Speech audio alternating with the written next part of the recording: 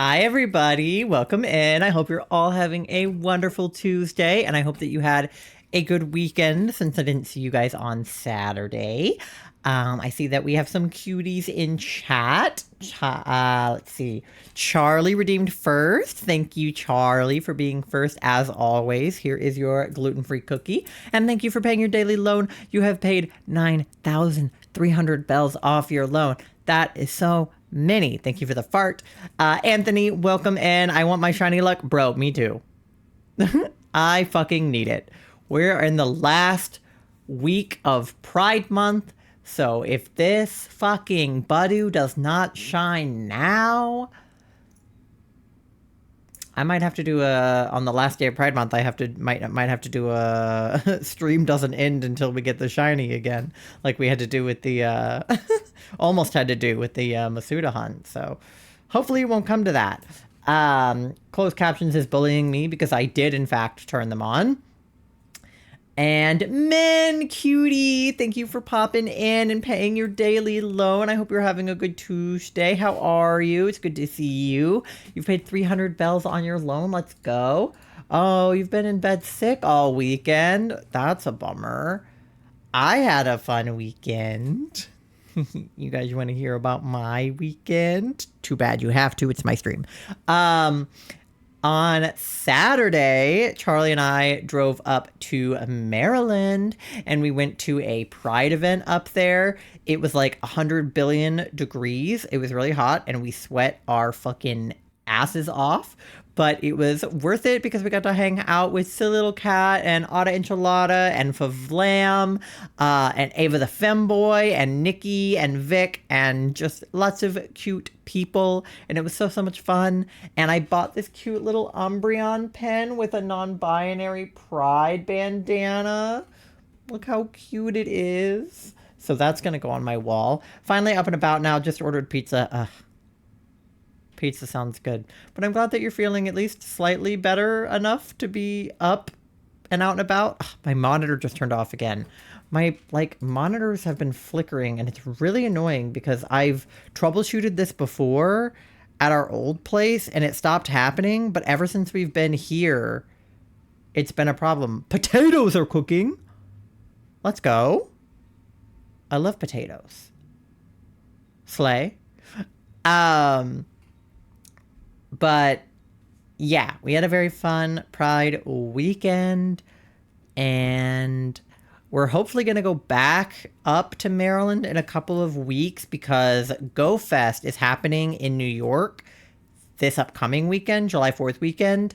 And then the weekend after that is Global Go Fest, and we're going to meet up with some of the same cuties and some more cuties like Cam and maybe Kathy and maybe Pay too. So we're hoping to have some good Pokemon Go time, which I'm very excited about because I've never done a Pokemon Go thing before. Like I've played. Oh, I got a shiny Cyndaquil too this weekend. It was Pokemon Go. It was Cyndaquil Community Day. And I caught a shiny Cyndaquil, so that was super exciting. And it was very fun to do it with a bunch of other shiny hunters, like, in person, because I could just, like, turn my phone around and be like, look! And everybody went, ah! You know? It was like celebrating the shinies, but in real life. So that was very cool. It was like chat going Pog, but IRL, which was super fun. Ready in a little more than 45 minutes. Let's go. I love potatoes. So yeah, I'm very excited about that. We might be doing one of those like 1 hour long shiny race challenges. And everybody's bringing a bunch of DSs, and I got my DS out for the first time in like probably years. It still had charge, which is bizarre. Shiny Charm Kelly, hello, welcome in, cutie pie. She might be there in Maryland. I was just talking about going to Global and doing the DS's thing because I got my 3DS out. So I used to have a DS Lite and then it broke. So I got a 3DS and then I pretty much like fell out of playing it because it was like high school and I got really busy and I kind of forgot that I had it. So I will be there. Yay. So I got that out, and then I realized that the charger I had, which I thought was my 3DS charger, was actually my DS Lite charger. And I think I accidentally gave my 3DS charger away when I got rid of my old DS. So that's super awkward. So I had to order a new charger online. But it's fine. It's Amazon Primed. She's coming tomorrow.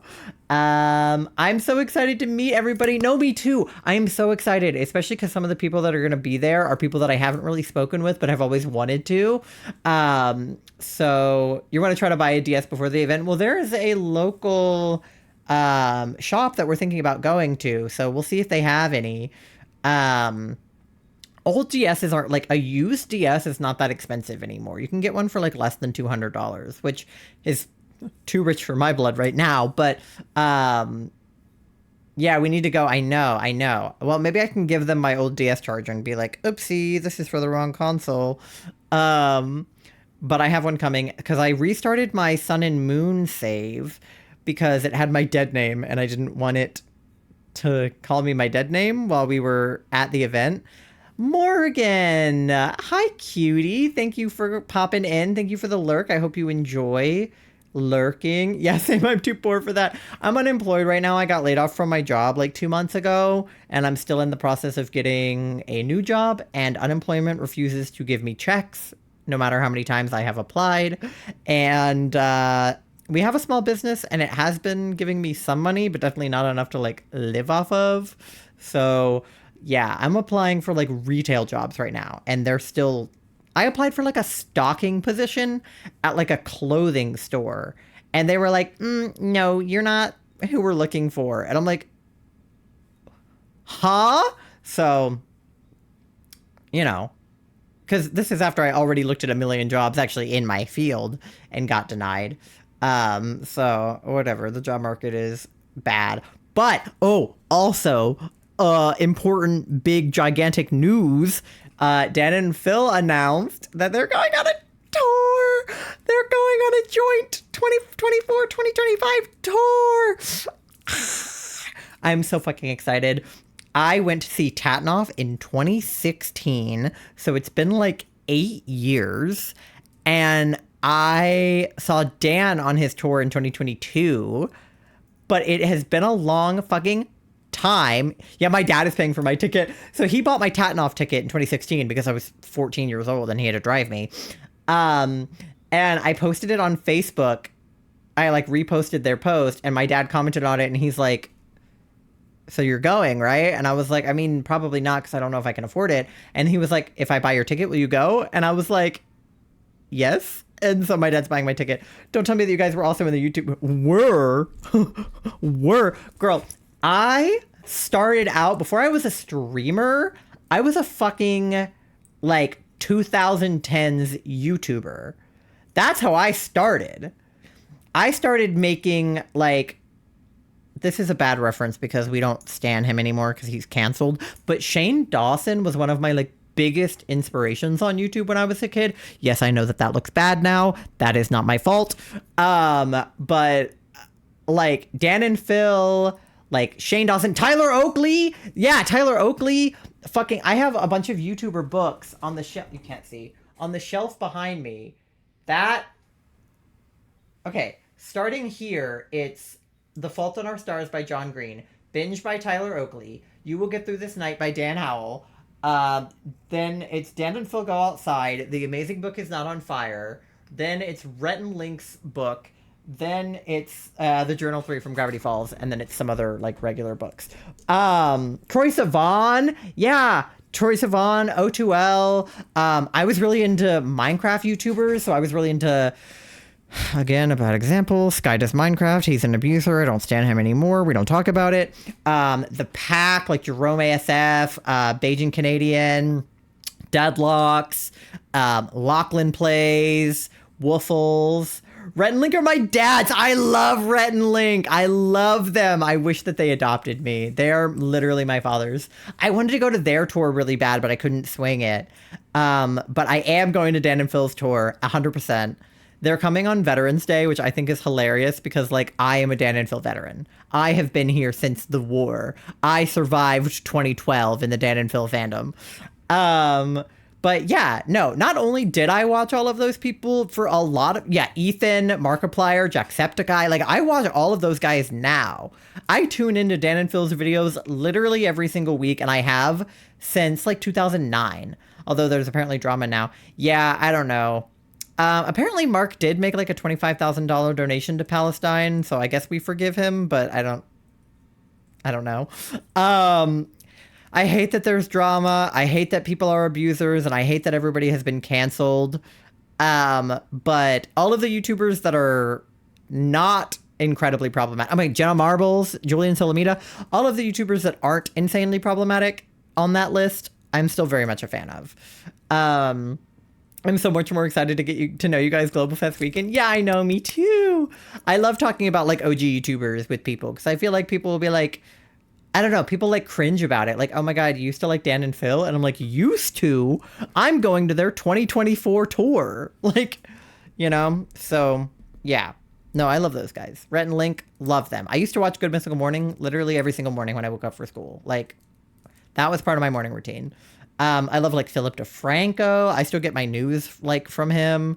There's just, no, all of us streamers are the same. Yeah, literally the like YouTube fan to streamer pipeline is super real. Because I basically stopped being able to like edit.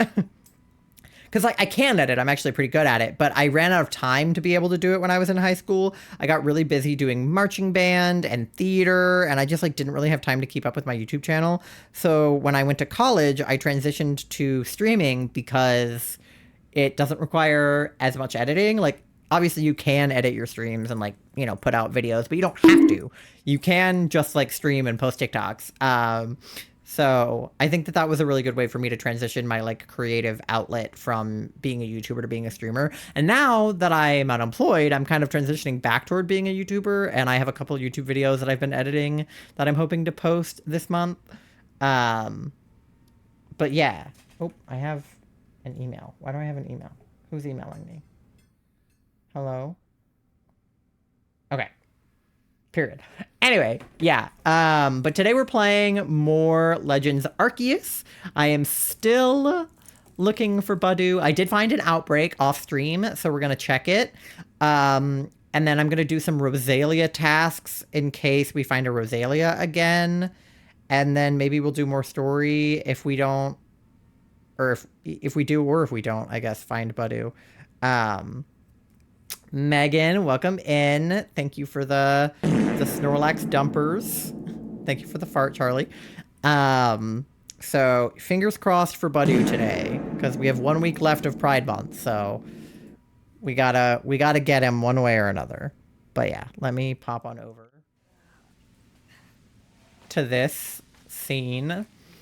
So let me rest because my guys are a little fucked up. But yes, Megan, I hope you're having a good Tuesday. I hope you had a good weekend. We have Sneasler now. I think I'll start with Ordeer. The transition always gets me smooth as fuck. I love that Ace transition. I might keep it, even though I literally had like just recently changed my transition to the little like circle one. But the Ace one is so pretty. I kind of just want to keep it all the time. I actually did get out a spray bottle as a joke, and I did spray Charlie in the face with it. Granted, they were having a POTS moment, and it was more necessary for their POTS than it was because they said real, but they did say real before I sprayed them. You should definitely keep the pan one, Charlie, especially because you don't have another one. Like, because I do like the one that I made, but I also really like the Ace one, so I'll have to figure out what I want to do. But you should definitely keep the pan one. Because, like, it shouldn't have to be just for Pride. I should be proud year-round. I'm Ace year-round, not just Ace during June. Alright, up we go. Exactly. Yeah. Alright, let's see. I think I can get... Oh, Alpha Gudra. Alpha Gudra is scary. I feel like a slug dragon should not be that big. Stresses me out. So true, baby. Alright, up we go. To the Badu outbreak. I do think that there was an alpha in the Badu outbreak, so that's also a concern for sure. Okay, there's some Rosalias down there as well. Where are the Badu? Oh, right here? No, that's more Rosalia. Oop, I hurt myself on my way down. Where is the outbreak? These are just Rosalias. I have a feeling that today is a day for shiny Badu. I hope so. Oop, a wisp. We have a friend named Sal, who... Okay, the outbreak's more like over here. We have a friend named Sal who, predicted my friend Kat. She was doing DAs for Suicune, and he predicted the exact number that Suicune would appear on. And then he predicted, Peachy Pink Katie's Xerneas. So I asked him, I was like, oh, great Oracle Sal, when will I get a shiny Badu? And he said it would be in 10 outbreaks or less. And we haven't gotten to 10 outbreaks yet, so he can still be correct. I love Xerneas. Yeah, well, she has a shiny, which is pretty nuts. He's like blue. All right, let's see. All right, so far, all the Badus are normal.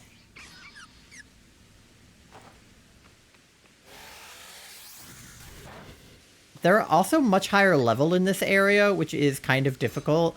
Like, this is a level 49 Badu, whereas in the other area they were like 20-something. The prophecy, no, literally. Let's hope that Sal is right. But yeah. This one's level 50, so they're a little more difficult to fight in this area than they are in the other area. But hopefully it'll be chill.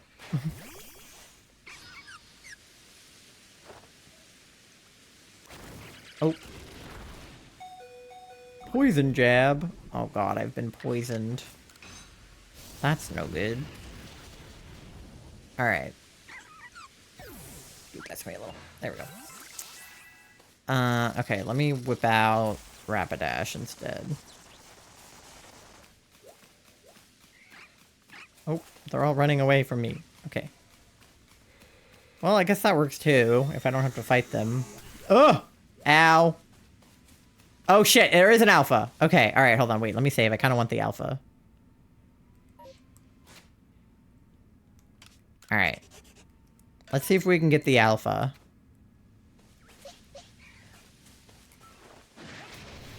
If not a shiny, at least there's an alpha. A shiny alpha would be insane. It's a girl. So that's cool too.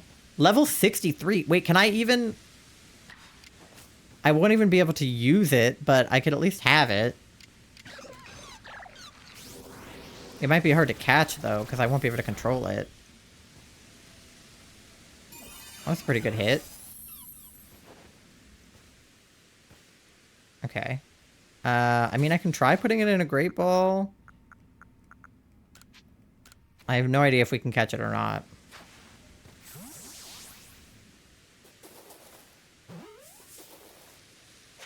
Let's go! Alpha Badu?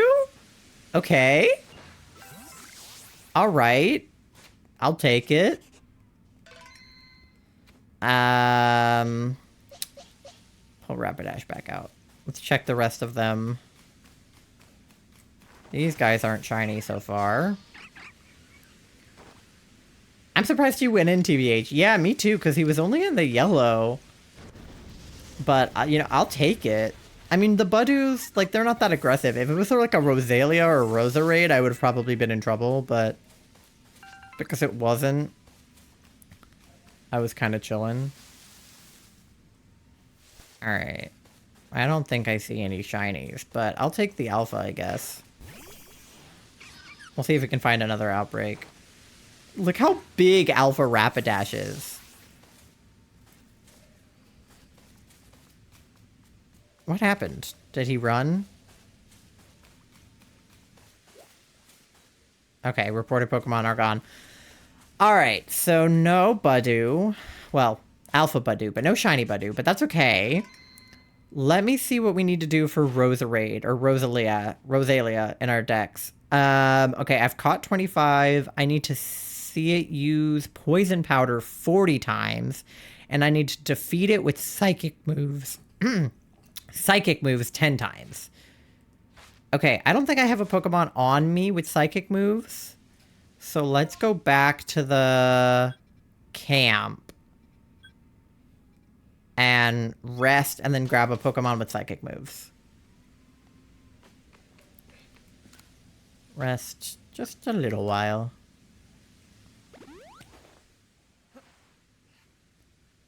Okay.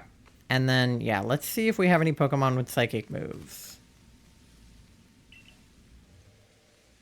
I want to see my Pokemon. Okay, because I can also use a Rosalia that has Poison Powder, so that one does. So I can use that as well. Okay, Psychic types. So Clefairy has Psychic, and she's level 46, so that's a potential option for sure. Who else has Psychic moves? I tried to organize these a little bit. He's got Psychic. He's only level 25.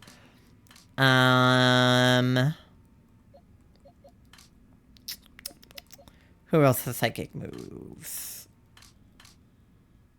I have more Psychic types. Where are they? Mime Jr. is Psychic type. Okay, so Mime Jr. is unfortunately an option. What level is he? 18? That's not great. Oh, level 19 Psychic as well. Kadabra's Psychic. He's level 19. Okay, all of these guys are pretty low level. As far as things go, so I might want to go to a different area where they can fight better. But definitely Clefairy. Let me put Clefairy in instead of Rapidash. And then I don't really want to put Mime Jr. in, I'm gonna be real. I don't want that. Kadabra could be good. Psyduck does have a Psychic move, but he's only level 17. Actually, doesn't Rapidash have a Psychic? Oh, not anymore. Or no, that's Ponyta. Rapidash. My Rapidash has Hypnosis, but that's not an attack move, really. And neither is Roltz's moves, really. I'll put Kadabra in as a backup instead of Toxicroak. And then we'll go to a better area where the Pokemon are a lower level, so they'll be easier to fight. Oh yeah, I have to report my survey results because I have an alpha. Yippee! My level 63 Alpha Budew is crazy. We'll definitely have to evolve it to be like a Rosalia or a Roserade.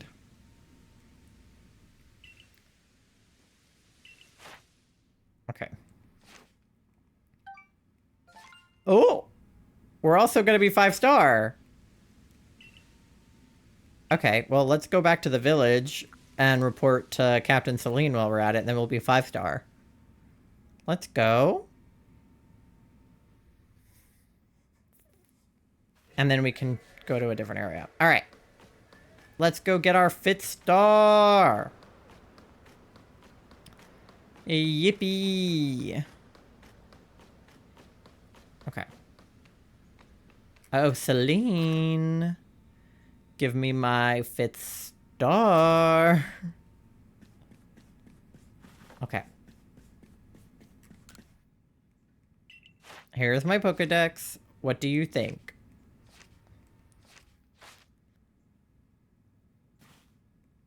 I've made progress. I've earned myself a star. Let's go. 5-star. We're halfway there. Potatoes ready in 30 minutes. If you could time your ad with that. My ad will happen in 43 minutes, so yes. With this, you have officially attained the rank of 5th star in the Galaxy Expedition team. You can now use Wing Balls. And Pokemon up to level 65 will obey my order, so now I can control the Budew. Perfect. Alright. Yippee! Let's go! Okay. Should I talk to Satchel Guy while I'm here? I feel like my Satchel needs more room. Teach me! 2,500? Bruh. Okay. This man is expensive just to teach me how to open my bag and put one more item into it. Alright. 3,000. This man's fees just keep going up. How do I get into the business that he has? Alright, let's go up to 5,000. Why not? I'm up to spending like 6K. That's ridiculous. Alright, 5,000. Alright, that's fine for now. I don't need to spend all my money on this. Alright. Maybe later. Yeah, single item, difference between life and death, whatever. Okay. If my satchel's full, I can just go empty it. It's not that big of a deal. Okay. Let me save while I have my 5th star. It goes up 1,000 each time. Yeah, pizza, yummy. What kind of pizza did you get? Thank you for the fart, Megan. I love a good pizza. Wake me up inside. Alright. We should probably just, like, go to the field lands or something, because they have the lowest level Pokemon. And there's Budew there. Or no, there's Budew in the Crimson Merelands. I lied. Maybe we should go there. I don't know. That's the kind of pizza, fart flavor, period. Is it like, what the fuck are the words I'm trying to say? Is it like a Bean Boozled, but it's pizza? So it's like a fart-flavored jelly bean, but it's a fart-flavored pizza. Chicken, mushrooms, and steak. Alfredo sauce and garlic stuffed crust. Anthony, that does not sound... It does not sound like a good pizza. Wait, is this a satchel? Lost satchel. Slay. Okay. My farts smell like air because I haven't eaten yet. LMAO, help me eat something. I had to permit the term bitch just for you to say that I ain't no basic bitch. I am a basic bitch. Not because I don't like things, but because I'm vegetarian and autistic. Alright. Yeah, no, not my kind of pizza. Yeah. Okay. Oh, I guess there's not anybody in particular I need to fight. I don't know what I was looking for exactly. I'll just fight the Wurmples, I guess.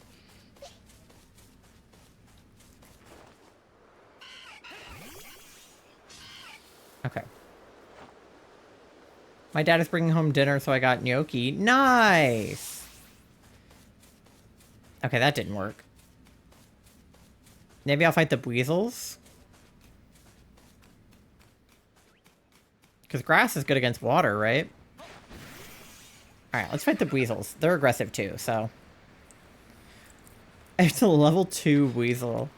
Alright, let's get him.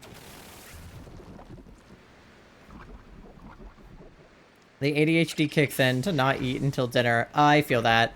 Like, it'll be like almost noon, and I'll be like, oh, I should eat lunch. And then I'm like, oh, but I'm in the middle of something. Let me just, like, finish what I'm doing, and then I'll go get lunch. And then it will be 5 p.m., and I'll be like, oh, I forgot to get lunch earlier because I got distracted by what I was doing. But then I'll be like, well, it's 5 o'clock now, so I should just wait until dinner to eat. I shouldn't eat now, and then I won't be hungry for dinner. So, I feel that. But also, make sure to eat things, guys. Because not eating can be bad. Disordered eating is no good. Alright. Yeah, we should probably go to the Crimson Merelands, because that's where I can fight Rosalia, too. So let's go back to the Fieldlands camp. And then we have dinner at 11 p.m. Yeah. All right. Record my findings. All right. Back to the village. So we can go to the Crimson Mirrorlands. That's where we should be, because that's going to be where Badu and Rosalia are. Because I need to fight Rosalia with psychic type moves, and I also need to use Rosalia for poison powder. Oh, mass outbreak. It's Wurmple. Alright. Great. That's what I want. Another Wurmple. Not. Okay. Alright, let's... First of all, I think I have... Yeah, Satchel reward. Thank you. Okay. And then second of all, I should rest till morning. I want pizza now, but baked potatoes are in the oven and I don't have money. Yeah. Well, we can have pizza next week. We can get some, like, at the store. We can get, like, a frozen pizza. Cheaper than ordering pizza. Okay, where does Rosalia like to hang out? Rosalia like to hang out in the... this area. Gapejaw Bog and Cloudpool Ridge. I love frozen pizza. Yeah. And they make relatively good, like, gluten-free frozen pizza that Charlie can have. Because, like, granted, like, nothing is gonna top, for me, like, you know, something like a Domino's, a Little Caesars, like a Pizza Hut pizza, like, you know, a mellow mushroom pizza. Like, that's the best shit, right? I like things that have, like, fluffy, you know, cheesy crust, right? Oh.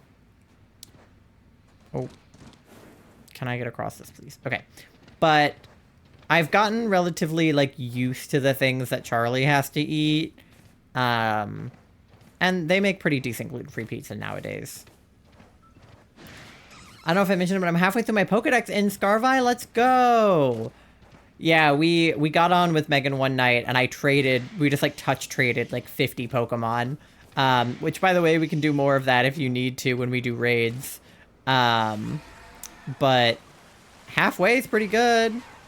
I gotta take it more seriously, but shiny hunting is addicting. It is. It's like one of those things where it's like, once you start, you just, like, you just want to do it forever.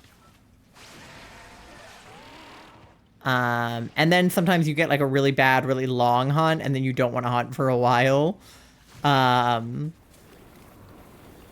then you get back into it. Like, my,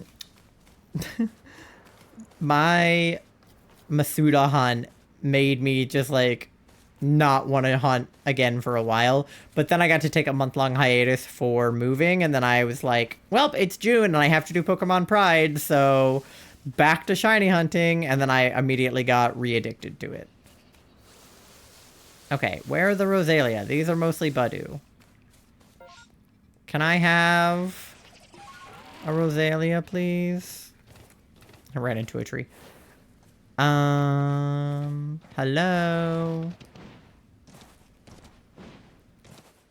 Rosalia. It's like villager hunting, but more intense. Yeah.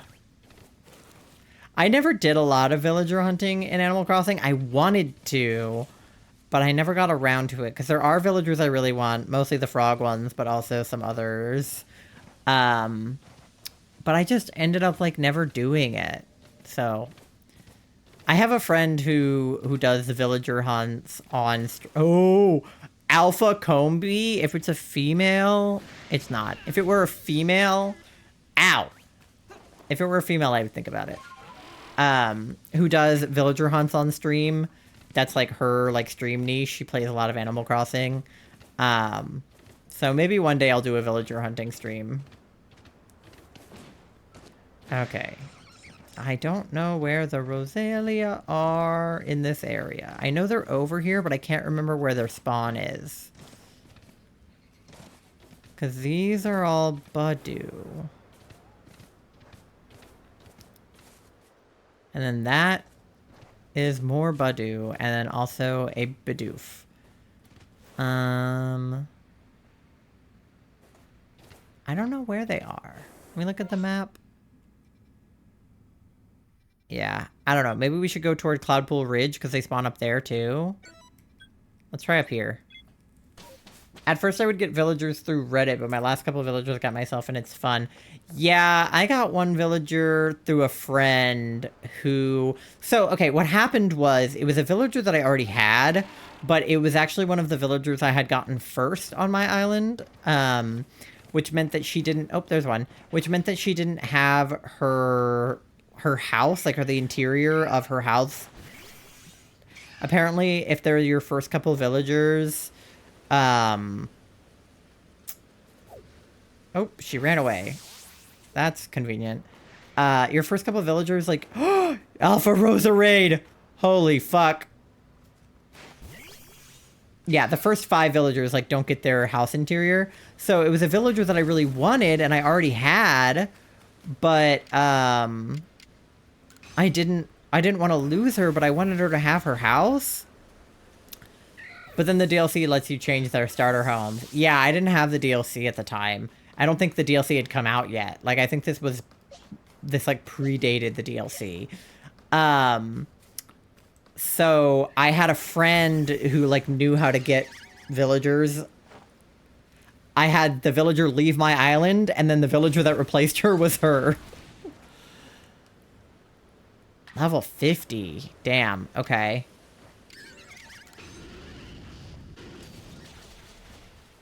Alright, that was pretty good. Oh, and then she rested. Okay. So that was the only time I ever, like, actually got a villager that I was looking for. But that was because my friend knew how to do it. I didn't know how to do it. Oh, I avoided the attack. Let's go. Alright, let's see if I can't get her to go in a ball, too. Because it would be cool to have an Alpha Rosa raid and an Alpha Badu. Which I will probably evolve to an Alpha Rosalia, but... Oh, she went in the ball too. Okay, slay. Alright. The loading screens and the dialogue drive me insane. Yeah, I can imagine how that would be, that would make it difficult. Okay. Because at least with shiny hunting, you don't have to deal with too much loading. Like, there's definitely some with the picnics and everything, but like... Oh! But generally, there's not a ton.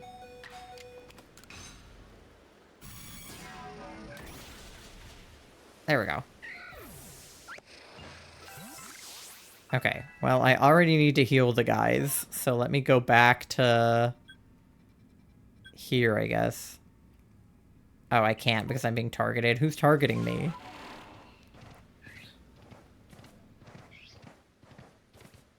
Okay, there's a good number of Rosalia that spawn over here, to be honest. Oh, but I need to heal my Clefairy and my Kadabra. Alright. We'll rest until midday. I don't know if it's already midday or not, but we'll go until midday. Alright, we're all rested and happy and healthy again. That's what I want to hear. Alright. Back to the spawn. Because, like, there is the off chance that I just, like, run into a random one. I doubt it, but, like, it could happen. Alright. There's one already. Hiya. I need this shiny before Pride Month ends. Otherwise, it's homophobic. Ugh! Stop running away! That's annoying. I need to fight you. I don't need you to run away. Oh god. This one wants to fight, that's for sure. Thank you for the dumpers. Oh my god, that one ran away! Why are these ones little chickens?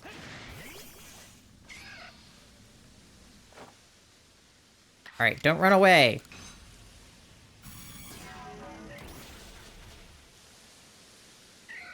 Okay. Die!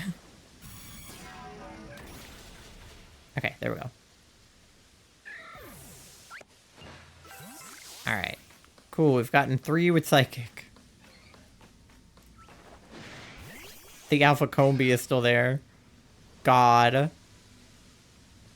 Where's Charlie? I think that they are making dinner. They're here. But they're in the process of making potatoes. So they might not have their phone. Oh. I passed away. They might not have their phone, like, on them. But they're here. They're lurking for sure. Okay. Chefing it up. Yeah. Sorry, my head hurts, so I'm vibing. No, you're good, Charlie. You're a-okay, buddy. Potatoes in the oven. Chopping potatoes. Yeah, we're just having baked potatoes, so you don't even have to chop them. They just go in as is. You kind of have to stab them with a fork to, like, make holes. But... And she used poison powder. Good. I needed that. Alright. Let's hit him with Psychic. There we go. Alright. 5 out of 6 with Psychic moves. We're getting somewhere. I don't know if there's any other ones up here. That might have been all of them.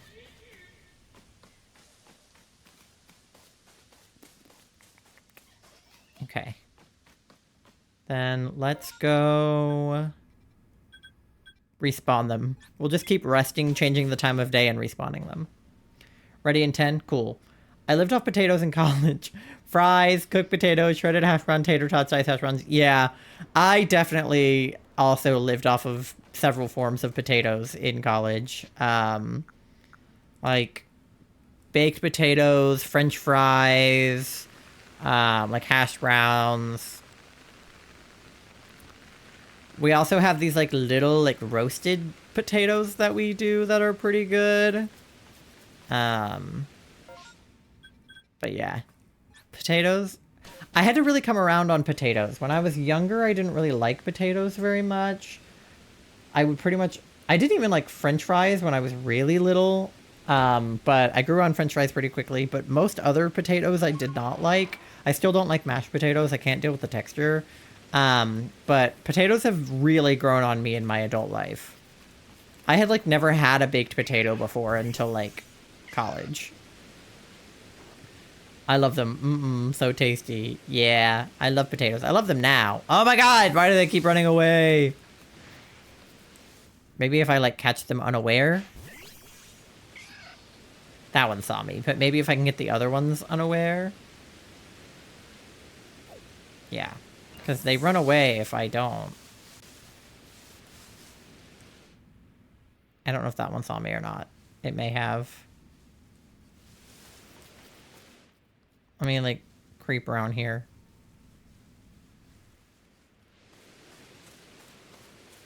Nothing to see here. Oh, God. Who is shooting at me? Oh, that one. Okay. Trying to creep. See if I can catch this one unaware. I don't know if it saw me or not. Ah! Unaware. Okay. That should help, because then I also get to go first. Okay. That worked. Alright, where did the other one go? That one there. Okay. The Alpha Combi is going to be a problem. Okay. No, not the bugwort, the Rosalia. Fuck, it ran because it saw me. God damn it. Oh, there's a Murkrow. Oh shit, an Alpha Honchkrow. What the hell? Oh, I gotta get out of this bitch. Oh, fuck. It got dark quick. Oh. Yeah. Oh, I'm running away again. It's kind of annoying that they don't just spawn themselves back in, but whatever. We'll just rest till morning. Nope, that's not what I wanted. No. Rest until morning. Okay. Alright. Alright. Now back up here. This is going to be a long process. How many do I have to defeat with psychic moves? 10, and I've done 6. Okay, so 4 more. I can manage that. I'll just have to creep up on the first few. See if I can catch them unaware. There's no grass, unfortunately, to hide from this one, but it's not looking at me. Yeah, okay. That's the strat. And then hit him with Psychic. Okay, cool. Alright. There's another one over there. See if I can creep up on it.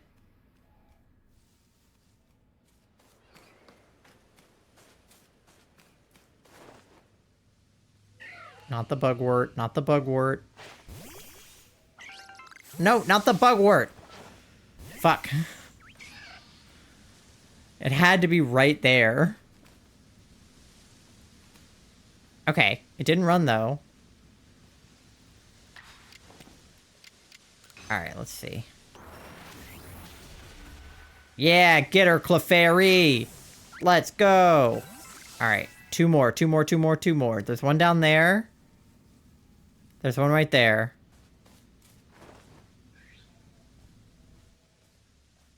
Eh.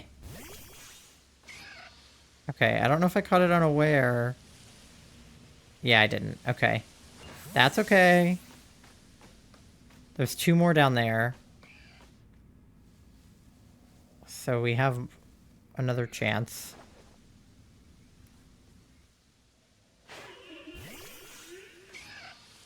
Did I catch that one unaware? No? Okay, well, maybe it won't run.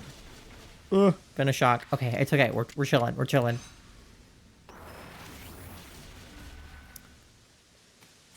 Okay. One more. Can we get this one, or has it already seen us?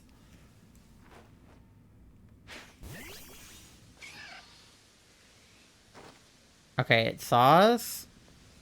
It's gonna run, isn't it? No? Okay. Can we get it? Can we clutch it? Yeah! Let's go! Okay. And then the last thing we need to do is poison powder, right? Poison powder 40 times. I've only seen it 10 times. So we need to do it 30 times. Okay. Well, there's a Rosalia over there. Can I have Rosalia on Rosalia violence? I use poison powder on it. It uses poison powder on me. Oh yeah, but it doesn't have an effect. Does it count as seeing it if it doesn't have an effect? I guess not. I don't know. We'll see if the number goes up, but I doubt it will. Alright, listen. If you're gonna use Venoshock on me, I'm gonna use Venoshock on you, girl. Okay, she used Stun Spore. Alright, well, we'll see if it counted or not. I'll check my dex. Alright, did that count? No, it did not. Okay, so we will have to fight non-Rosalia. Which is fine. I kind of anticipated that. Alright, let's go find some water types to bully, maybe? Because grass types are not gonna... Any grass or poison type is not gonna work with poison powder, so... Can we fight the Rhyhorns? Do I have Rhyhorn? No. You should catch a Rhyhorn. Alright. Let's use poison powder on him, first of all. Okay, he avoided it. That's not helpful. He's gonna kill me. Okay, well, we'll have to go heal our Rosalia, but I do want to catch the Rhyhorn because I don't have one. So let's do that. Alright. Let's do Dragon Pulse. I don't want to kill the guy. I killed the guy. Okay. Well, there's another one, so we can try again. I'm surprised I haven't caught one of these guys already. I don't know why I didn't. Okay, well, this is not very effective, so maybe we'll do that. Sure. Ow. Okay. Let's see if we can put this guy in a ball. He's only level 26, so the fact that I'm using a great ball should already kind of help. Potatoes are ready? Okay, perfect. Let me just finish what I'm doing, and then I'll run the ad. He dropped a black tumblestone. Okay. That's not the button I wanted to press. Okay, let's head back to the camp to... I can't because I'm being targeted. Okay, well, we'll head back toward camp, and I will... This is a diamond settlement. Okay. Let's go back to camp. And we'll rest up our Rosalia and then fight some water types or something. Okay. Alright, well, I have to go get potatoes from Charlie, so I'm going to run the ad right now. So go get yourself something to eat, something to drink, use the bathroom. You know, do whatever it is you gotta do, and I will see you guys in like 3 minutes. Okay.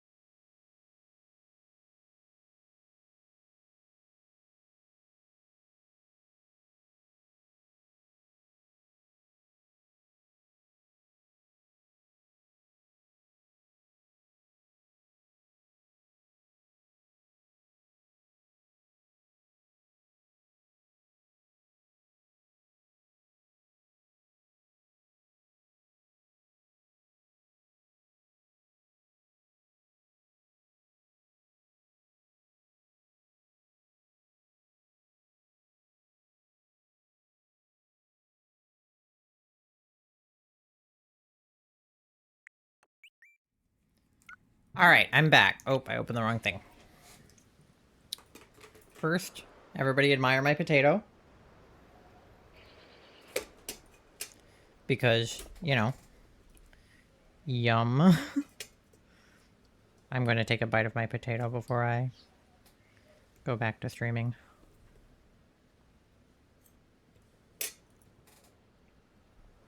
Alright, let's see how everybody's checks went. 44% smelly. 97% gay. Charlie's 97%. You're both 97% gay.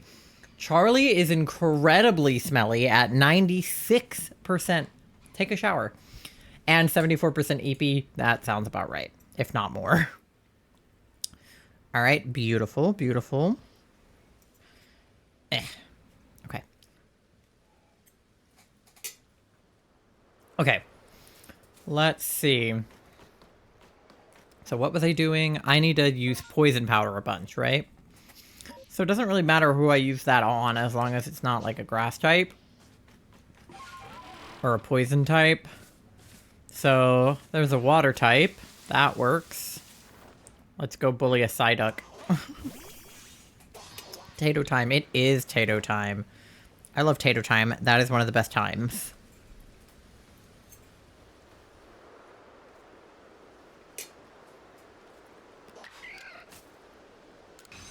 Alright, poison powder. He's been poisoned.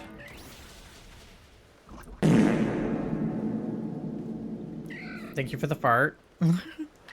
And let's go energy ball because he's a water type, so that'll take him out.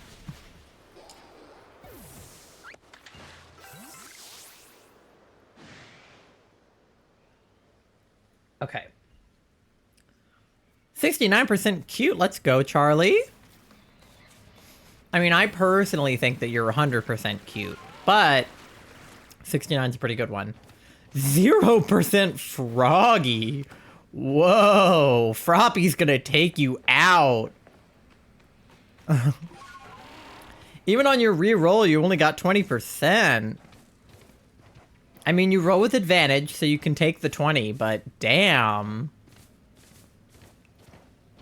That's rough, buddy. Redoing in an hour. Yeah, maybe you'll be more froggy later. You just aren't feeling particularly froggy right now. And that's so valid. Except for it's not. Get out of my chat. Okay, we're not gonna deal with the alpha fucking tangle over there. Krogonks are gonna be a no because they're poison. Cardivine is grass, so that's a no. Psyduck we can fight. That much we know. Alright.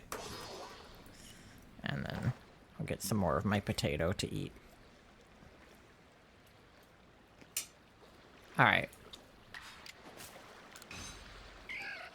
Poison powder.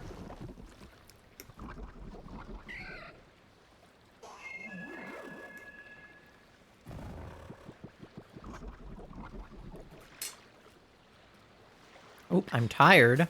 How dare he? I'm too drowsy to move. This guy?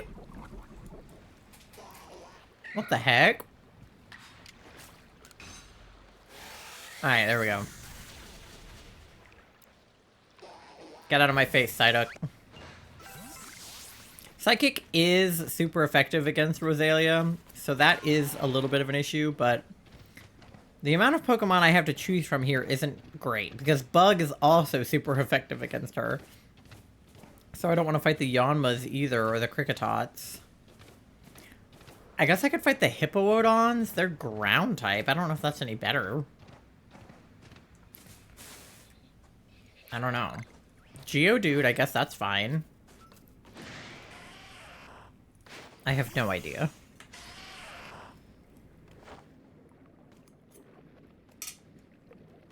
I should teach her Absorb so that I have that to heal with. I don't need Venoshock and Poison Jab. I should make sure she knows Poison Powder and Absorb. so that she can heal on her own, because now she's dead.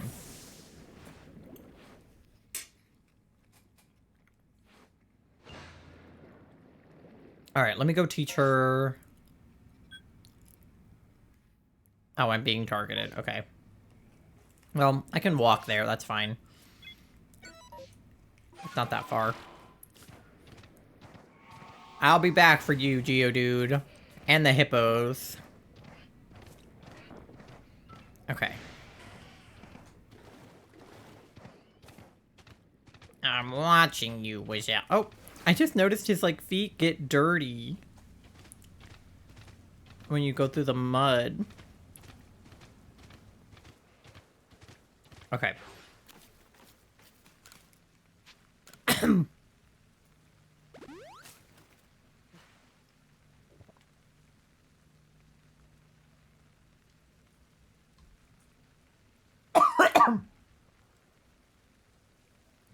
I'm choking.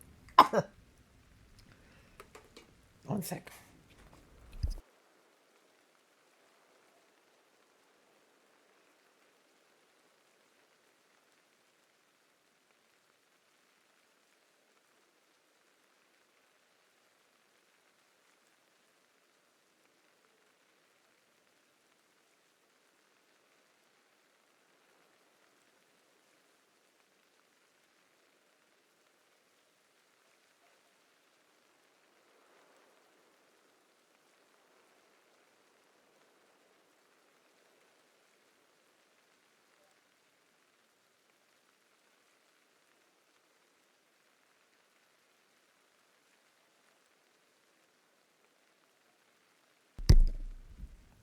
It's fine.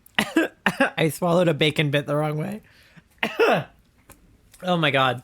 Hi, Nando. Sorry that you came in and I immediately started choking to death. Double Tsunami weekend in 3 days. Let's go. Ugh. The apple juice is not helping. Ugh. Yeah, I'm fine. I just...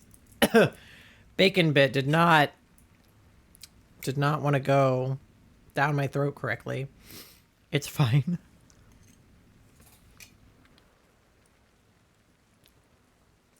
Nemo is doing good also. Good, I'm glad. I'm glad that Nemo is doing well. Alright. We wanted to make sure she knew. Ethan, welcome in. How's it going? I hope you're having a good Tuesday. I need to teach her a move. Okay. Let's see what she does know. Okay, Absorb she does know. Okay, yeah, so I'll just teach her Absorb instead of Venoshock. Okay. Yes. Including Sailor Moon. Nice. And One Piece. Yeah, I really need to watch both of those. Sailor Moon especially. I don't know if or when I'll ever get around to watching One Piece because it's so long. But eventually, maybe I'll bite the bullet and do it. I'll probably, if anything, watch like the abridged version that is on Reddit where it takes out all the filler episodes. But, alright. Poison powder.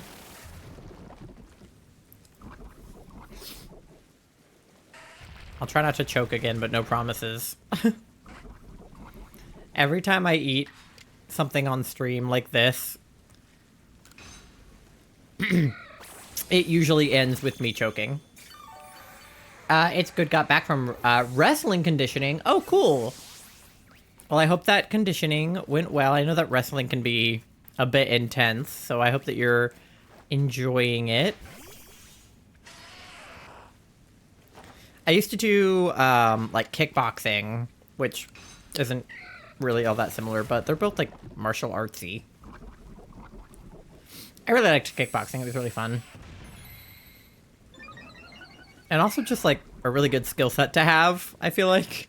You know, you can just kind of, like, take somebody down.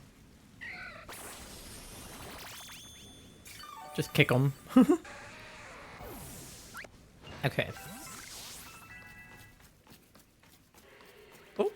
Clefairy learned a new move. Let's go. Pog Clefairy. Alright. Let's get this guy.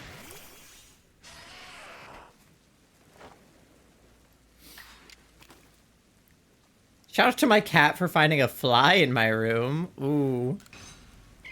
Oh, this Krogunk just wandered over and decided to be part of this. Get out, dude. We're having a one-on-one here. You are third-wheeling as fuck right now. I would use poison powder on him, but I can't. And now he's gonna use Venoshock on me. Okay, the Geodude made himself, like, invisible, so I'm gonna use Absorb. Well, nothing is very effective on the Krogunk. I'm gonna use Absorb on him anyway. She was looking up weirdly, and so thank goodness I looked and saw it.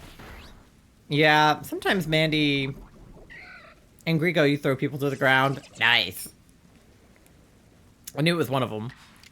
Alright, wait, let me do him now. So let me absorb on him now. There we go. Get some of my health back because of this fucking Krogunk. Oh, he dropped a Tumblestone. Okay. And then, honestly, just run from the Krogunk. Like, I don't feel like having this interaction. I can't use Poison Powder on him, so that's not useful. And we're also working on the Geodude deck, sort of inadvertently, by fighting them, so that's also good, I guess. I'm trying to decide if I think I can fight the hippos or not, because they're, like, pretty aggressive. But I should be more prepared for them now than I was. I don't know. I guess we'll try one and see what happens.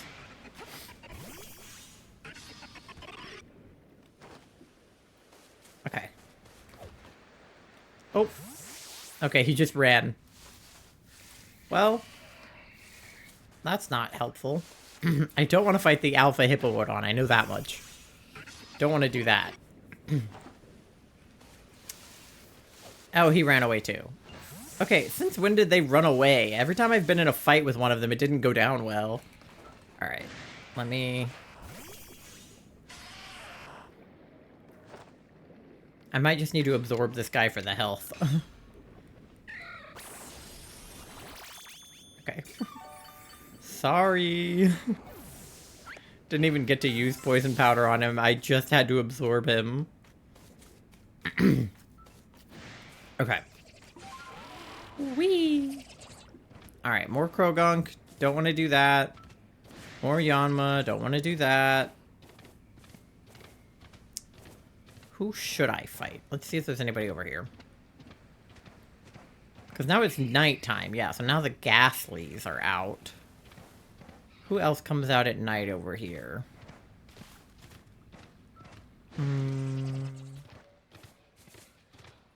More Rosalia. Oh, the Ralts I can probably fight.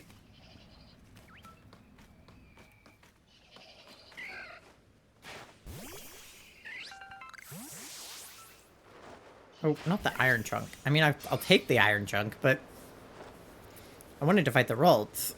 And it ran away. Okay. Ugh. Alright, well, won't somebody come out of this Tumblestone? Let's try that. I'm gonna take another bite of my potato and try not to choke to death.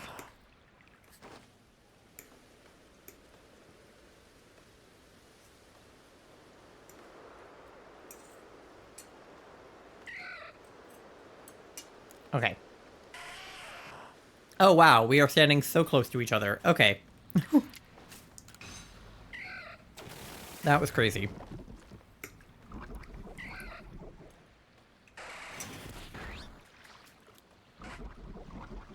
Alright. Now, we absorb him again.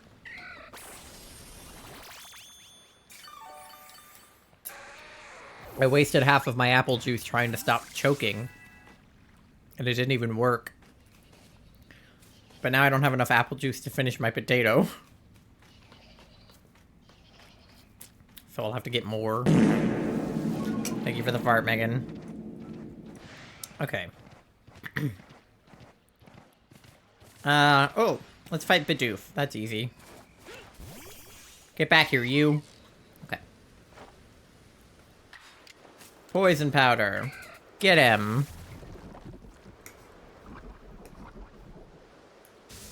Okay. Oh.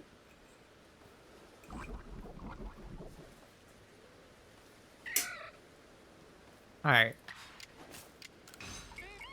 And then we'll just absorb this guy while we're at it. Just go around absorbing people.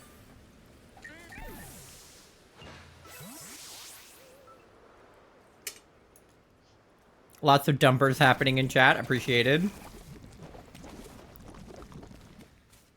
I love a good dumper emote. I want my own, like, frog dumper emote someday. Which frog Pokemon would be the best at shaking its ass, do you guys think? I feel like Bellable has a fat ass for sure. I feel like, what is Palpitoad? Seismitoad? I feel like Seismitoad might have a fat ass. I feel like Toxicroak is kind of skinty.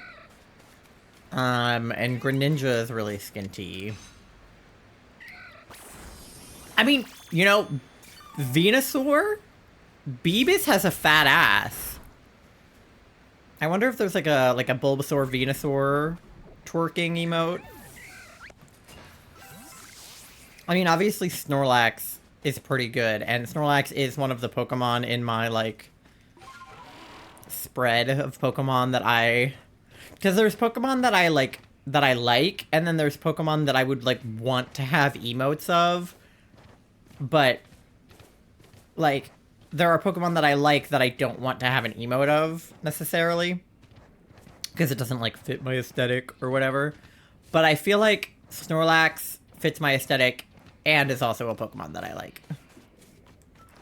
But Bellable would be pretty good. Venusaur would be pretty good. I already have a Venusaur emote, but I could swap it out for a twerking one for sure.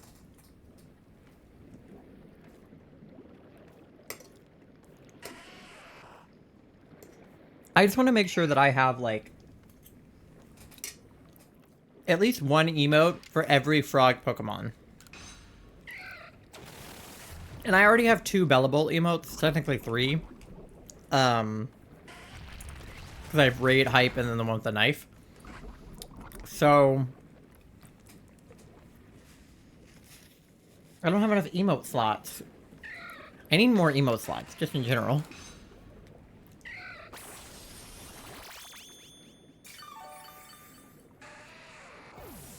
I know the more subs you get, the more emote slots you unlock, so I guess I just need to have a ginormous subathon so that I can have every frog from Pokemon twerking.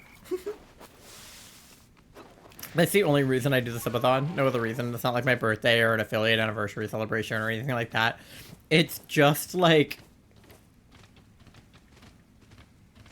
so that I can have a twerking emote. But yeah, Beebus does have a fat ass. People comment on it. People comment on it all the time when I pull him out in Scarvi. They're like, damn, he's thick. And I'm like, I know. Oh, Teddy Ursa. I could probably take one of them. Not Ursa Ring, but probably Teddy Ursa for sure. Okay. Let me get a bite of my potato. Hold on.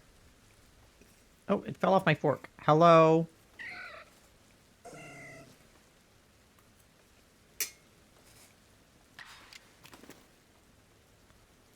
Okay.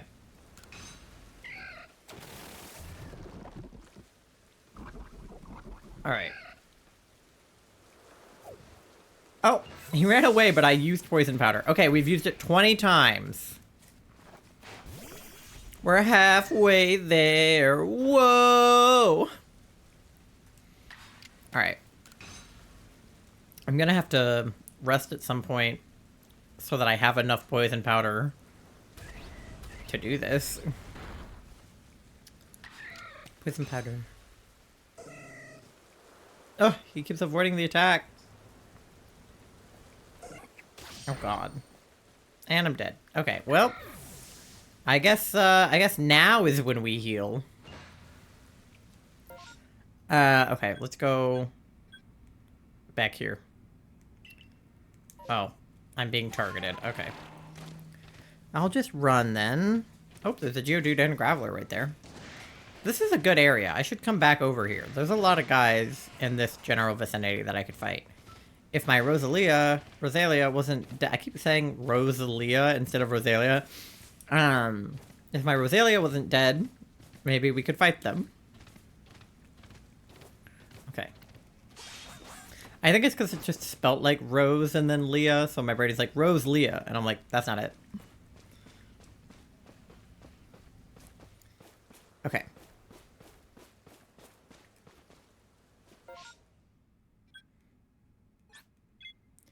Alright, we escaped. Alright, let's rest. That potato hit the spot. Yeah. I agree. If mine didn't choke me to death, I would have been a 10 out of 10. Thank you for the burp, Charlie. Even though that does not work in my chat. I need it too. We'll see. I don't know if I need people burping and farting in my chat.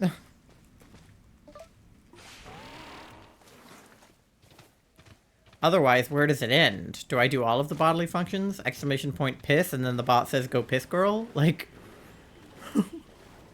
Actually. No. I know you have both. Okay. Let's get that Geodude. Hiya. I do have a Go Piss Girl BTTV emote that I think is pretty funny. Because it's like the Gossip Girl, Go Piss Girl meme.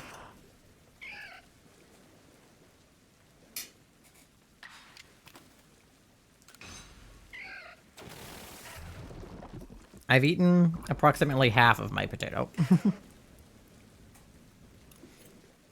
I still have the other half.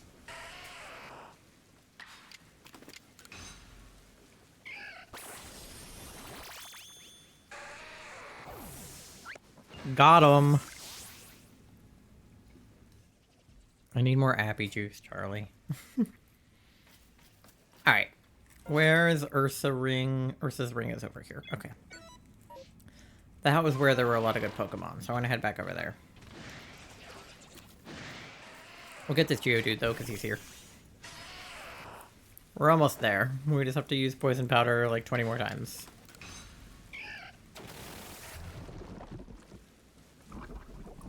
And the good news is, it has a 20 PP, so... just go around using it a bunch. Okay. Nice.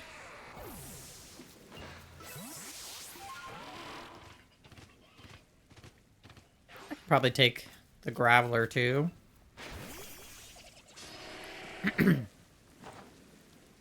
It should be super effective on both. Because they're both, like, ground. Mud Slap. Oh, he became obscured. Okay. Well. Oh, let me absorb. Oh, even though he was obscured. Need injection tonight? Oh, no. I have to stab you. If you insist. Charlie has a migraine injection they take like once a month. But they're too pussy to do it to themselves. No, I'm just kidding. So... bitch has a fear of needles, so I stab them with a needle once a month. I used to stab myself with a needle once a week. Fun fact. I have needle trauma. No, I know. Because I was on T for a while. And then it was every other week. And now it's no weeks. But it used to be every week for a long time. I made my dad do it for the first, like, 8 months-ish. It happened again.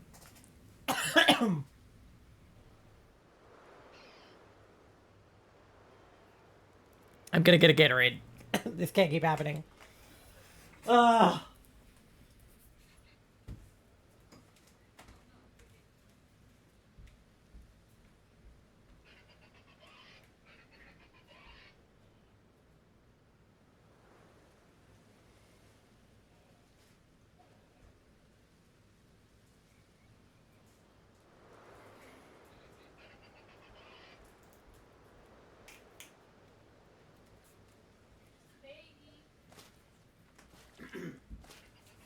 That time it wasn't even a bacon bit. I just like inhaled air badly. I'm just like not good at breathing. God. Okay. I'm alive. It's fine. That was ridiculous. I don't know, like,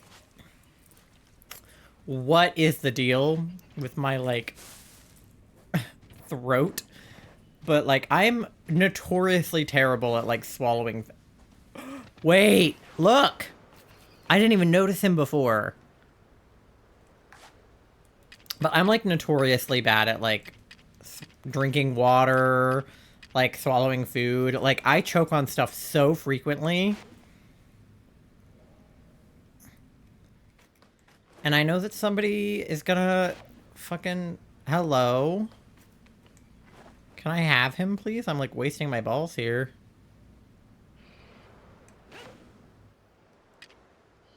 How am I supposed to... Oh, that worked. Okay. What the fuck? He was hiding in, like, the log. I didn't even see him before. That was crazy. I'm sure it has something to do with my being autistic, because, being autistic makes, like, a lot of the systems in your body work weird. And, like, I don't know what that's all about, but it wouldn't surprise me if, like, not being able to swallow things very well was, like... Oh, is that, like, a time distortion over there? Yeah. If that was, like, an effect of my autism. Maybe it's autism. Yeah, no, I probably is. It never occurred to me until now, but, like, that probably is why. So many things that, like, never made any sense to me have started to make sense now that I know I'm autistic, and it's crazy. Like, how did nobody diagnose me as a child? I cannot believe that.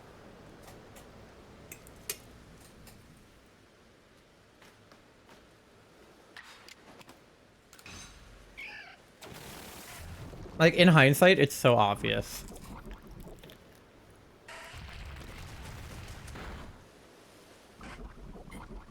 My mom knew I was gay before she knew I was autistic, I think. I mean, I think that my mom had an inkling when I was... What the fuck?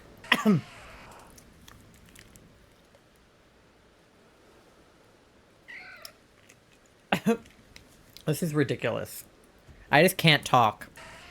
Like, I have to not eat and also talk. Which is not indicative of streaming.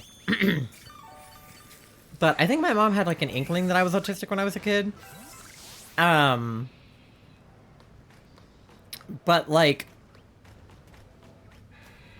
Then she took me to a doctor. And the doctor was like, nah, they're not autistic. And she was like, guess they're just weird. And then, like, moved on with her life. But by the time I was in 2nd grade, she was like, my child is a lesbian. Obviously, not quite. But, like... I think it's funny that she knew that I was gay before she knew that I was autistic. Also, fuck that doctor for being like, no, they're not autistic without doing, like, nearly enough testing, because I am autistic.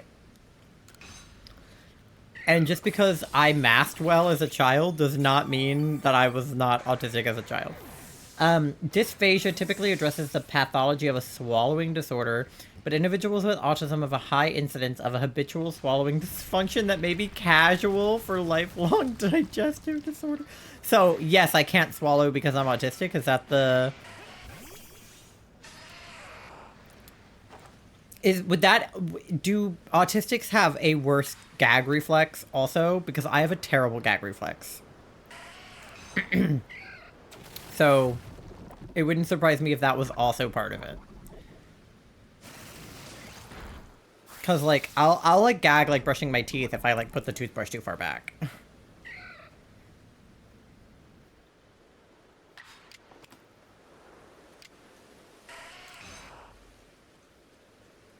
One of my best friends from school is autistic, but she doesn't have a gag reflex at all. Well, I don't know for sure that she's autistic. I think that she's autistic. And she thinks that she's autistic. We don't actually know that she's autistic, but, like, I'm pretty sure. But she doesn't have a gag reflex, like, at all. May have a hyperactive gag reflex, and avoids eating and gagging. At most extreme, a child may throw up when an offending food is taste smelled or simply mentioned. Yeah. No, I definitely know some autistic people that, like, if it's not, like, a safe food for them, they will, like, gag or throw up. So that checks out. So basically everything about me, ever, can be explained by the fact that I'm autistic. Or gay, or both. That's pretty funny, actually. Something about being autistic, and this is gonna sound obvious because, like, this is gonna sound stupid because it's obvious, but, like, hear me out. Something about being autistic really just makes your brain and your body not work together. And, like, that seems obvious because, like, duh, being autistic means your brain doesn't work right. But, like, it just, in more ways than you would ever suspect, you know what I mean?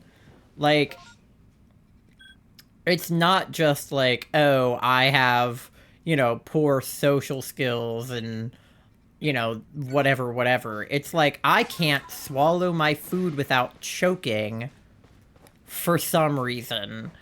And it's because I'm autistic, which is, like, so weird. I get it. EDSP, like, and ADHD. Yeah. Well, something I was watching I almost just choked on air again. I felt it, like, happen. This is ridiculous. I was watching a TikTok last night that was like... Hold on. Oh. Why does Sneasler take fall damage? That seems kind of silly, because I can climb. But the TikTok was like, if you have, like, autism and you have chronic pain, you should look into the, what is it? The Baton scale, Charlie?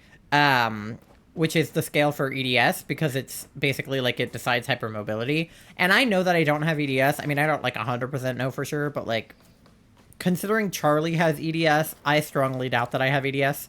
And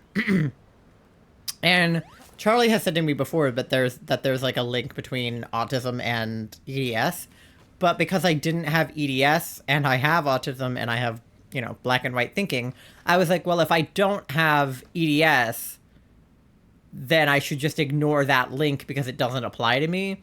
But the truth is that autistics are just more likely to be hypermobile, period. And I am, in some ways, hypermobile. Like, I don't have EDS level hypermobility, but, like, I definitely have, I can get points on the Baton scale because I'm flexible. And when I was a kid, I was really flexible. Like, I could do the splits, I could, like, put my chest onto the ground with my legs, like, spread out. Like, if I was sitting with my legs as far apart as they could go, in a split, I could put my chest on the ground. Which is very, very flexible, even for, like, a child to be. I love my ADHD. Yeah, in a lot of ways I do, and in some ways I don't love having ADHD. Like, it can be really helpful, and it can be really fun, but it can also be really annoying. And it makes me really forgetful. And oh, Umbreon! Oh, Alpha Umbreon! Hello! Ah! I'm not going to be able to catch him. There's way too many people in this fight, but... I want him! I want the Alpha Umbreon! I don't have a really good party on me, though. I think I still have Clefairy.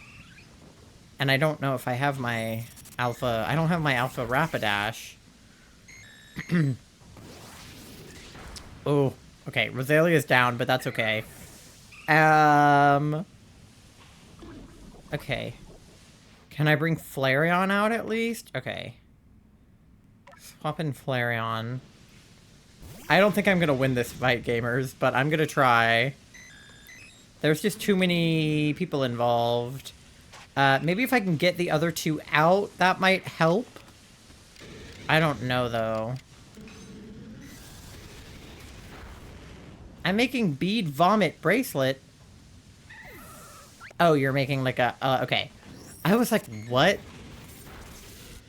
But like random beads. Okay.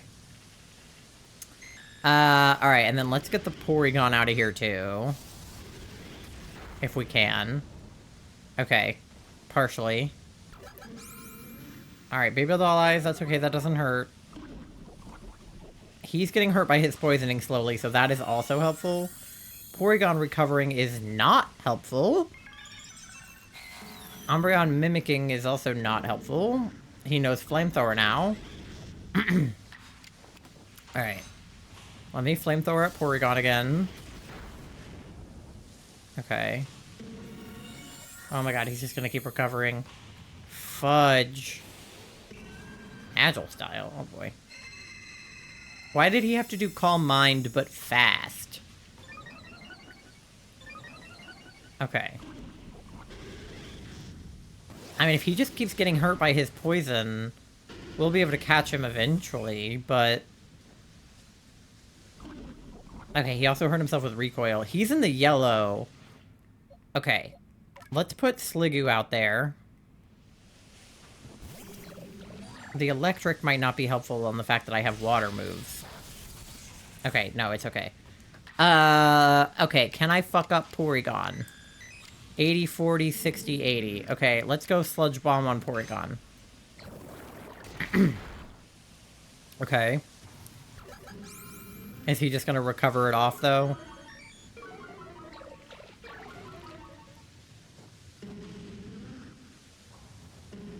I think I need to catch the Umbreon. But I want to kill the Porygon first if I can. Okay, let's kill the Porygon. And then let's catch the Umbreon. My cat has insane zoomies, help. Good luck, dude. I don't know. Our cat gets zoomies sometimes, and we just kind of have to, like, let her wait it out. Okay. Alright, yeah, you know Flamethrower now. Alright, it's okay, it's okay. He's in the yellow. I just need somebody who can, like, withstand enough hits, but I don't know if I have anybody who can. I don't know. Wait, no, Dark is super effective against Ghost. Why did I pull a Ghost out? That was stupid. Okay, let me just try to put him in a ball. If I can put this guy in a ball, I'm gonna yell. Post-potty zoomies? Oh, Mandy gets those. No, okay, I didn't think so. Okay. And he's not poisoned anymore, is he? No. Okay. Can I make him sleepy? I think I know Hypnosis. Ow, Flamethrower. Fuck! I need this Umbreon. I need this Umbreon. Can I revive my fucking Flareon? I don't know. If I can get Hypnosis... Okay. Let me do Hypnosis. Oh, he avoided the attack. Oh, that was bad. I didn't need him to avoid the attack. Okay. Okay, use Calm Mind. That won't hurt me either. Okay. Can I please use Hypnosis? Okay. He's drowsy. Okay, he's Agile style attacking me. Okay, I'm dead. Fuck. Okay. I need to... I need to revive... Okay, I go first. Items... Revive... Flareon. Because I can't die. Thank God I did that, because now I'm dead. Oh my god. No! Oh! Fuck! Oh my god, we have to catch him. Oh my fucking god. Oh my god, go in the ball. Oh my god. Go in the ball. I wish I had an Ultra Ball. I don't know why I don't have an Ultra Ball. I need you to go in the ball right now.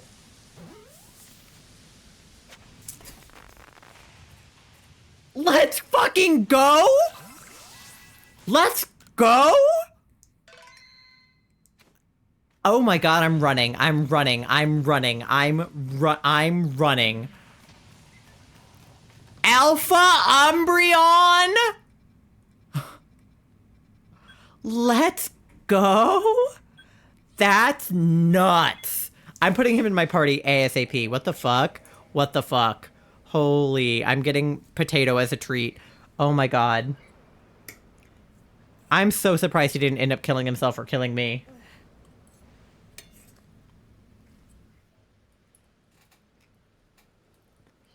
We got so lucky.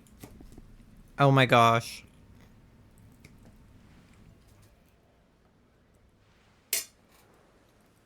Okay.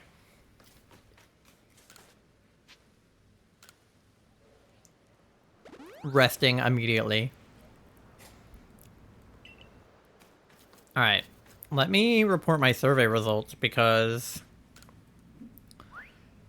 Yeah, we have an Alpha Roserade and an Alpha Umbreon right now. Like, are you kidding?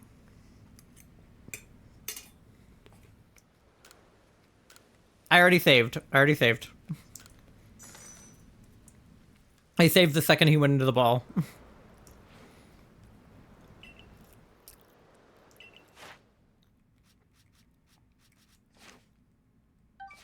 Nice. Okay. I will save again now that I've reported it, but...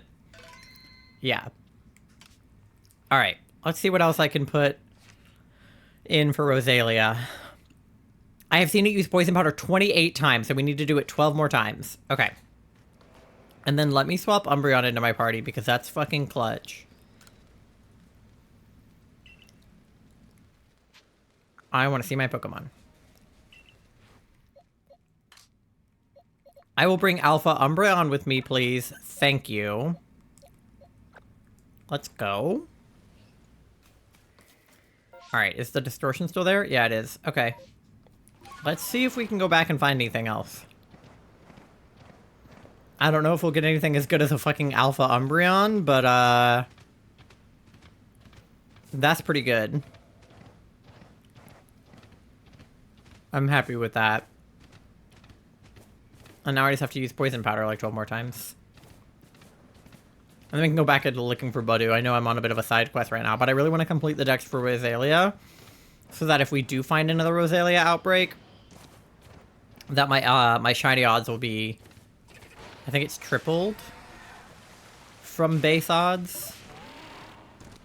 So I like triple my odds. Alright. We'll grab some of the plates in here, the shards and stuff. Whatever that is. Stardust. Yep, grab that. Okay. More shards. Oh god, Floatzel. Okay, well, grass is good against water. There are two of them, so that's unfortunate.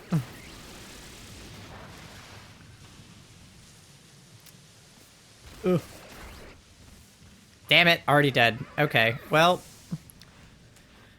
Didn't even get a chance to use Poison Powder. Jesus.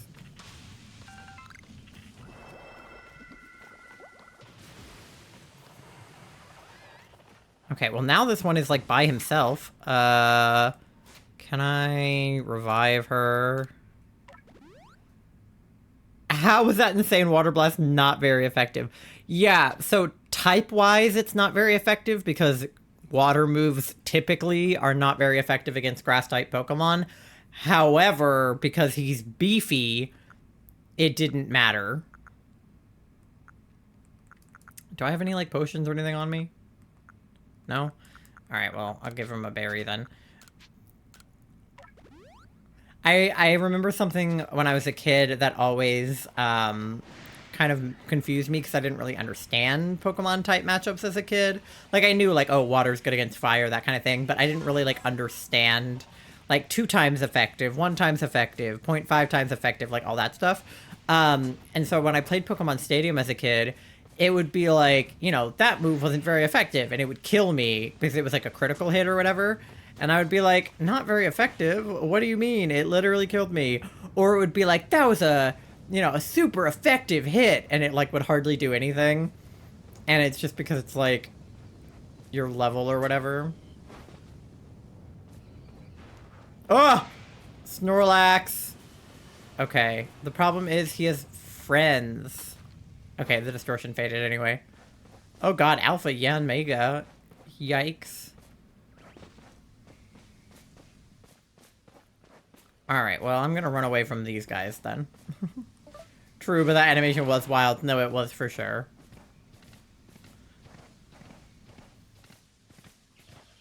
There's a Haunter. Okay, Paris can't get poisoned.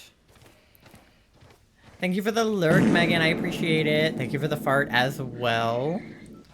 I'll be expecting a fart when you return. Okay.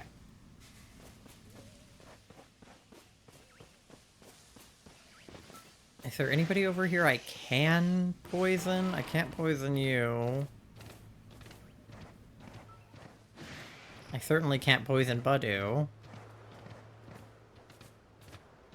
Let me go over here.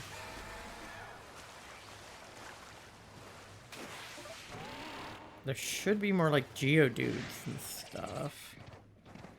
But it's like all Haunters and Grogonks and shit. I can't poison any of you. You're all... I can't... Stunky either. These guys are all immune to poison. Stunk Tank. Can anybody be poisonable? Okay, you're poisonable. Thank you. I'm like, can I please have somebody that's not a poison type? Okay.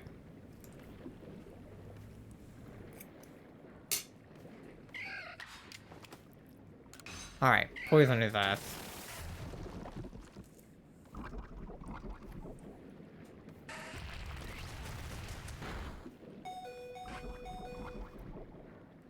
Alright. Absorb his ass.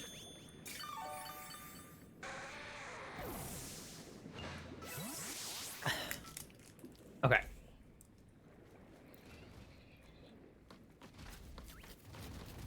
Any other Geodudes over here? Anybody? Any takers? There's an Onyx. I think that works.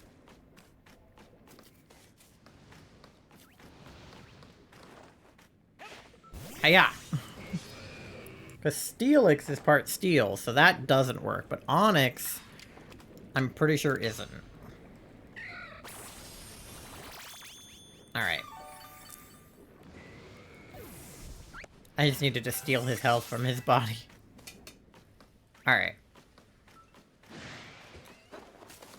Can't fight Stunky. Who can I kill? Oh, no way. Okay. Carnivine, I can't fight either. Is there anybody I can fight? Oh, Psyduck. That I can do. Sorry, I have like potato on my mouth. Okay. Poison powder for you. Enjoy. As a gift. Okay.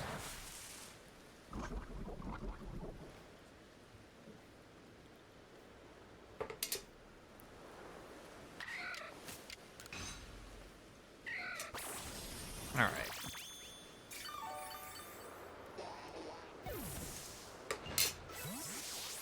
Alright, 10 more.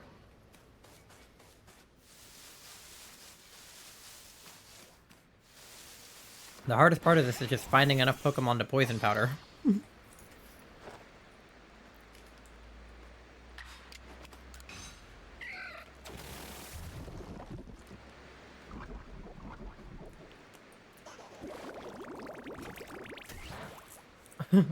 bubble. He got me. Alright. Why did he get to go twice? Alright, what if I do like a strong style absorb? What if I absorb him but really hard? Nice.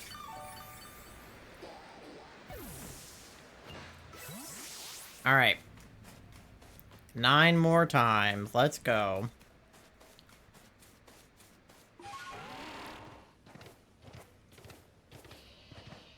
Okay. Paris and Parasect we can't do.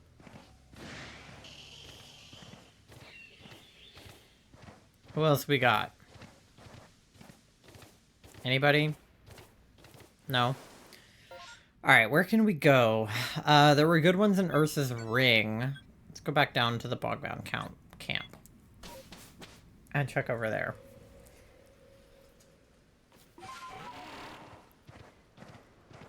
Alright. We'll go this way. Whee!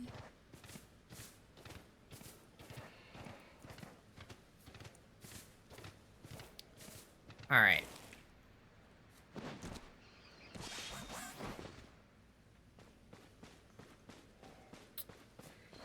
Okay. So Yanma's no good, but there's Geodude down there. Oh, I did not mean to switch to Ursaluna. Okay. Alright, Geodude.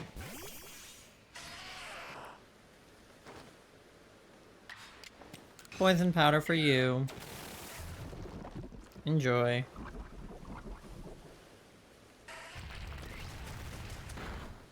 Ow. Alright. Absorb. Got him. Alright, cool. And there's a couple more of those, I think, around here. If I get him with the Absorb 4 more times, I'll be further in my decks for Geodude, too. So that's sick. If we can 100% complete our decks for Rosalia and for Budu, we'll be in good shape. I don't really think there's any point in doing it for Roserade, because I don't even know if you can get a Roserade outbreak. I think that would be kind of nuts. Maybe once I unlock massive mass outbreaks, but excuse me, these are fun bracelets to make, the ones that are just like bead soup, where you just like grab a handful of beads and then oops, excuse me, of all things, the hiccups, and then it just like comes out however. All right, what if I do like an agile style poison powder? I poison him, but like really fast. Yeah, you got poisoned so fast. Okay, that didn't work at all. Okay, what if I absorb him really strong?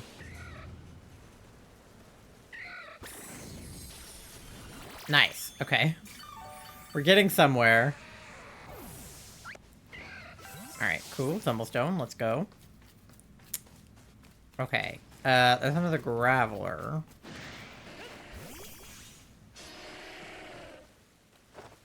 Alright. I might just need to absorb him because I'm a little low on health. Yep. Just go straight for the absorb.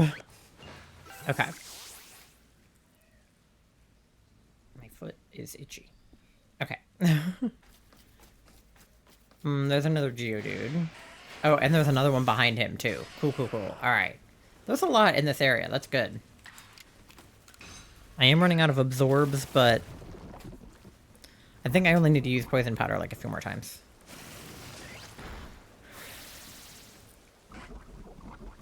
Okay. Absorb.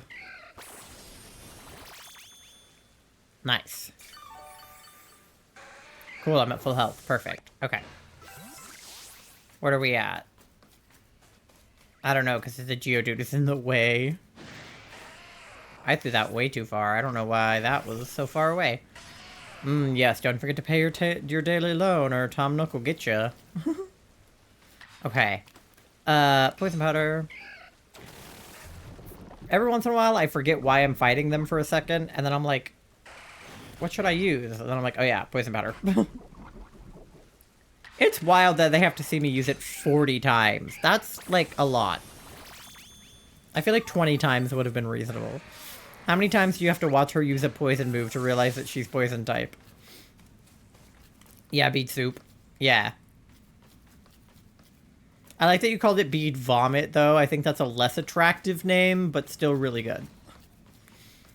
And you don't really have to think about it. Yeah. Yeah, like the pride bracelets, it's like they're fun and all, but you have to make sure you're using like the exact right colors for the flag, and you have to put them in the right order. Whereas with beet soup, it's kind of just like go nuts, you know what I mean?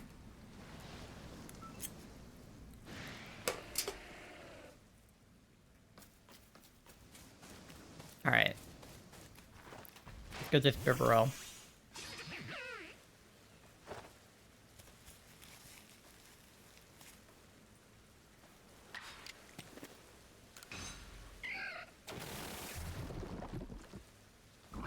I think I only need to do like 3 more.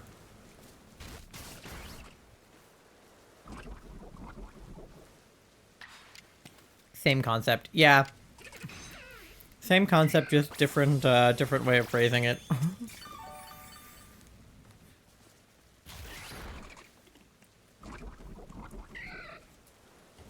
Okay.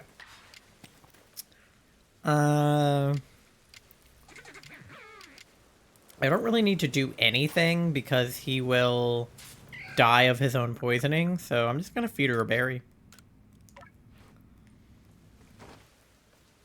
Like, there's no point of it absorbing because he just has so little health to begin with. Oh. Never mind, I died. But he will also die. Alright. Oh, and I got the berry anyway. Alright, well... We're very close. Let's just go back to the camp and rest. Of course I can't. Why can't I? Okay. Am I not being targeted anymore now? Okay. Very what? I don't remember what I said. I'm gonna be so real. I was just talking, but not thinking at all. What did I say? Oh, we're very close. Okay, I didn't know what I said. Yeah. Charlie, please. All right, how many more do I need? I've done 37, so 3 more. So yes, we're very close, Charlie.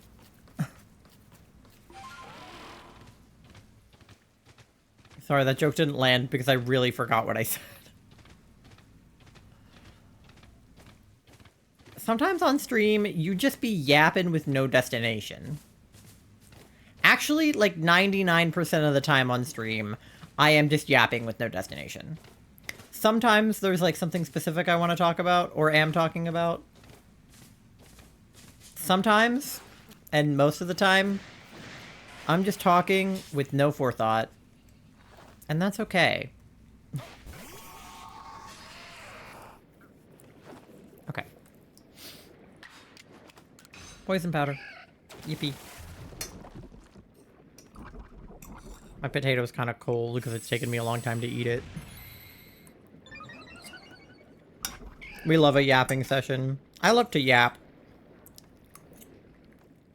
Especially when people in the stream are just kind of like forced to listen to it. I mean, like, you can turn stream off, but...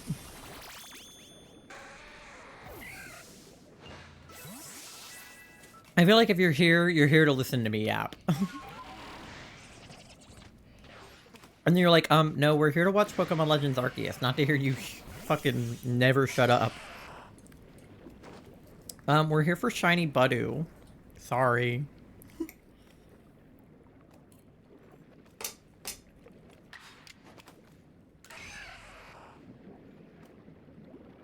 I don't even find a Shiny Budew.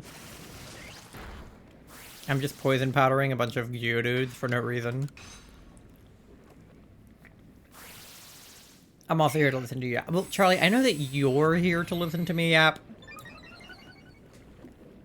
But that's because you are required by law, since we are a couple. He won't let me use poison powder.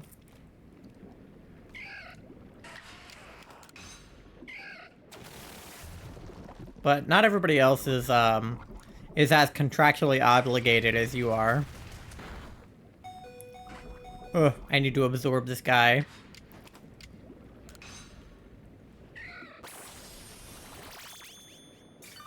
There we go.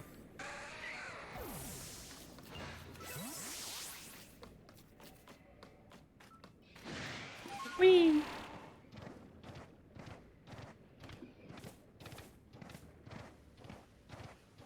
Alright, Carnivine. Can I poison a Tangela? I'm not sure. They're grass type, so I think no. Yeah, no effect. Okay. I didn't think so, but I wanted to check. Okay, yeah, it also tried to use poison powder. Alright, we'll run then. I just couldn't remember if they were immune to it or not. I'm pretty sure it's just like all grass types are immune to poison, even if they're not poison themselves. I'm like pretty sure that's how it works. Can I get like another like Psyduck? Yeah, there we go. Oh, I threw that too far. And I ended up with a medicinal leak. There we go. Okay. I might just absorb him because I need the health. Thank you. It's just like a guaranteed kill on a Psyduck, so... Alright. Let's go find someone else we can actually use poison powder on. There we go. There's some Bidoof over here. Hi, Bidoof. May I poison you? It's always important to ask for consent before poisoning somebody and then killing them. Remember, no means no. See? He ran away, and he didn't want me to kill him, and I'm gonna respect that. Alright, back to camp. May I poison you is wild. He said no!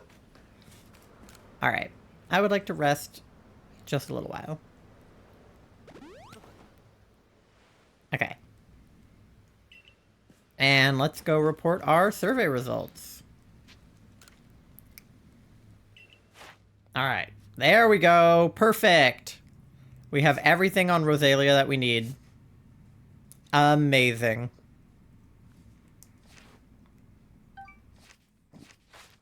Okay. So let's go back to the village. Because now we have everything on Rosalia we need.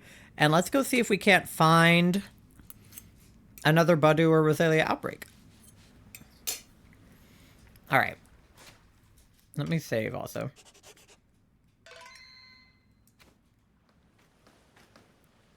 Alright. Let's go to the Coronet Highlands, because that is where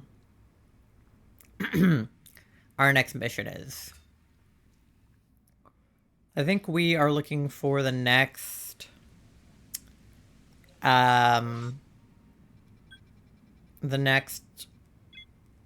like, Lord Pokemon.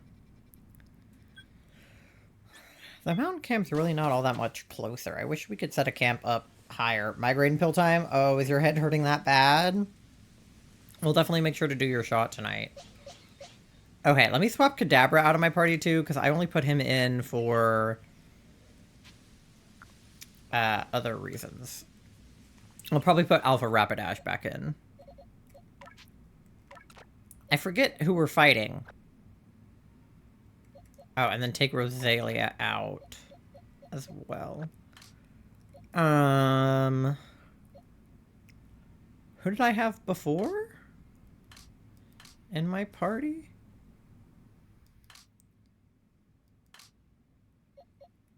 Here, let me also put... I have all these Rosalias. I guess I could put Roserade in there too.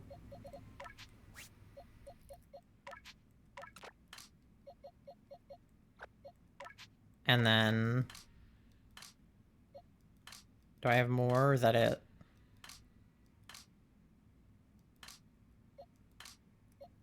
Alright, I have one more Budu. So let me swap him for her.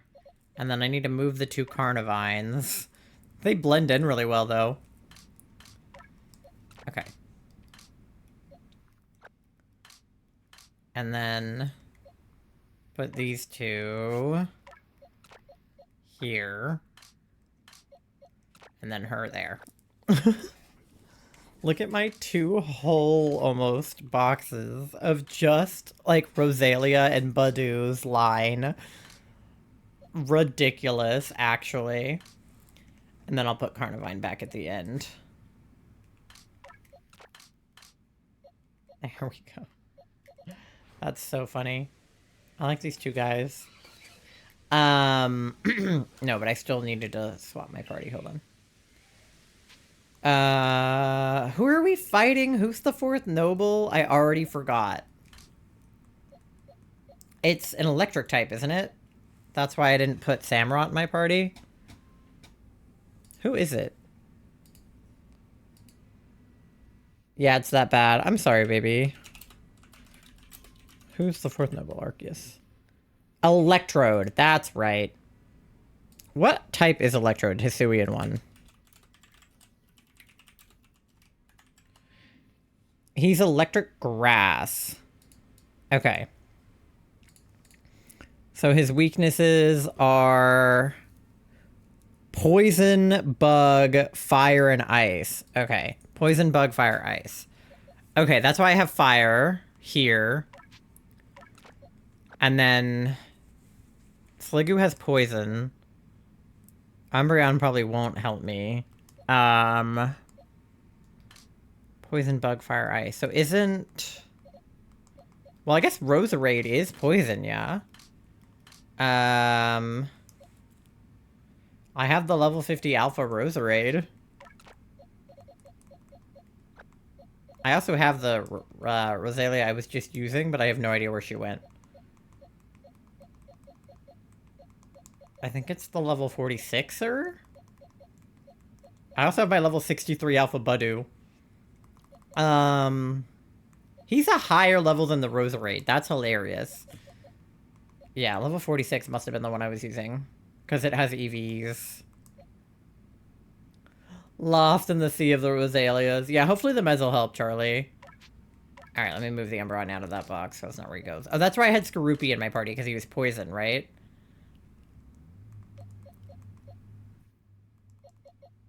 And then Haunter. They're level 26 and level 36, so probably the Skorupi. Okay. That's probably pretty good. I don't really have ice. I mean, I guess I have Spheal. But we'll try that. We'll try that as a party. Okay, so where are we headed? I know I have an ad coming up in like a minute. I'm just probably gonna head up the mountain until then. I do also kind of have to use the bathroom and probably finish my potato. So I'll do that on the BRB. But yeah, we're off to fight Hisuian Electrode, I guess. Sneasler. Sneasel time. I should have probably made more balls. I keep thinking that I need more balls, and then I keep not getting more balls. Especially if I am going to do another Budu outbreak. Like, I'm going to need more balls. If there's a shiny. Balls! Yeah, I know, I need to get more. I'm gonna grab that wisp. Thank you for the fart. Okay, yep, ad is happening in a few seconds, so get some water, get something to eat, go to the bathroom, take a big stretch, and I will see you guys after the break. Oop, I accidentally climbed a tree. I will see you guys after the break in like 3-ish minutes. You said balls like 5 times in 30 seconds. Maybe I did.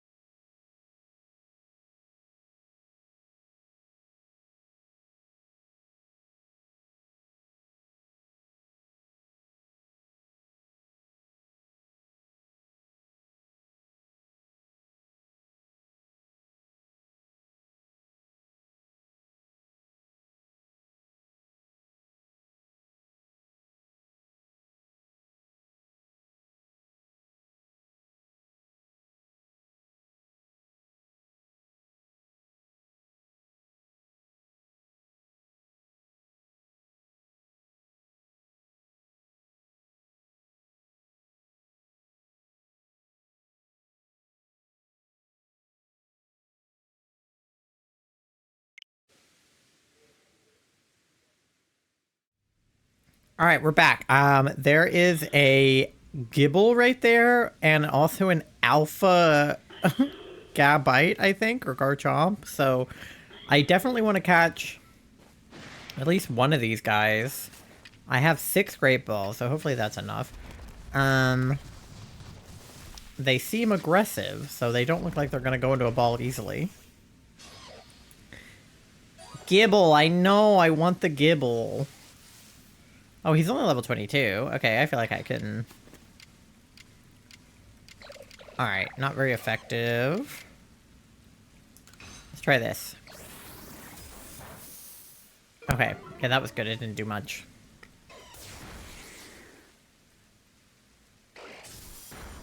Hello, what emote is that? Hype moi. Okay. Let's go Sludge Bomb. Oh, that was too much. Okay, well, we killed Gibble. Sorry, Gibble. Let's try the... Alpha. Alright, level 56. That's catchable. That's catchable. Ow. Okay, that's okay. Dragon is, like, super effective against dragon, so, I don't have anything, like, super effective other than Dragon Pulse. I guess Rapidash has 2 things that are effective. So maybe that'll be good. Oh my god, I'm so tall. Dear lord. Let's go Mega Horn. Okay, that was pretty good. Earth Power is gonna be super effective. Yep, okay. Earth Power is gonna kick my ass. Alright. Let's try Roserade. I can rest. Let's try Energy Ball. Oh, okay, alright. That's good. And I didn't die. Let's see if he'll go in a ball. Or she, it's a girl. Let's see if she'll go in a ball. Hmm? No. Okay. Well, I'm dead. She's got, like, no health. I really need, like, a full swipe right now. I don't even know if that move exists in this game. I mean, I don't feel like I can do any attacks. I feel like I should just try a ball again. Maybe they like a heavy ball?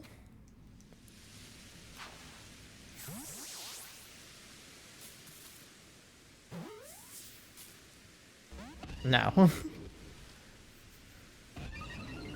Okay. He's mad. Or she's mad. I'm dead. Okay. Not going well so far. I can try using Hypnosis, maybe. Thank you for all the emotes, Charlie, by the way. Let's try Hypnosis, I guess.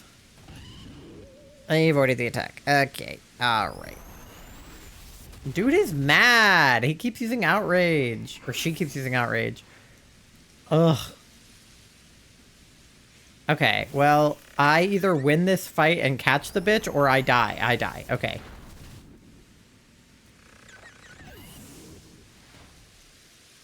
Alright.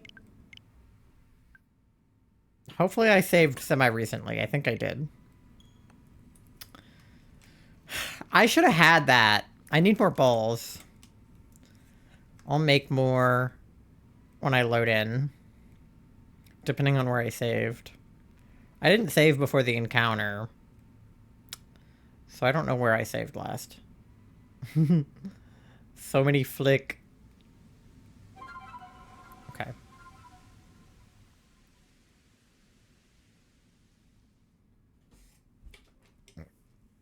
Ugh.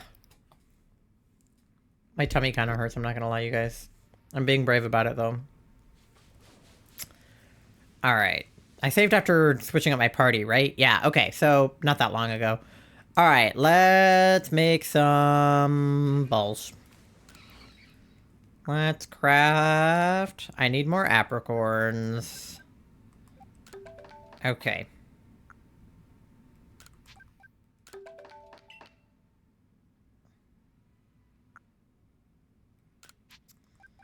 All right.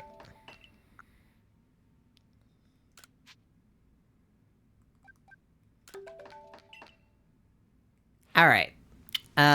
Let's see if I can get some apricorns. Are those apricorns? Yes. Cool. Apricorns. You're so brave.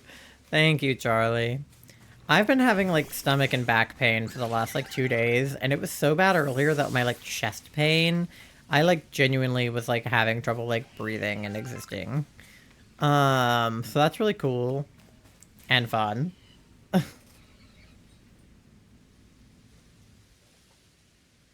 Okay. Let me go craft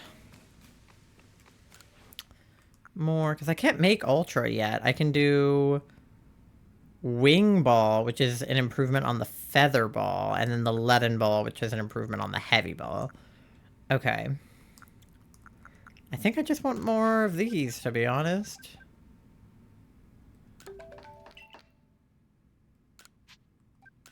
Alright, 25 should be good. And then, let me save here again. The chest pain concerned me. I was like, do I need to bring you to the ER? No, it wasn't like that. It was just, like, very painful. But it wasn't, like, ER or anything. I've had this conversation with Charlie before, but, like, under no circumstances, like, call an ambulance for me. Like, you can take me to the ER if you can drive me, but, like, under no circumstances do I want to ride in an ambulance. And Charlie was like, yeah, but, like, if you're, like, actually having, you know, an issue, I'm gonna, like, call you an ambulance. And I'm like, yeah, I mean, like, you know, if I'm, like, really gonna die, call me an ambulance. But, like, I would so much rather you just drive me. Like, please don't contact an ambulance. Whee.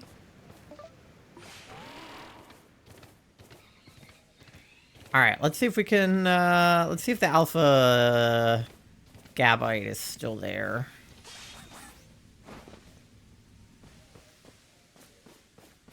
Oh, there's a wisp up there, too.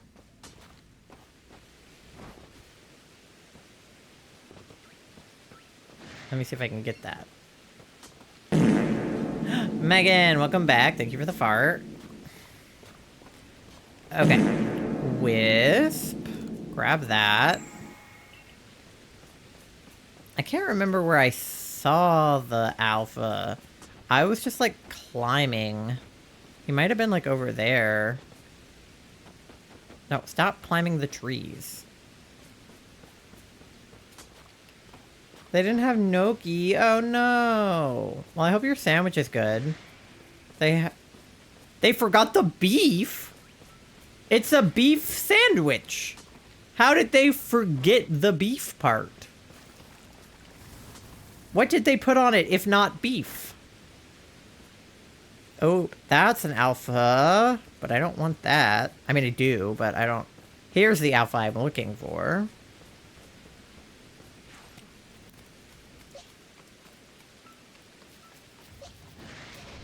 Ow. I don't know who to pull out first. I guess Roserade. Ah! That's so sad.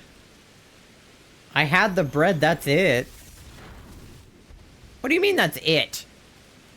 They can't have possibly just given you bread.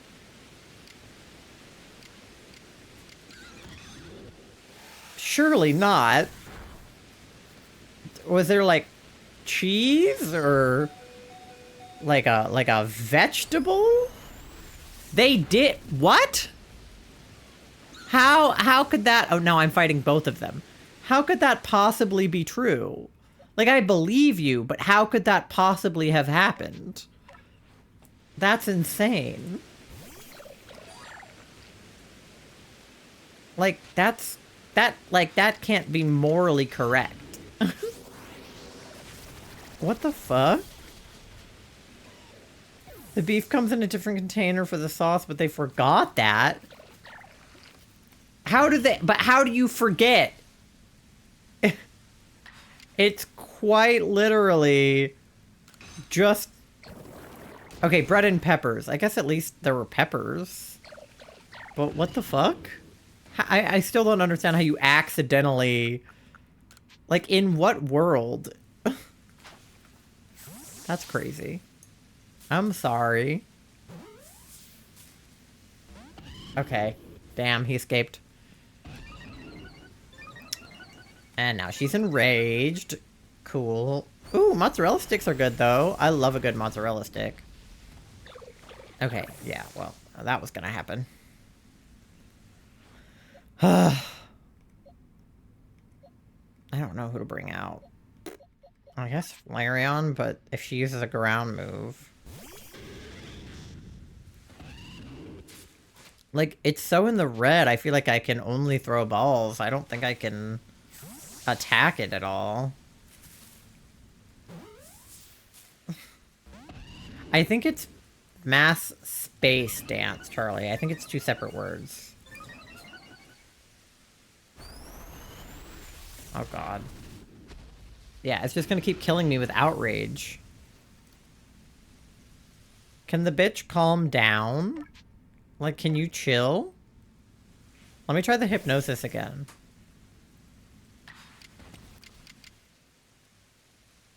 Can I do it, like, really fast? Oh, he avoided it. Yeah, there you go. Even though I did it really fast? Ugh. But then it goes really fast. Okay, it lost its fervor. Is that good? I don't know. I can try hypnosis again with Haunter, but I think I may as well just try another ball. I don't know. I'll do hypnosis, and if it doesn't work, I'll do a ball. Okay. Too drowsy to move. Okay. Now let's ball. Fuck it, we ball. Earth power is gonna kill me. Okay, again, this is like, it's down to Scruppy. If Scroopy, I don't know. It's down to Scroopy. If I can get the ball, we win. Otherwise, it moves and I die.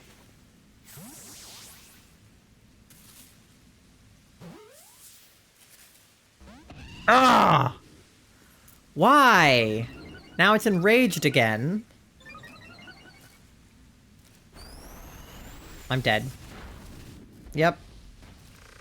Alright, we might have to give up on the alpha. I need more, like, stun and poison moves and sleep moves, I guess. That's a bummer. Alright, well. This was another unnecessary side quest. This stream is supposed to be about frickin' Shiny Budu, and instead, I'm over here fighting fucking alphas for no reason. I'm just gonna ignore him. Or her, whatever. It.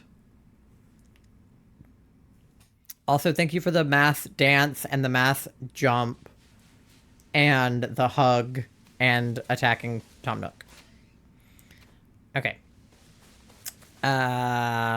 Let's do this, and then, yeah, we're headed this way. I really wish there was, like, a camp over here somewhere, because this is, like, really annoying, but we'll head that way.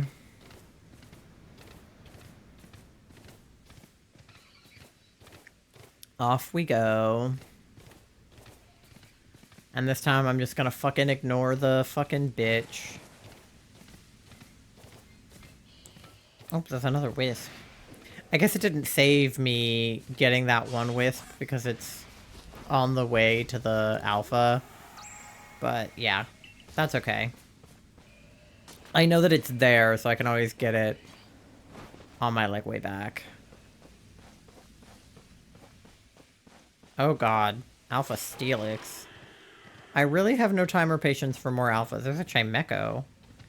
Thank you for the hugs, guys. Okay.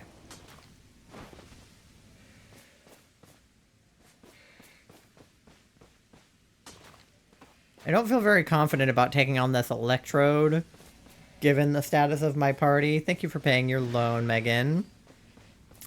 But hopefully we... Almost forgot. Good thing you didn't, or Tom Nook will get you.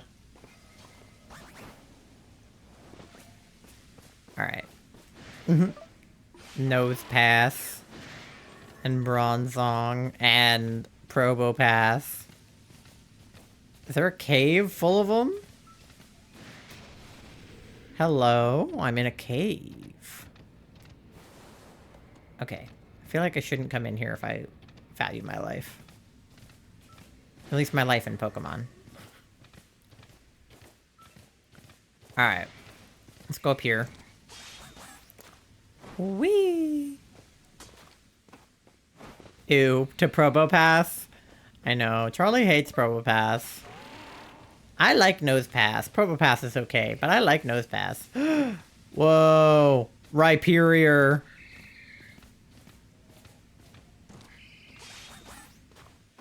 Nosepass is fine. Yeah, I like Nosepass. I like that it's just a Pokemon that has a big nose. And it kind of reminds me of rock that looks like a face rock, and I love rock that looks like a face rock. Alright, let me save here before I interact, in case I need to switch up my party. Okay. Probopass, no. Yes, exactly, the Easter Island head, exactly.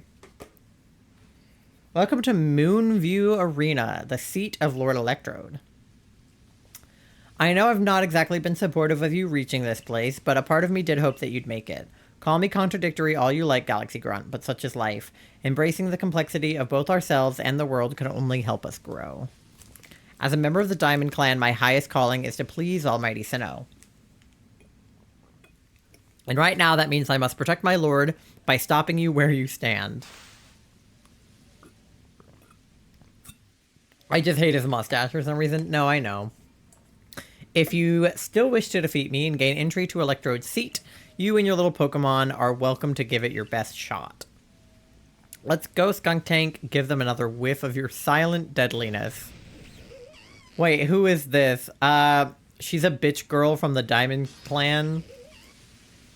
She's the warden of the next, Lord Pokemon I have to fight. Alright, so we have a level 44 Skuntank, but we also have a Skorupi and a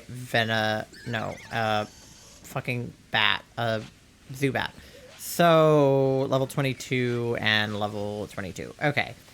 So, they can't poison me because I'm half poison type, so that's helpful. But nothing we have is very effective either. Let me see if I can take out one of the little guys. Is anything effective on anybody? Not really. Alright. He's kind of fine. Yeah.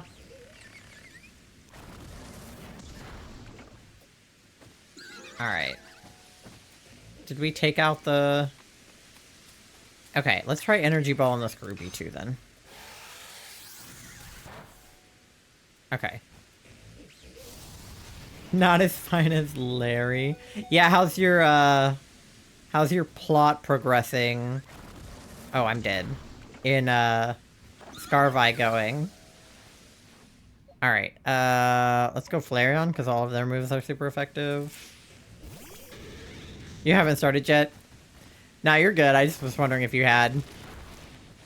Planning to tonight? Okay, cool. Well, Charlie and I can definitely help you if you need. We'll be around after stream. I mean, Charlie's around now. I'll be around after stream. Oh, I'm dead. But that's okay. We took out the other two, which will be helpful, because then we can just kind of, like, fuck up Skuntank. After beating the Elite Four, does that unlock me for 5-star raids? Yeah, so 4-star raids you should have access to if you do enough 3-star raids. 5-star raids you don't get access to until you beat the game. Yes, we can also do raids after stream. Even if you don't have access to 5-star raids, if we have access to a 5-star raid and we invite you, it will let you do it with us. So that will also help. Like, even though you might not be able to get them yourself, we can invite you into one and you'll be able to do it. So that should help as well. Because if you do enough 4-star raids after you've beaten the game, you can unlock 5 stars. And if you do enough 5 stars, you unlock 6 stars, etc.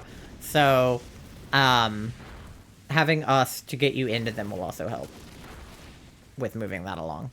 I did 5-star raids before I had beaten the game because I had friends who could get me into them. He keeps avoiding my attack, the bastard. And I'm dead. Okay. My head is slowly starting to feel better, knock on wood. Okay. This is not going well. I'm 4 Pokemon in. I really do not enjoy the way that battles go in this game, though, where they can hit me with 3 Pokemon at once. Because this is not, like, you know, a one-on-one turn-by-turn. Like, this is a whole other thing. I'm down editing right now, but might be done by the time stream's done. Yeah, you're good. Like, I'm obviously streaming, so I'm not going to do raids right now, but... Let's make one thing clear. I didn't lose. You may have won, but there's a difference. I just lacked, time. Yes, I'm afraid there simply wasn't enough time for me to raise my Pokemon nice and strong. Could this be why Adaman is always going on and on about time being a precious thing? My word, the Diamond Clan and Almighty Sinnoh truly are never-ending founts of wisdom. Yes, yes, I know what comes next. You want to know what pleases Lord Electrode so you can make some balms for it. Well, I'm afraid I won't be able to help you. Because I've completely forgotten what Electrode likes. No. What's the matter? Upset? Too bad anger doesn't make balms. Melly's really giving you the runaround, isn't he, Ty? I guess it's my fault for not telling you in advance what Electrode likes. So, here's the... Adaman? What now?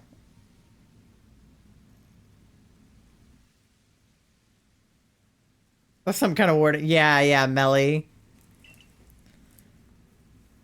Really gonna tell this noodle what he needs to find just like that? Lest we all forget, you're the leader of the Diamond Clan. Why do you bother with these galaxy louts? Adaman, my man. Use your eyes, Melly. Haven't you even looked at your frenzied lord? Don't you feel even a twinge at how it suffers fighting to control the energy that's bursting out of it? I see nothing but a Pokemon overcome with joy at being among Almighty Sinnoh's chosen ones. He's Delulu. He's crazy. Anyway, it's not like trials and suffering are always cause for doom and gloom. These things exist to help us grow. I'm sorry, Melly. I can't write off these frenzies as some trial from Almighty Sinnoh. That's why I'm doing the best I can to help out Ty here. This is bigger than what team or clan we belong to. Oh, and by the way, I wasn't going to just tell him that he needs crunchy salt. I was going to go right ahead and give it to them. I do have crunchy salt. Now it's time to make some balm, so lend a hand, both of you. Fine. At the end of the day, let none say that the great Melly shirked his duties as warden. I'll help make your precious balms.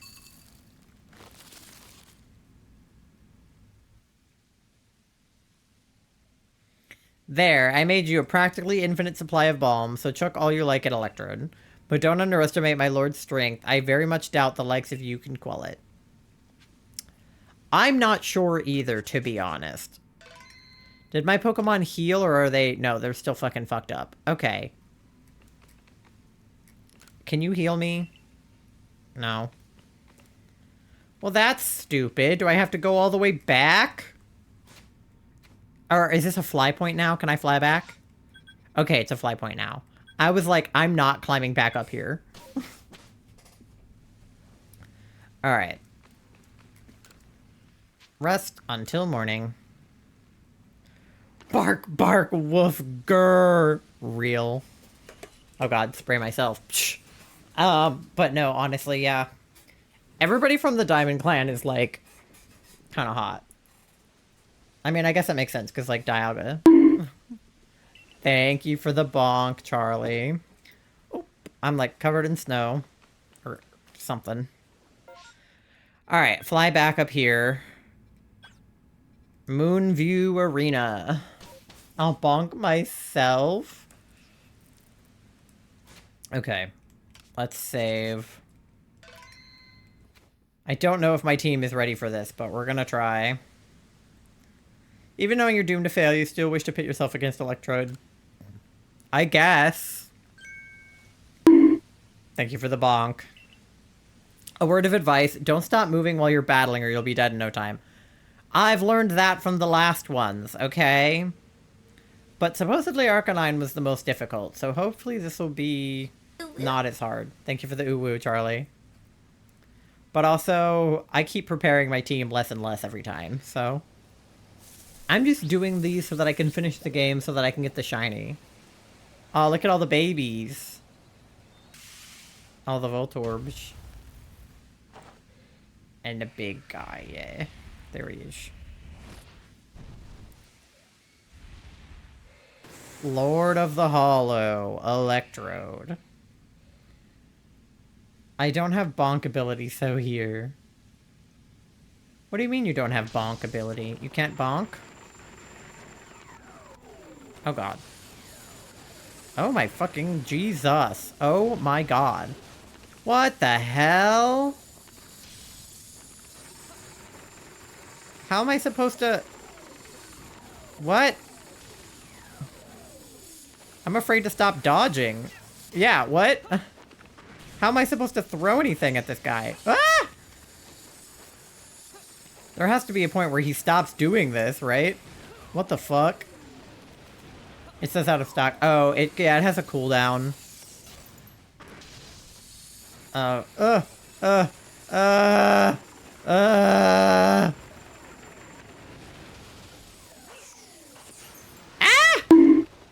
There you go.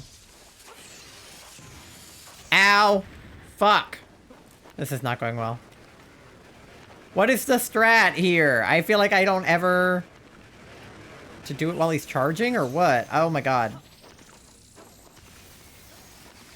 Send in a Pokemon and do battle. Okay. Ugh.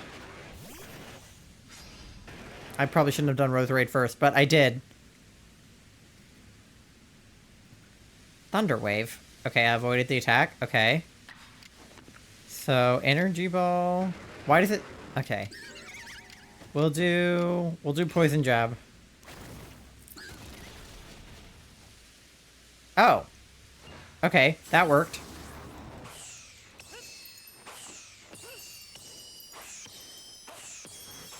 Okay.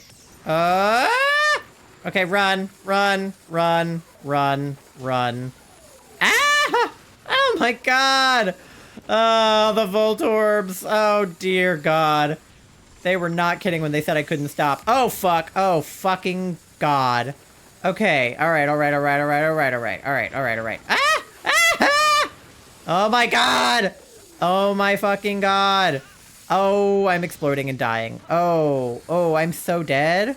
Oh, okay, alright. Oh god. Yikes. This is literally like bombs going off. What do you mean? Like, what am I supposed to... Ugh. Hello? What am I... Ugh. How am I supposed to throw bombs at this bitch? Okay. Ugh. How much money do you have? Oh. 69 cents. You know what that means? You know what that means? I don't have enough money for chicken nuggets. Thank you for the 69. Okay, he hit me with the Thunder Wave that time. Hopefully I can still move. Poison Jab worked last time, so... Doing it again. Okay, let's throw some bombs.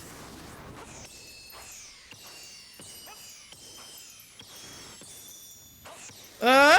Run, run, run, run, run! Run! Run! Ah! Okay, okay. This is different. This is different. Okay, alright. I'm being bombed again. You're the one who's supposed to be getting bombed, not me. Not me! I'm scared! Oh my god, I can't escape. I can't, like, dodge fast enough. Like, I'm spamming Y and it's not enough. Like, that thing is chasing me, dude! That blue one is, like, after my ass! Oh, fuck. I'm dead. I'm dead. What the fuck am I supposed to do? After the explosion. Okay.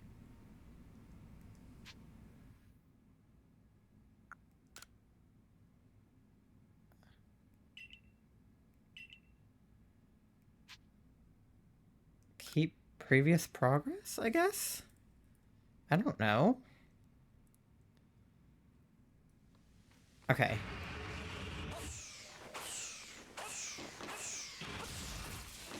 Ah! Run, run, run, run, run, run, run, run, run, run, run, run, run, run, run, run, run, run, run. Run! Ah! Run! Ah! I think I am faster just running. And then just kind of like dodge at the end. I don't know. Ah! I don't know what the strat is. I don't know. I'm just like... Oh, fuck. Ugh.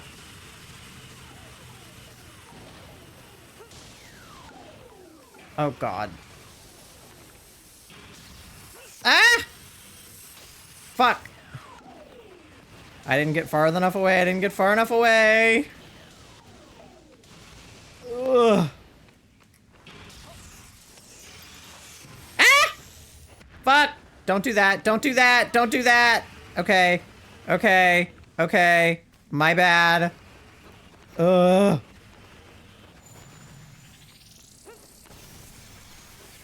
Okay, send in a Pokemon and do battle. Ah! Wait, that didn't work. Oh, fuck. Was I too late? What? I threw her in? Oh, my God.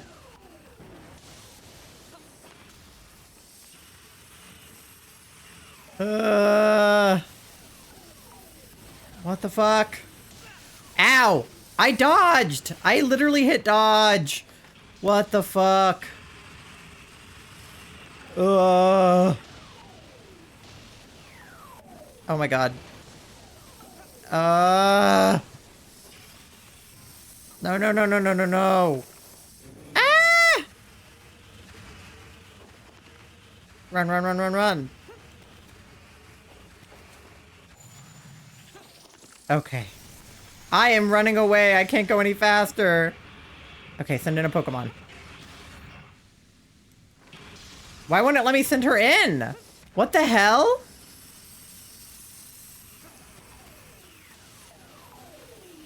That's the second time I've tried to throw her in. Do I need to throw somebody else in? What the hell? Why is that not working? Oh my God. Fuck! I'm getting exploded. What the hell? Ow! Fuck, dude. This is, like, annoying. I can't even... Like, it's not letting me do the things I'm supposed to be able to do in the fight. This is annoying me. Ah! Get away! Get away from me! Okay, send in a Pokemon and do battle. Okay. Thank you. Why was it not letting me do that? Okay. Hopefully Flareon's good. Well, that was not good. I guess do this. Okay, that was super effective still, so we should be able to throw bombs. Okay. Uh-oh. Okay, run! Fuck! Run! Ah! Fuck, I can't get away because I'm at the edge! Ugh! Ah!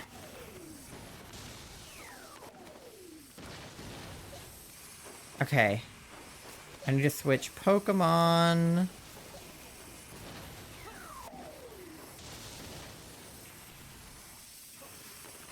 Ah!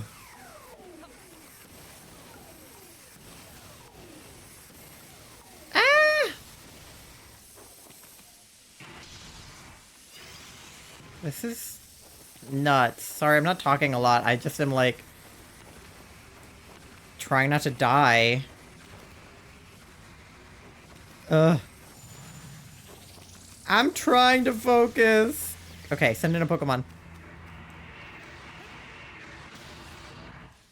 Oh my god, is it not gonna work again? What the fuck? It won't let me send Rapidash in. What the hell? Oh my god, this fucking blue one is so annoying. You can't get away from it.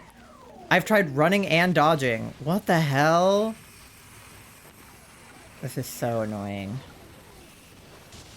Like, this one isn't necessarily harder than Arcanine, but it is so much more annoying to try to dodge these. Ugh.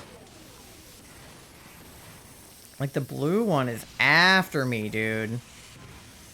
Ah!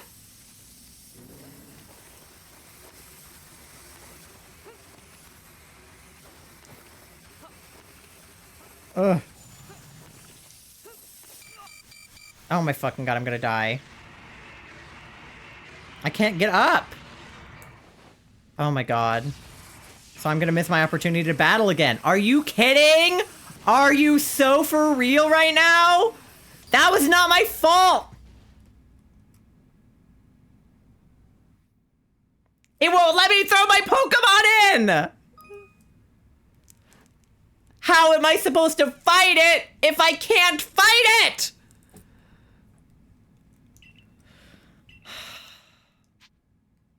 I am so annoyed. Because what is happening is out of my control.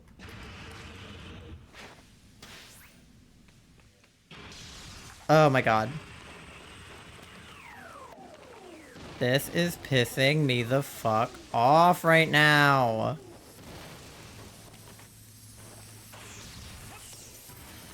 Ah! God, he landed right on me. What the fuck? This blue thing is so annoying! How am I supposed to run from that? I am literally sprinting! God, and I keep ending up in the fucking explode. Like, if you get hit by one, it's literally over. Like, because they all start hitting you. This is so annoying and ridiculous. Like, this is not even remotely reasonable. Oh my fucking god. Run! Oh my god! I swear, I swear!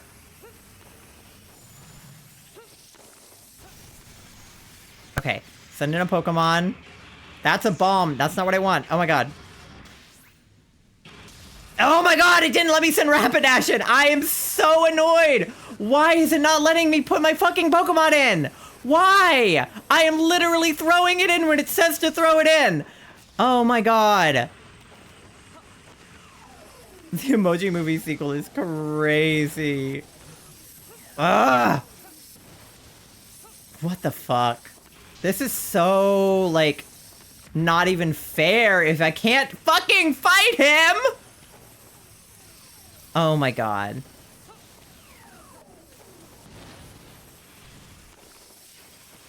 Ah! Oh my god, run, run, run, run, run, run, run, he's gonna explode! Run! Ah! Oh my god. I barely got out. Okay, send in a Pokemon. For the love of God. Okay, why does Flareon work and the other ones don't? It looked like you threw another bomb. No, I switched to Pokemon. That's the thing. Is it brings my bomb out and then I switch to my Pokemon and it doesn't work.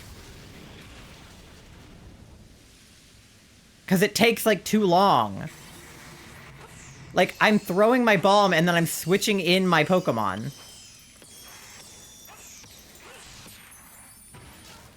Fuck. Okay. Why was Flareon the only Pokemon it would let me throw in? Why did Rapidash not work? That doesn't make any sense. I don't know, that's so dumb. Yeah. Either way, we got it, but that was really annoying. That was pissing me off.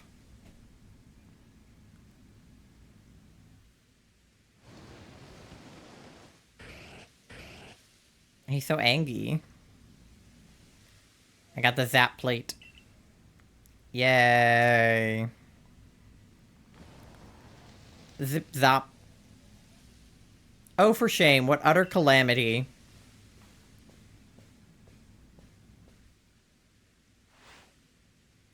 I agreed to make those accursed bombs, yes, but now that Almighty Sinnoh's precious blessing has vanished forever, it's just so unbearably sad.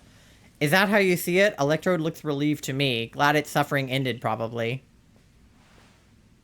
Oh, come on, Adamant. Seriously? That's just your wishful thinking and nothing more. All your preaching doesn't ruffle me one bit, but if Almighty Sinnoh grows angry with me because of this, I don't know what I'll do. I arrive, right on schedule. Hi, Ingo. Now, what did you bother coming back for? Only to say that I recalled some things after Ty did the honor of traveling with me. I hate this guy. Yeah, no, me too. Things to do with a world where I believe I lived before my memories were lost. Most people there... I also thought it was a girl at first. I didn't realize it was a guy until they started using he, him pronouns for him. Because, like, the long hair and, like, the body type just doesn't look as masculine as, like, Adaman, but... whatever. I think the Diamond Clan is boys and the Pearl Clan is girls. I haven't seen, I don't think, a male member of the Pearl Clan nor a female member of the Diamond Clan, but I might be wrong. Most people there called Pokemon live with them, form supportive partnerships with them. And then there were Pokemon trainers. The ones called Pokemon trainers were truly devoted to their craft. They always looked toward the next challenge and had Pokemon battles every chance they got to help themselves and their Pokemon grow. Through battle, trainers forged bonds of understanding with their Pokemon, and with their opponents and their Pokemon too. With everything, I suppose. If Pokemon and people work together, we can forge new paths forward. We'll be lost to history if we go on believing that only Pokemon can be strong, or if we only go on fearing them instead of understanding them. Oh, yeah, the little Pearl Clan boy was the warden for the First Lord. Okay, yeah, so there are... yeah. I forgot about that. But everybody else, I think, has been male if they were Diamond and female if they were Pearl. I don't know why. Interesting. Was your world like Ingo described? It sure was. I never thought that such a world could exist. Once again, the brilliant Warden Melly has realized something rather clever. It's not just my Pokemon that need to be strong, it's me as well. The greater my valor and might, the more my Pokemon can reach their potential. I wonder if Almighty Sinnoh will be pleased once I've achieved exactly that. Ugh, Millie, shut up. Real. Hey, Adaman, share with me again the wisdom of the Almighty Sinnoh passed down among our clan. Alright, open your ears, shut that big mouth, and listen well, my friend. Give not into sorrow, give not into anger. Offer only friendship to those around you. Give not into sorrow, give not into anger. Bring not Almighty Sinnoh to sorrow. For that is when time's flow will cease. And there you have it. Bravo! Excellent. Please, all of you, do your best to run towards the destination at even higher state. Of course, your higher state is clear, Ty. It surely lies with the next lord. Now, this time, I will make the complete return trip to Jubilife Village. Perhaps with someone like Ty to show that Pokemon need not be feared, the people of Hisui will find new tracks forward. Now, begging your pardon, I owe Commander Kamado my report. Until next time, Kai. Alright. Can we find a way to honor our past while also forging a better future? Maybe that's what Almighty Sinnoh really wants from us. After all, it rules over all time and created everything there is. Close.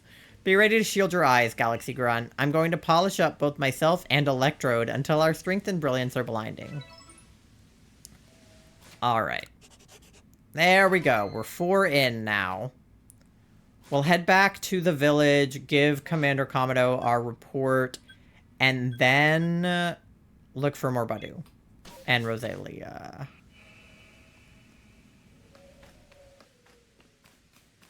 This is the plan. Thank you for the fart. Alright.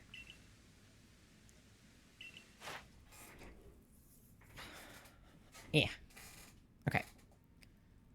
Skorupi.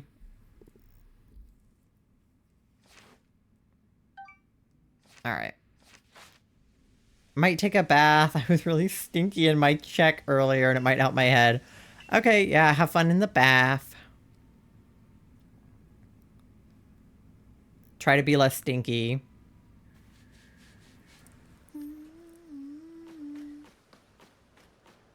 Sorry, it's smelly. I should make Stinky an alternate check because everybody...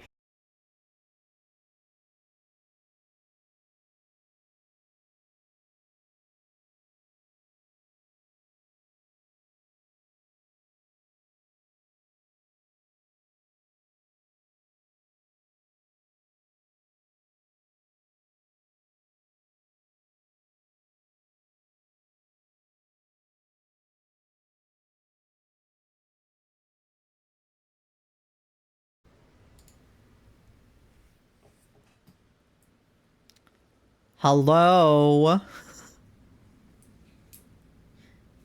The fuck? Okay, you're back. Hi. Sorry, OBS went down for a second. I don't know why. Because it's rude. Alright, hot water and bath for head. Okay, have fun in your bath. Okay, sorry that I died for a second. It just do that. Alright. Time for uppies.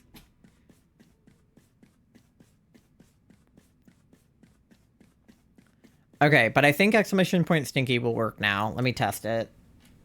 I added it as a alternate command. Yeah. Okay. Uppies. Warden Melly believes that the frenzied Pokemon are trials set by the almighty Sinnoh. We cannot know if this is the case or not, but it does beg the question, why ever would this almighty Sinnoh drive the nobles to frenzy? Is it angered, or does it seek to drive a wedge between people and Pokemon? And what is the space-time rift anyway? What caused it to open? All great questions. But you must be tired. Go on to the Wallflower and get some rest while you can. I've instructed Benny to prepare you his finest potato mochi. I had potato tonight. All right, cool. We're four guys in.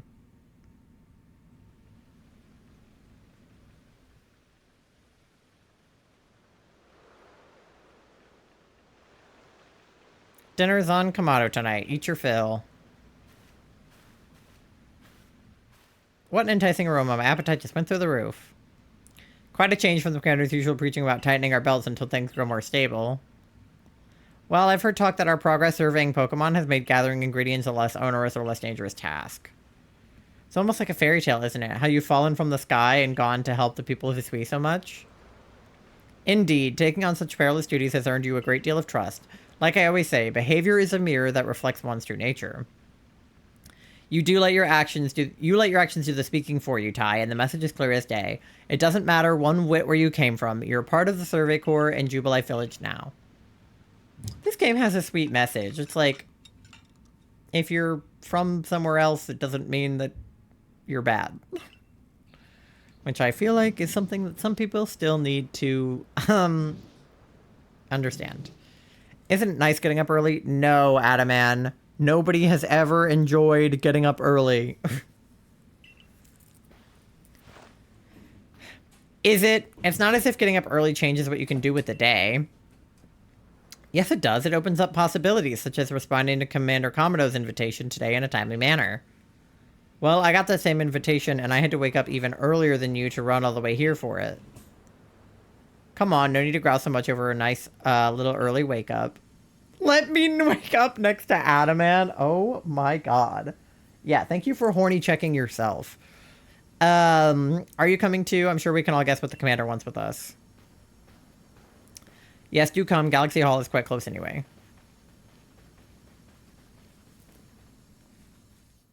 Alright.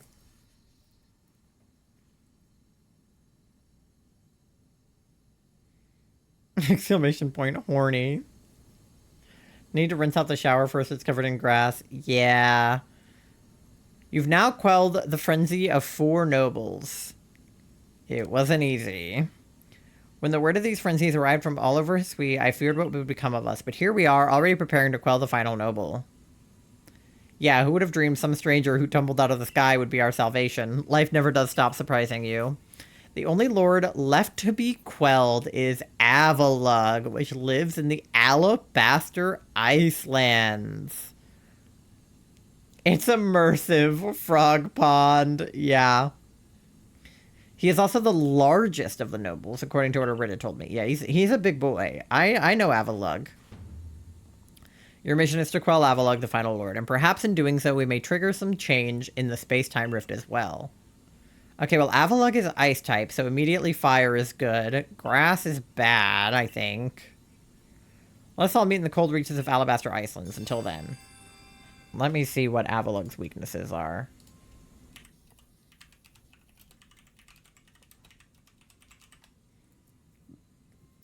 Fighting, fire, rock, and steel. Okay.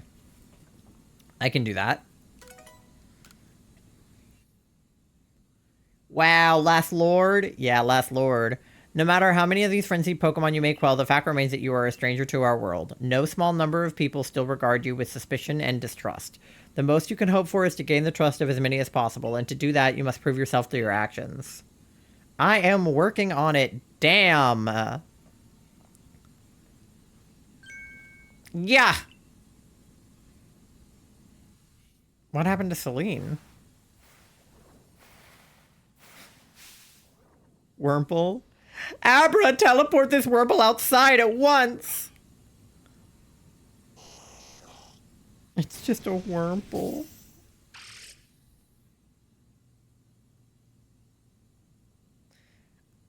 Ahem. So, you're to survey the Alabaster Icelands next. This is the most treacherous climb you'll face in all of Hisui.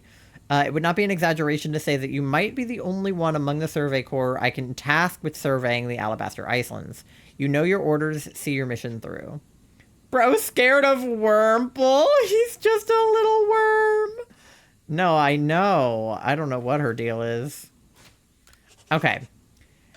Yeah, so we probably won't deal much with the Alabaster Icelands today. I want to look for Badu for the last bit of stream. Just because that is, like, what we are here to do. Like, I want to progress the story so that I can unlock the massive mass outbreaks, but I also, you know, need to do this. Let me see how many missions we have left. Okay, 12 out of 19. Okay, so there is a bit after fighting the last one that we need to do. But let me head over to the pasture so that I can switch out my team. There's a girl in Diamond? Okay, there is. I couldn't remember. Because I thought Melly was a girl, and then he wasn't. My Alpha Pachirisu is so fucking ginormous. That's insane. Anyway. Okay, so good against ice is gonna be Rapidash. Is gonna be Flareon. You just talked to her? Yeah. I just forgot. I couldn't remember.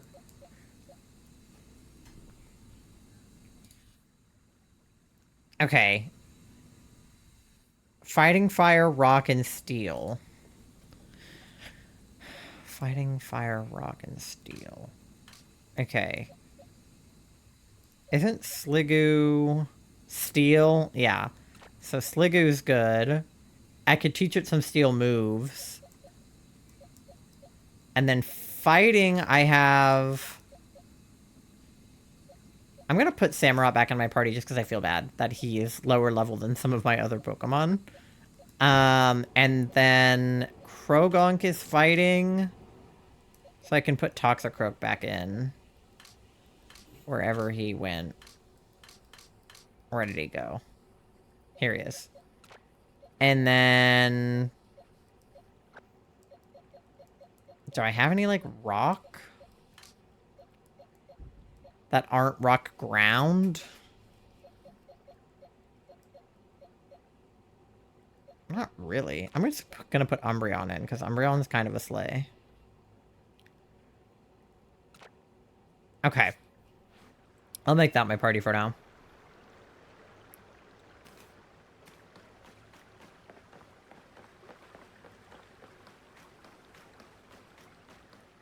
Alright. So, we're to make for the Alabaster Icelands. That's right.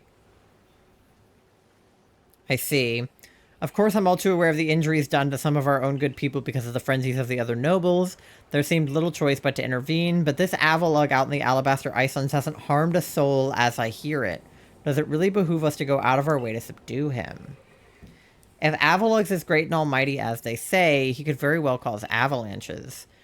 Avalugs don't require any Pokemon's help. They occur perfectly well on their own, you know?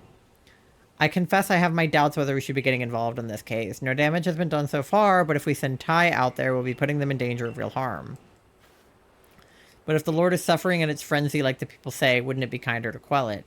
There's simply so much we don't understand when it comes to the noble Pokemon. We don't know whether their frenzies are causing them to suffer, nor do we know why they enter these states in the first place, or if this is all connected to the space-time rift.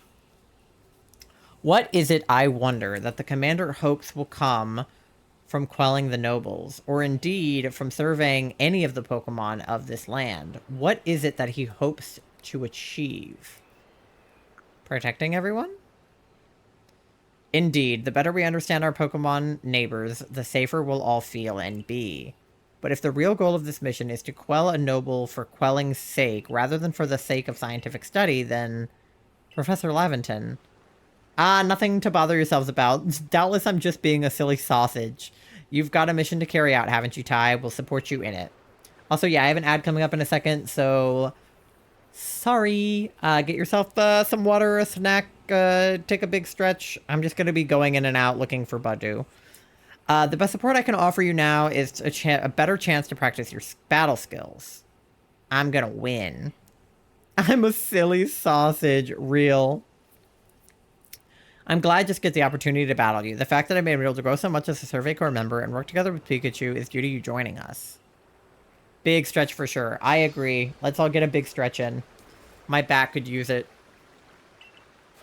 And I don't want to do the battle during the ad anyway. Oh, she has a Mr. Mime! Oh, God. Alright. Up to the sky. Oh, my back.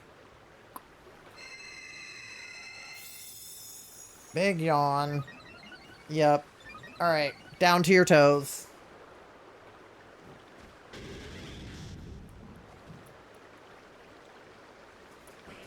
Alright, down to your other toes.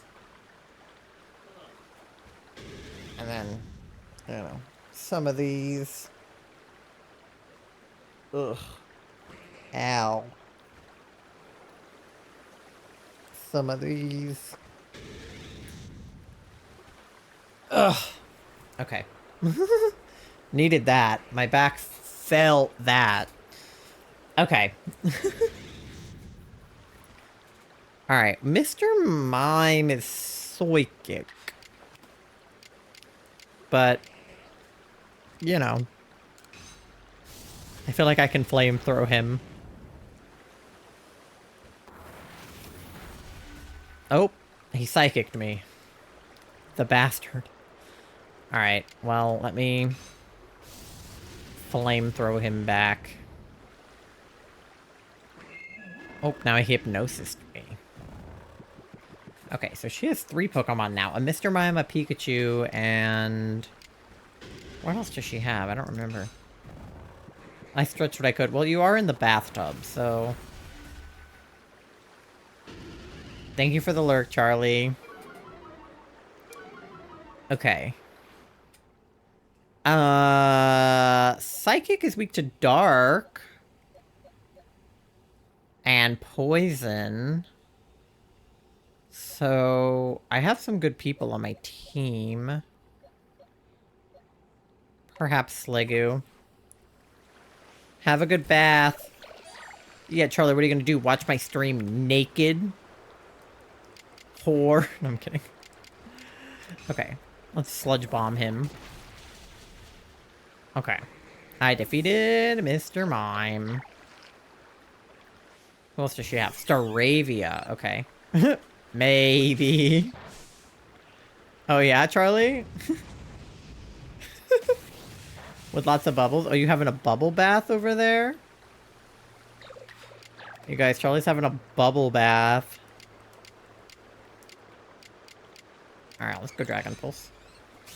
Alright, welcome back from the ad. All you missed is that Charlie is butt naked and I'm fighting her Pokemon. I just killed her Mr. Mime and her Staravia, and now we're on Pikachu.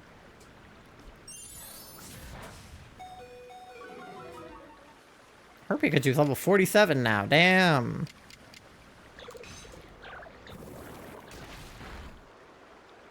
Get wrecked. Alright. All bubble blowing babies. True. Alright, let's do Toxicroak.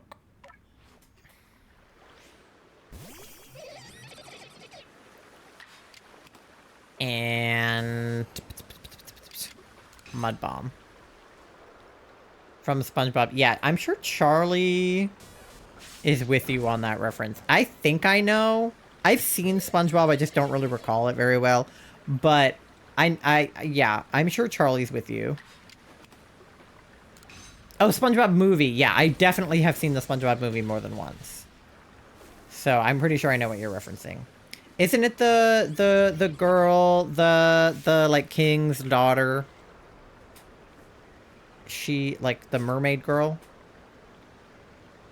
When they're at the biker bar? Yeah. There's something so natural about the sight of you and your Pokemon fighting together. Alright. Oh, Samurott learned a new move. Let's go. About your mission in the Icelands. Well, it'll be a challenge. Be careful out there. As for me, I'll set off for the Alabaster Icelands forthwith. See you there, my child.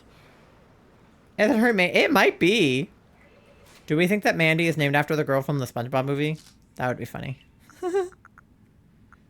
Oh, it's Mindy. Okay, so not quite. Okay, so these are the Icelands. I do want to check them out, but I'm mostly going to look for Budu now that we have probably like an hour left of stream, so. Yeah, I remember Mindy. Whoa, it sure do be snowy out here.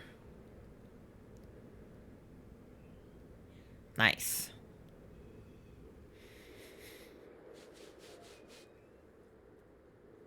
The Alabaster Icelands.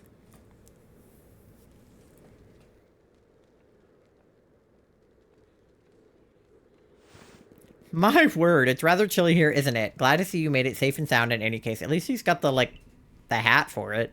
Very few venture to these Alabaster Icelands, apart from Tau Hua, leading the Odd Supply Corps excursion to gather materials. She's voiced by Scarlett Johansson. That's crazy. But the Survey Corps, of course, must go anywhere that Pokemon are found.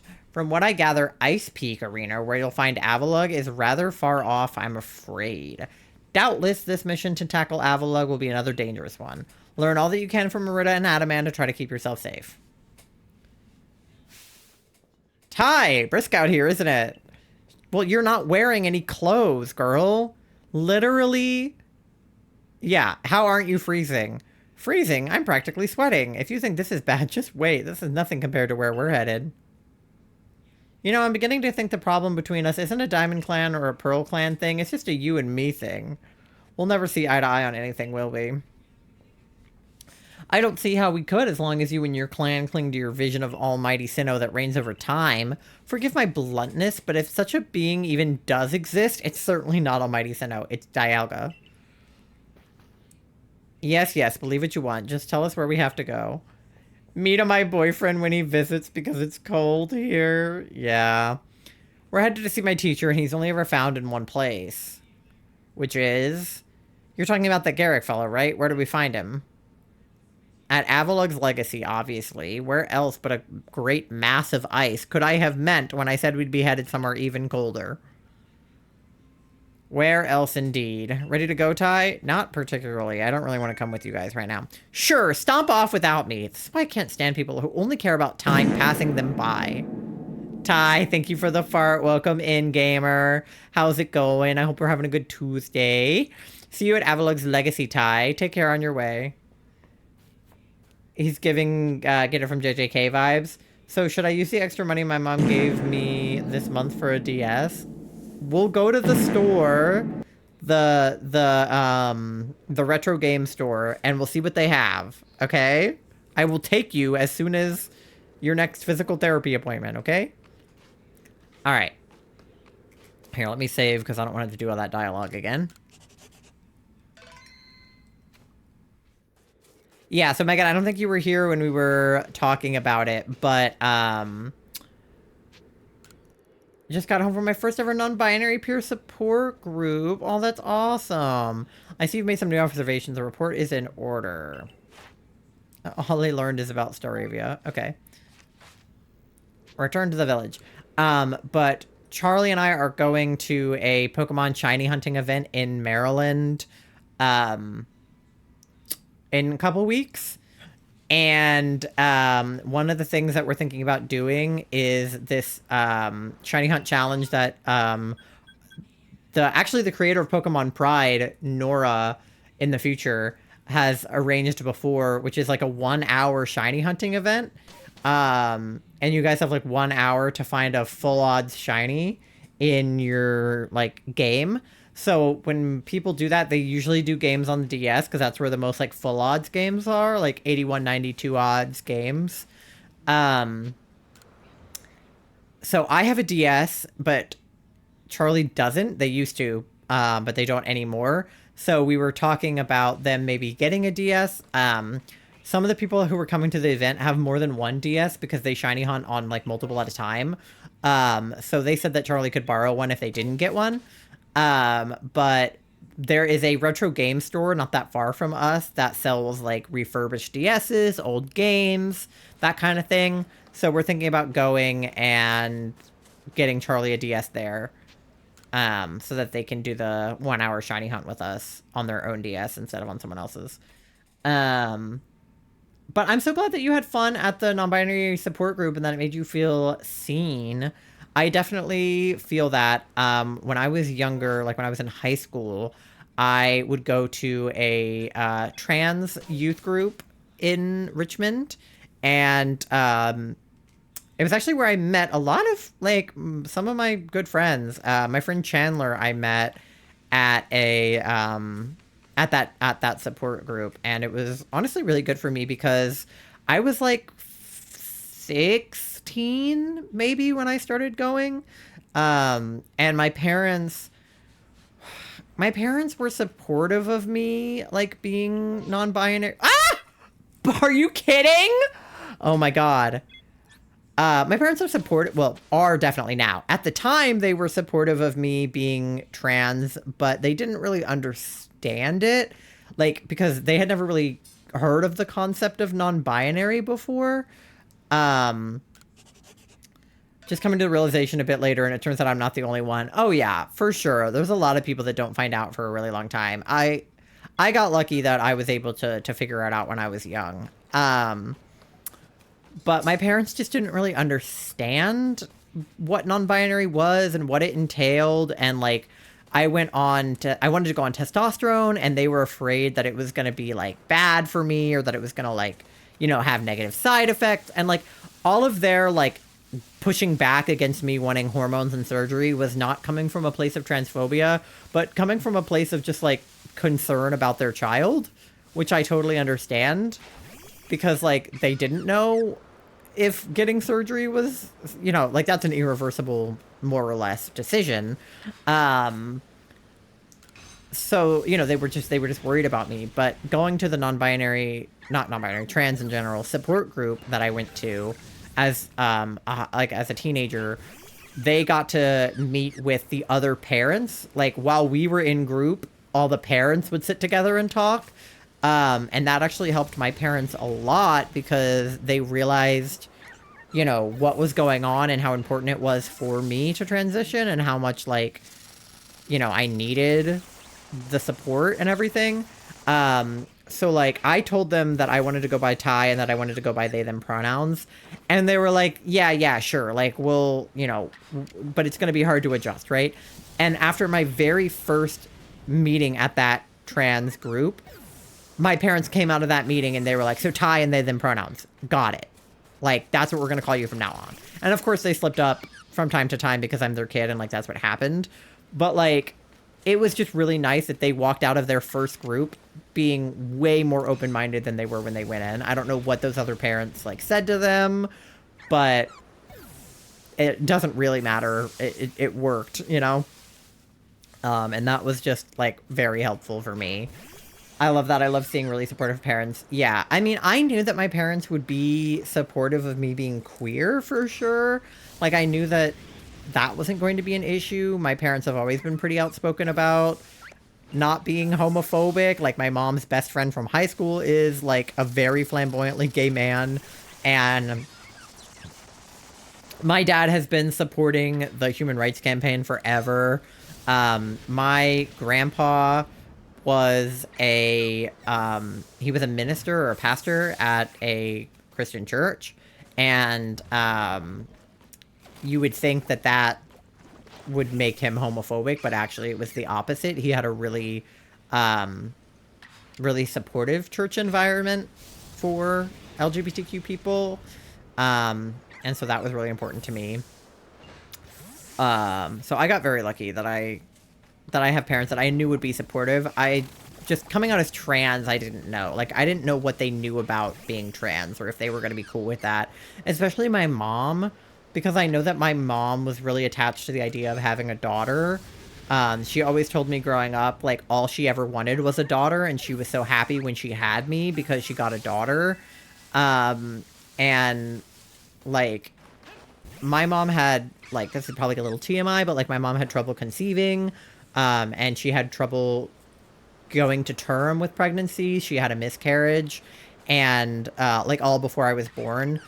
So my parents actually were planning on adopting before my brother was born.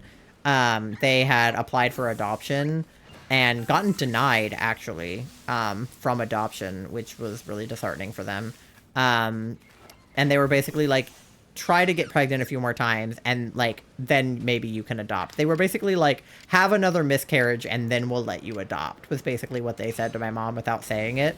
So she was like, she was just always saying how, like, blessed she was to have gotten a daughter because she didn't know if she was going to be able to have kids of her own at all. And then she was so happy that she was able to have a boy and a girl, of her own. And so to come out as trans to my mom, who wanted nothing more than to have a baby girl, was, like, really stressful because I felt like I was, like, breaking this image of the child she had created in her head. And I did, in a lot of ways, do that. But I had done it long before I came out as trans. I had never been the daughter that my mom wanted, like, truly, in the sense that I didn't do girl things. I didn't like dresses. I didn't like going shopping. I didn't like getting my hair brushed. I didn't like getting my nails done. I didn't do ballet or, you know, I played football. Like, I cut my hair short. Like, I was not the daughter that my mother had envisioned for a really long time. And I think coming out as trans was kind of just, like, the final nail in the coffin.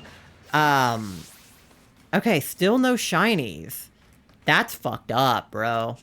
Truly. That's fucked. But all of this is to say that after she got over that, she actually realized that she would much prefer me being myself and being happy that I'm happy being this way. And I actually started spending a lot more time with my mom after I came out as trans, because I think, like, the things that I didn't want to do as a girl were different than the things I was willing to do after I had come out as non-binary. So I think having a child more secure in themselves was better than just having a daughter. Like, I don't think it really mattered to her at the end of the day. But I know I missed some chats because I was yapping. My parents were the same. They were supportive, but they didn't really get it. I'm afraid because my stepdad has said transphobic things in the past, so I'm not sure I feel ready to come out to my mom. Yeah. And sometimes they say stuff that's transphobic without even meaning it, you know? They don't even know that they're being transphobic. And then sometimes they are being transphobic, and it's hard to tell. Because, like, my mom has definitely said things that are transphobic, but she's not transphobic at all, but she just didn't realize that what she was saying was wrong and that she shouldn't have been saying it, so I kind of had to educate her after I came out. And also the parents from my youth group also helped educate her, which was nice. Mine are working on it. 2 of my siblings are gay and pan. I still haven't fully said that I'm gender fluid and non-binary because they don't believe it or understand. They don't live anywhere near me, though, so I don't have to worry about anything until December when I go back to visit them in December. Gotcha. Yeah, for, like, Christmas time or holidays. It can definitely be a difficult thing to maneuver, especially when you're an adult, because it's like I feel like as a kid you feel like it's like if your parents are transphobic and you're a kid, it's like okay, I just can't come out, like I just can't do anything because if my parents find out, like I, who knows if they would kick me out or like, that kind of thing. But as an adult, especially as an adult who lives on your own, it's like you could be out everywhere else in your life, like in every aspect of your life. You could have a partner, you could have friends that know, and the only people that don't know are your parents, and it feels like weird to like shove yourself back into the closet just to go home for like holidays. And it's like really difficult. It's almost more difficult than being like forced to be in the closet at all times when you're a kid. Like obviously that's not good either. But I feel like it sucks to be, like, out some places and then not out some places. I feel like it's more difficult to have to, like, bounce back and forth than it is to just be, like, all the way in the closet or all the way out. So I've always kept it low and never been in an environment to share it, Yeah. And especially another thing is, like, in your case, Megan, having a boyfriend can make it really easy for parents especially to be like, oh, well, you have a boyfriend, so you can't be gay. Like, why would you be queer if you had a boyfriend? Like, as if bisexuality and pansexuality and things like that don't exist. But I think it's, like, easier for parents to be homophobic when it's like, but you're dating a man, so what's the point, right? Like, why would it matter? Mood. My mom thought I was a butch lesbian. My mom asked me if I was gay in the 2nd grade, and I think about it all the time, because I didn't know that, like, okay, this is going to be hard to explain. You're going to have to stay with me here. So,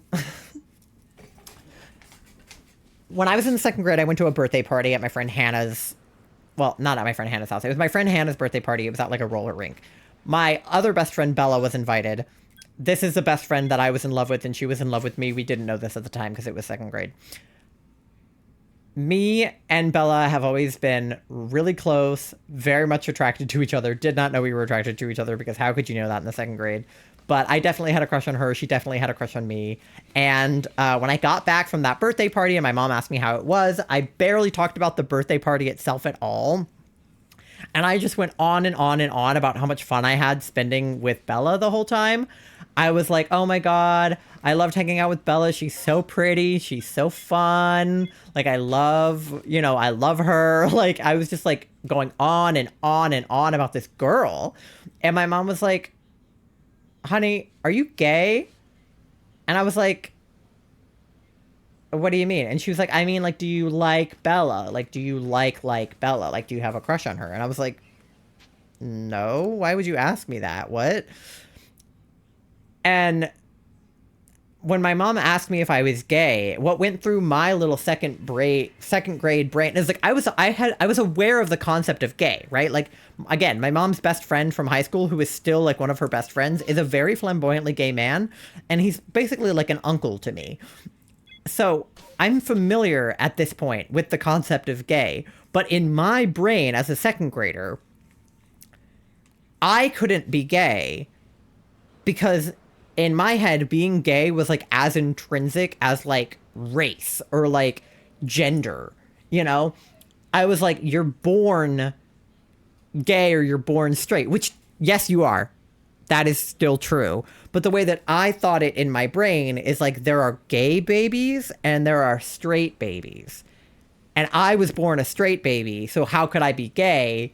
If I was gay, wouldn't we know that already? Like, if I was gay, wouldn't you know, as my mom, wouldn't you know that I was gay? Like, I thought it was like something that was like obvious about yourself. Like, I thought it was something that just like came with you. You didn't have to figure it out. I didn't think it was something you had to figure out about yourself.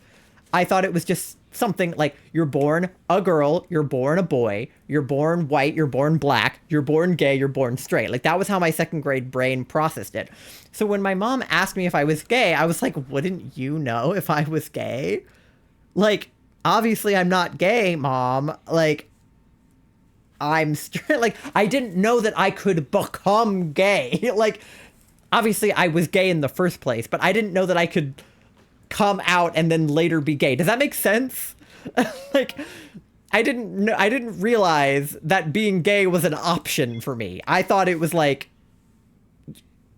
I was straight and I had no choice.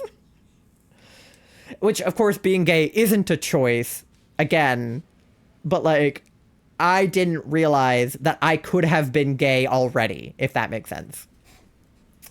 So my mom knew I was gay before I did, basically. Okay, where did I leave off in chat? Hold on. My mom thought I was a bitch lesbian. But actually my sis is a femme lesbian and I'm agender and my bro is bi. Yeah. The part that took me a long time to figure out is that I never really expressed a desire for things that typically associated with femininity, but it was more that I've come to realize that I've never felt particularly masculine. Yes. I didn't super mind all kinds of femininity, but I definitely did not like a lot of forms of it. When I was in school, I wouldn't wear dresses, I wouldn't wear skirts, I would not wear tights. Like, some of that was for autistic sensory reasons, like the tights, but a lot of it was because I didn't like being seen as feminine. I liked pants. I liked boy sports and boy toys and things like that. But it wasn't because I hated femininity. It was just because, like, I didn't like being boxed into one thing. I didn't want to only be a girl. I didn't want to only be able to wear dresses. I wanted to be able to wear pants and also dresses, you know? But it was like every Sunday I had to wear a dress to church, and I didn't want to do that. You know what I mean? So it wasn't because I felt particularly attached to masculinity. I didn't want to be a boy, but I wanted the choice, and I felt like I didn't have a choice, which is also an autistic thing, is to want to have autonomy. But I just felt really boxed into one thing, and I didn't like that. My mom thought I was a lesbian for a while in school. I feel like all of our moms had to have thought we were gay at some point, right? Now that I've come to a realization, though, I feel more free to explore things like, yeah, the Sylveon dress. Exactly. I kind of had the same but reverse experience where I didn't feel comfortable expressing femininity again after coming out as trans until I had transitioned to a certain point. Even though I, like, enjoyed feminine things, I felt like I was not allowed to enjoy them because I was transitioning. So I had to cut all my hair off and I had to start acting masculine. And in school, I was like, the only way that I'm going to pass as non-binary and convince other people that I'm non-binary is if I dress completely masculine, wear a binder, like, cut my hair off, only talk about boy things, only do boy things, right? But after I had top surgery and after I had been on testosterone for years, I was like, I feel comfortable enough now that if I wear a skirt, it's not because I'm a girl and I'm wearing a skirt like a girl. I wanted to wear a skirt the way that a boy wears a skirt. You know what I mean? Like, if a cis boy put on a skirt, everybody would just call him a femboy, right? Like, that's just a femboy. And I'm not saying I want to be a femboy, necessarily. But, like, tomboy was the term, right? When you're a girl growing up, but you like boy things, you like wearing pants, you like playing sports. Like, that's a tomboy. And I really liked the label of tomboy when I was growing up because I felt like it explained my experience of being a girl but wanting to do boy things. And I feel like a femboy also describes my experience of being a boy but wanting to do girl things. But the truth of the matter is just that I'm non-binary, so I'm neither boy nor girl, but I want to be able to enjoy both boy and girl things. My bi mom married a man, real, exactly. But your mom is, she's queer. She'd be looking at women. She'd also be looking at little, like, twink K-pop boys, but, you know, whatever. Yes, due to me too. I thought we were just like that as a kid. Yeah. That you were just, like, born one way or another and you would know that at birth. There was a place in my town that literally was the best birthday spot. You could dress up in costumes and play around with props and stuff, and all the girls wore the princess dresses. I always wore a knight costume or a pirate. And that's just what I did at, like, 8 years old. I couldn't explain why I chose to be the only mask-dressing girl at the birthday party. Yeah, for Halloween, I very rarely chose a traditionally feminine outfit to wear. Like, one Halloween, I went as a witch, but, like, not like a sexy witch, just, like a hat and a cloak, you know? I could have equally been a wizard. They just call you a witch because you're a girl.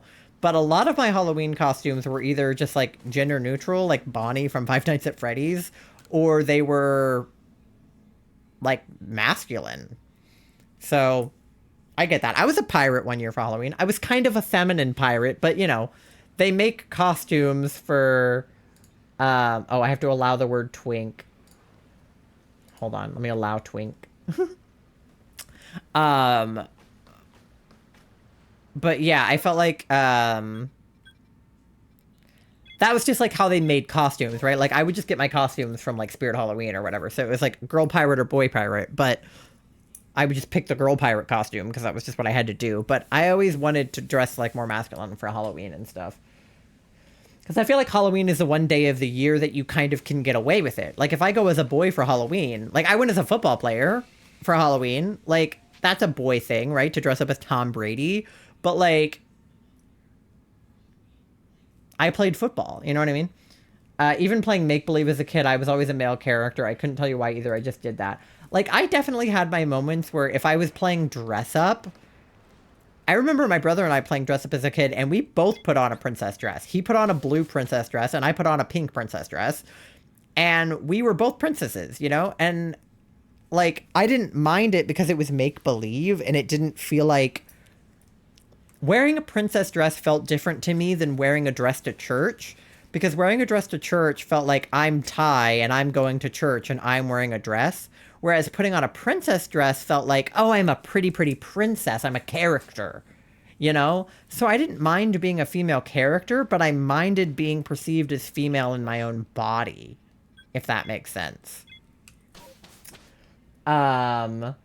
Love dressing up as more masculine or ungendered things. Yeah, we love twink K-pop men.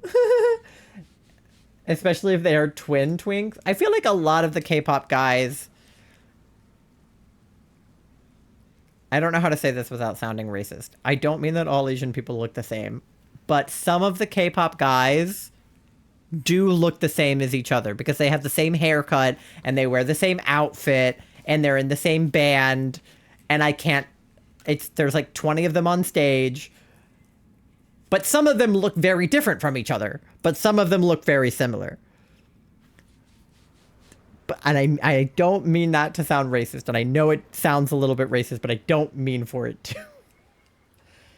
My costumes were all over the place. Ariel, the tiger from Jungle Book, the Grim Reaper, girly zombie. Yeah, I usually went as animals. That's fair. I feel like animals are a good gender-neutral choice, you know? Dress up as a zebra, like, who's gonna tell? I went as an Enderman one year for Halloween. I did do Triss from Divergent, not for Halloween, but for a birthday party. I've done Katniss from the Hunger Games. Another example, I was in a not really Girl Scout club at my school and we did a play. All the girls were princesses or fairies. Want to know what I wanted to be? Oh boy. Also, I love the Girl Scout to trans pipeline. I know so many trans people that were Girl Scouts when they were young. One of my best friends, Kai, is non-binary and they were a Girl Scout and Charlie was a Girl Scout. A skunk? That's crazy. I was a leopard, cat. Yeah, that sounds like... All right, sadly, I've been awake since 5:45 a.m. and I've had a busy day, so it's time to say good night. Good night, Ty. Thank you for popping in. Definitely get some rest. Somebody tuck Ty in. I did Girl Scouts age 5 to 18. Exactly. My role in the play was to spray them with Febreze. That's so funny. Yeah, I was the goose in Charlotte's Web in elementary school. I did the play. Only because I was one of the only people, if not the only person who auditioned that could do the goose's lines. Because the goose always talked in double letters. So, and like spelled a lot. And I won the spelling bee in first grade. Fun fact about me. When I was the goose, the line that nobody could get right was TEERRRIIIFIIC, because she spells terrific, but like doubles the letters. So TWERRRIFFCC. Nobody else could do it. But I could, because I'm good at spelling. Or at least I was back then. I still can't spell restaurant very well, or necessary, but it's fine. I'll have to find the photo and post it sometime. It's iconic as fuck. I believe you. Tism. Yeah. Listen, I didn't, like, enter a spelling bee of my own volition. My class was all more or less required to participate in said spelling bee. It was like a school-wide thing. So I didn't really have a choice. But I did win. Your comp. The boy that I beat in the spelling bee, the word that he got out on, which I hope haunts him forever, is the word believe. B-E-L-I-E-V-E. He spelled it B-E-L-I-V-E. And to be honest, I did not know how to spell believe either, but it was his word, not mine. So he misspelled believe, and the word that I got, I spelled right. So I got lucky because I did not know how to spell believe. I also would have not spelt it with the second E. Yo, you fucked up on vegetable. Yeah, veg-e table. Yeah. I'm actually usually pretty good at spelling. I am too. I think having a phone for a long time that auto-corrects me has made it so that I have just sort of forgotten how to spell things I used to know how to spell, like restaurant and necessary. Like, I can spell those things if I really sit down and think about it. But I will misspell restaurant into my phone every single time and just let it get corrected because I'm too lazy to sit down and think about how I'm actually supposed to spell it. I said it so confidently, too. I always say veggie table in my head. I do, too. I still say Wednesday in my head to spell Wednesday. Because why is it spelled like that? It should be Wednesday. W-E-N-D. Wins. Why is it Wednesday? Wednesday. Oh, fry end for friend. Yeah, the I there is kind of weird. I still do the I before E except after C thing in my head. If I'm trying to spell words like receive, I'm like R-E-C-E-I-V-E. Receive.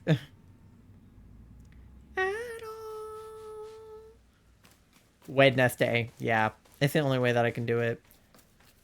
Like, and it's not even that I will misspell Wednesday at this point, because I would never at this age misspell the word Wednesday. But when I'm typing it, I still in my head will go Wednesday, even though I don't need that to be able to spell it. I had to do it for so long that I can't not do it now. Like, at this point, it's just habit, even though I can spell Wednesday without doing that. Robin would misspell it. Yeah. STEM people gotta be bad at something.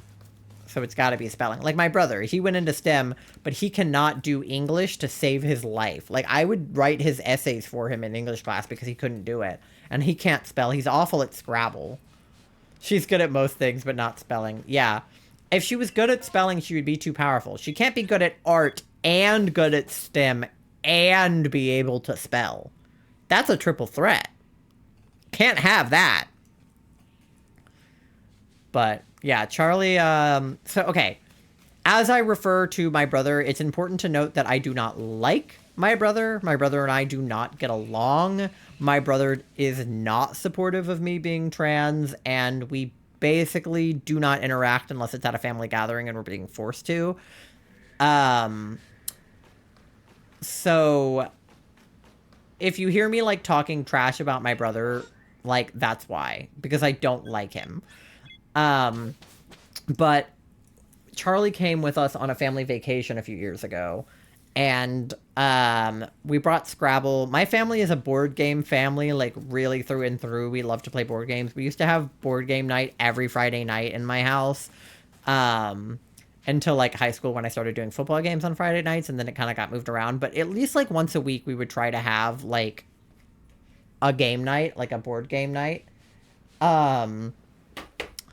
So, you know, we had Sorry, we had Scrabble, we had Mousetrap. We had Clue. Like, all of those games.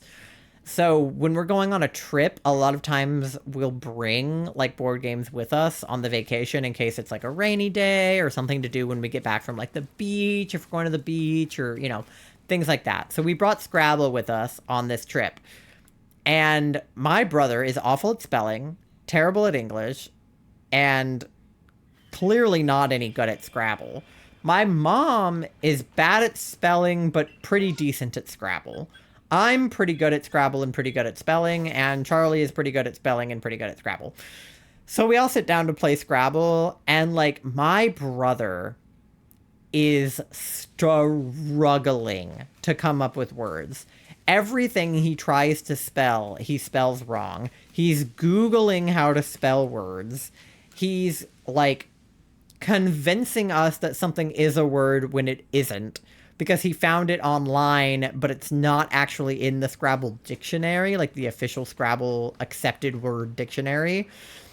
And we're like, you can't just put down whatever you feel like putting down. Like, you can't, this is not how Scrabble works. So, Scrabble with him was so funny and ridiculous, and also he's a fucking cheater. Yeah. Because you're not supposed to look up words on your phone. But my brother is so incredibly stupid that he literally could not think of a word with the letters that he had to save his life. Which is why he's in STEM and works for the military now. Not the military, but like the government. My brother is getting like a government clearance. And he is so fucking stupid he probably can't spell government clearance. It was also really funny. When my brother was filling out the paperwork to get his government clearance, he texted me and he was like, hey, I have to put down information about my family members. They might contact you. You know, so I have to put down like email, phone number, whatever for you. And I was like, yeah. And he was like, so what, like, you changed your name, so, like, what do you want me to put down? And I'm like, I don't know, what does it ask? And he was like, well, if I put in that you have a former name, it asks me to put in a reason that you changed it. And I was like, okay, so put my dead name, and then, like, put that the reason that I changed it was for my gender transition. And he was like, okay. And for relationship, the only options are brother and sister, so what should I put? And I'm like, okay, like, just put sister, that's fine. Like, it still says F on my birth certificate because I haven't changed it yet. So I was like, just put F, that's fine.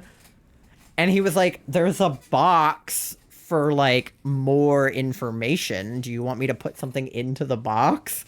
And I was like, yeah, can you put that I'm non-binary and that I use they, them pronouns? And he was like, yeah.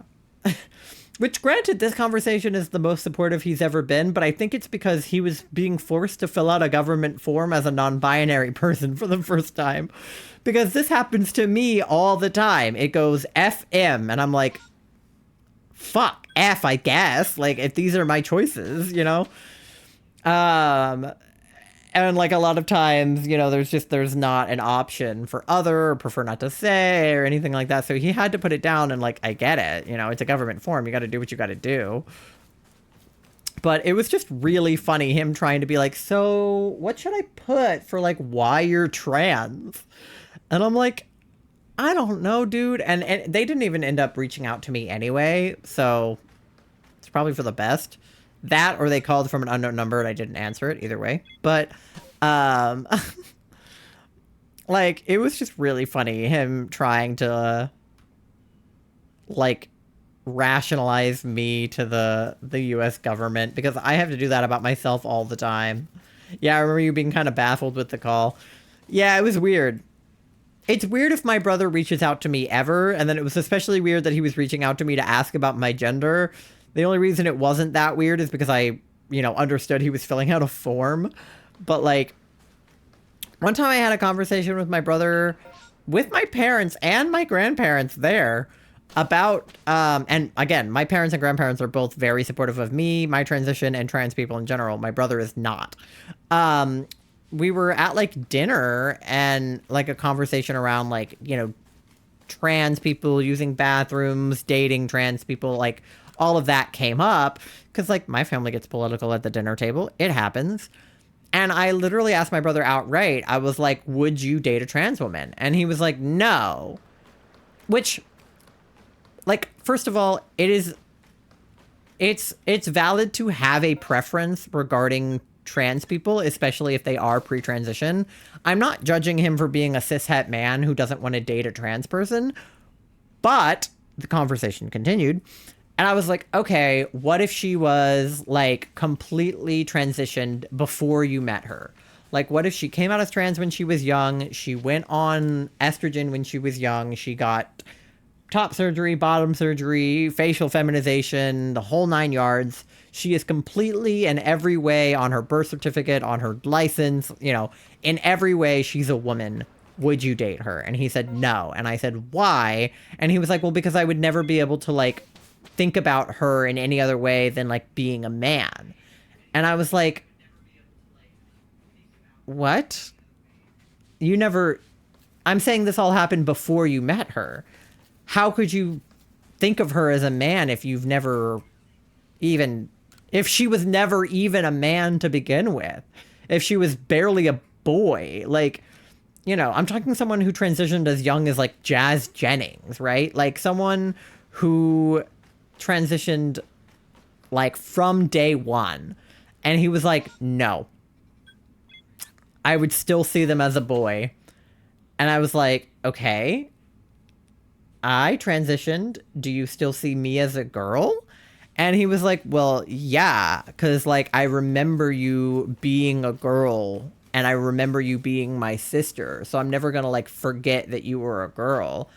And I'm like, okay, I'm not asking you to forget. I'm just asking you to adjust, perhaps. And also, that argument doesn't even make any sense for him saying he wouldn't date a trans woman who had already transitioned before meeting him, because at most he would just have to see pictures of her when she was little. And like, it's kind of hard to tell what gender babies are anyway. And this conversation was years ago, but that was kind of like the final straw for me. Because also at this point, like my brother had never referred to me by my name. He had never referred to me by my pronouns. He still called me his sister. He still called me my dead name. Like my brother was very much not accepting of my transition, very clearly to me. He had voted Republican in the previous election.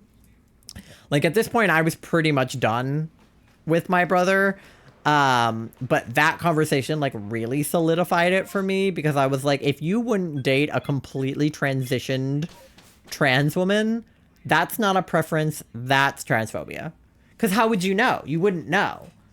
What if you went on a date with her and she didn't tell you? And then he was all, well, she should tell me. And it's like, yeah, maybe she should, maybe she shouldn't. But like, how would you know? You have my brother now? Yeah, your brother seems less transphobic, so that's good. I think Mandy tried to eat potato peel off my plate from dinner. Oh my god. Mandy will eat literally anything off of a plate if you leave it. Like, she's crazy. He's not transphobic. Yup. Yeah, Yeah, granted, like, I've only ever met him post being, mostly transitioned, but I don't think that he would, ever refer to me in the past tense as female. I came back in here and there was a potato peel piece on the bed. Mandy, that sucks. Yeah. It's weird because it's like, it's one of those things that when I think about it, it doesn't really bother me. Like, that me and my brother just don't get along. I'm like, hey, lots of, Eevee outbreak. I'm like, hey, lots of people, like, don't get along with their siblings. It's not that big of a deal. My brother and I were never really close. I mean, like, when we were really little, we were close. But, like, middle school on, like, my brother was pretty much just a bully to me. Like, he never really was nice to me in my, like, teenage years. So, I was like, I don't think I... Hi. Hi. You have my brother now. Yeah. And my sister. Yeah. But I was like, I don't think it really, like, oh, there's Snowrun. I was like, I don't think it really, like, bothers me that my brother and I don't get along. I mean, I wouldn't see him anyway. Like, even if we did get along, we don't live in the same place. We're grown up. We're out of the house. It doesn't really matter. But then every once in a while, I think about it and I get so angry. Like, I get so mad that, like, my own sibling couldn't bother to support me in such a simple way. So then I just have to, like, not think about it like that because it pisses me off so bad. Like, when I talked about it in therapy, my therapist was like, I mean, like, does it bother you that you and your brother aren't close? And I was like, no, because we were never close. Like, why would it matter? But then, like, I see other people who have brothers that care about them and treat them well, like Charlie. Like how my sister acted when I came out to non-binary to my mom, and my mom kind of didn't act the best initially. Yeah. And she kind of stood up and told my mom what I needed. Yeah. Or whenever I watch a piece of media where there's, like, a supportive older brother who, like, comes in and, like, protects and, like, swoops in, those make me so upset because I'm like, my brother has never been that for me, ever. Like, not even when I was little and we got Alpha Evie again. I'm like, not even when we got along would my brother ever stand up for me, ever, about anything. And so, like, it bothers me the most when I... Huh? Probably sucks seeing the most. Probably one of the things that sucks the most is honestly seeing my brother respond to my grandparents. Yeah, seeing your brother support you, like, I mean, obviously, I'm happy for you that that is the case, that your brother is supportive of you. Like, that's great and all. But it's definitely, like, you know, it definitely makes you a little sad for sure. Just know he'll protect you too. I know. Like, I don't really care all that much, but if I think about it for too long, I will get angry. Yeah, that's understandable. Where did the alpha go? There it is. Big boy. Yeah, one set of my grandparents is supportive and the other is not. And then extended family gets messy. Ow. Some is fine, some is definitely not. Me, but for supporting parents. Yeah, if you see, like, other families with supportive parents, I feel that. Like, I feel like does Megan even... know about how my grandma reacted at graduation? I don't think My mom so. told her all. Like, I feel like it's one of those things where even for Charlie, it's like having one set of supportive grandparents and one set of unsupportive grandparents. Like, when you watch your supportive grandparents be supportive, it's like, look how easy it is for them. And you can't be like, oh, it's our age. They're the same age as you. Oh, it's where we grew up. They grew up relatively in the same place as you. My grandparents that are homophobic grew up around here. My grandparents that are not homophobic Grew up in Kentucky. Oh, fuck, I killed it. Kentucky is worse. It should be opposite. Yeah. If you're gonna use that as an excuse. Yeah, so there's literally no excuse for them to be the way that they are. Yeah, it's just really frustrating whenever I do see them. Yeah. And then I'm like... Especially if all four of your grandparents are in the same place, which weirdly about your family they are often. My grandparents, like, almost never interact. But Charlie's grandparents from opposite sides of their family will be at the same event, you know, for graduation or for pretty frequently. dinners and things like that. Like, obviously both sets of my grandparents would come to my graduation, but, like, Charlie's grandparents will just get together for dinner, you know? My grandma is supportive, but my other grandma and grandpa aren't. Yeah. So it's like, you know, any excuse your grandparents could make, Gigi and Pa could be like, I'm like, look, and? okay, look at Gigi and Pa then. Yeah, like there's That literally excuse falls no through. excuse for the way that your We grandparents don't act. see you enough. Why do you think we don't want to hang out We with would you? see you more if you didn't act this You way. didn't invalidate us every time we Yeah. saw you? It's like, you know, You're not good for my mental health, that's why I don't see you. yeah. Like, I got very, very lucky with having, like, literally 99% of my family be supportive. And anybody who wasn't, I don't even know, because the way that... The way that I ended up coming out to my extended family is my parents wrote an email and they were like, Ty is trans, they go by they, them now, they are non-binary. If you don't like this, we will block you from this email. And we will not speak to you anymore. And that was it. I told my parents, obviously both in person, and my sister. I told Robin before anyone. And then Austin. And then my parents. Yeah, so if anybody responded to that email negatively, I did not receive it. Like, I didn't get the email because my parents vetted everything before it got to me. So I got a lot of supportive emails, and that's all that I know. Like, Yeah. I assume that most of my family was supportive, but if any of them were like extended, why did I just throw wheat at them? That's not what I meant to do. Honestly, Megan, I think you would love both of sets of our parents, probably. If you Yeah. met them. But yeah, like if anybody was not supportive, I don't even know who it was. Like it would have been like a distant uncle or something, you know, like a you know, like somebody, my cousin's parents or something, you know, like something somewhere along, you know, Yeah, like second cousin, great uncle once removed, you know, weird shit like that. My mom's brother's side is kind of unclear for me. Mm-hmm. Because I'm pretty sure one of my cousins might be a little early, but Yeah. And they don't vote in the way that I would like them to. Mm-hmm. But they've never expressed any kind of homophobia. Right. So like they might be in that weird category that votes conservatively. Okay, there's the alpha. That votes conservatively but is also supportive of queers. Yeah. So like I feel kind of weird about a lot of that. Right. Like I'm not sure how to approach that. Like they know I'm non-binary and stuff because like Yeah. I told my parents and my siblings directly, and I told both sets of my grandparents directly. Mm-hmm. But then they're the ones who told other family members, and I don't really know how much my grandparents actually told people. Yeah. On the one I side, told some of my grandparents directly, I think, and then... Oop, and I think some of them just figured it out from each other. Like, grandson was actually one of the first people to notice because I had changed my name to Ty on social media, and she came over to our house one time for birthday or Christmas or whatever, and she, like, pulled me aside in the, like, front, like, foyer of our house and was like, so, Ty? And I was like, we are not ready for that rabbit hole yet. And she was like, okay. And she went inside. Aw, that's so sweet though. Because she knew what was going on, but I had not come out to anybody else yet. That's also really sweet that she respected that. She was like, got it. Got Yeah. it. Message So received. I was like, now is not the time, grandson. And she was like, okay. Talk about it later. So yeah, my grandma's really, really sweet. Oh my gosh, and grandson and Gigi need to meet somehow. Yeah. We need to get married so they can meet. Grandson is quite literally the best. And Paw Daddy was too. Okay, I don't have anything that's, like, not very effective. This does 40. If I do it, like, agile style, maybe it won't kill him. I want another alpha to evolve. Okay, I probably didn't even need to do that agile style, but oh well. Agile style again. No, it had recoil. Never mind. Oh, it's gonna hit itself with recoil again. Please don't kill yourself. Oh! Don't kill yourself, you're so sexy.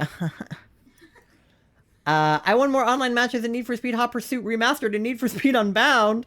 And I just stopped by to say hi. Hi, Nando. We're trying to catch an Alpha Eevee right now. Maybe the Alpha Umbreon will help. Big Umbreon. Big Umbreon! Alright, let's put this bitch in a ball. The idea of alpha Pokemon in this game is wild. They're so large. Good night, Nando. Thanks for stopping by. I appreciate you. They're bigger than Jumbo. Yeah! Yeah, they're bigger than Jumbo, yeah. Good night, Nando. Let's fucking go! Alpha Eevee! If no shinies, we sure have gotten lots of alphas tonight, so I'll take that. It's so funny when Gigi accidentally misgenders me. And she goes, oh! And she goes, oh! oh. Yeah. I correct her and she's like, ah! What alpha should I evolve it into now? Oh, wait, I didn't even finish checking the outbreak for shinies. I was just like, okay, alpha, we can leave. Yeah. Alright, let's see. Let me chase this guy off. He's like up on the wall. Get out! What are you doing up there? Go away! Reported Pokemon are gone. Okay, it was just that one guy. Alright. Because now I have an Alpha Umbreon and an Alpha Flareon, so, like, who else should I make? Alpha. I'm gonna go. Okay. Who else is beefy? Thank you for the lurk, Nando. Thanks. Yeah.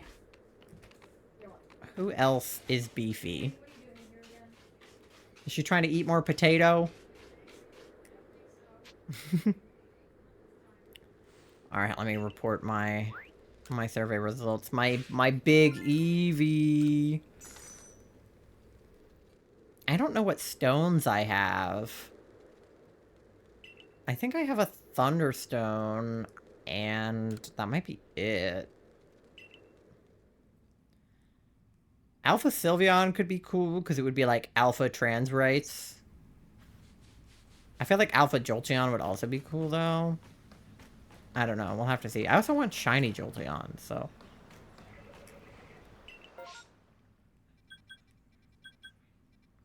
It is Pride Month. That's true.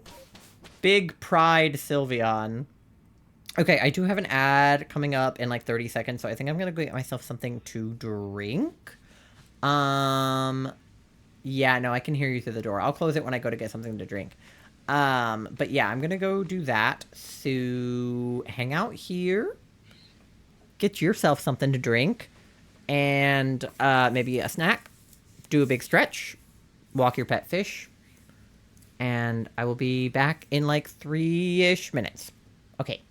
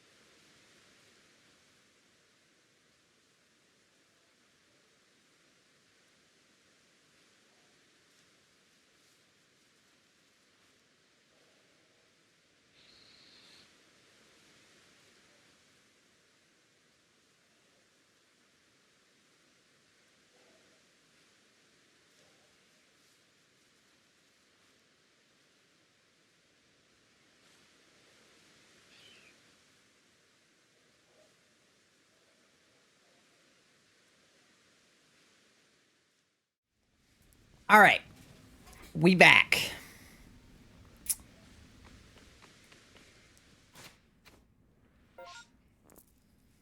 All right.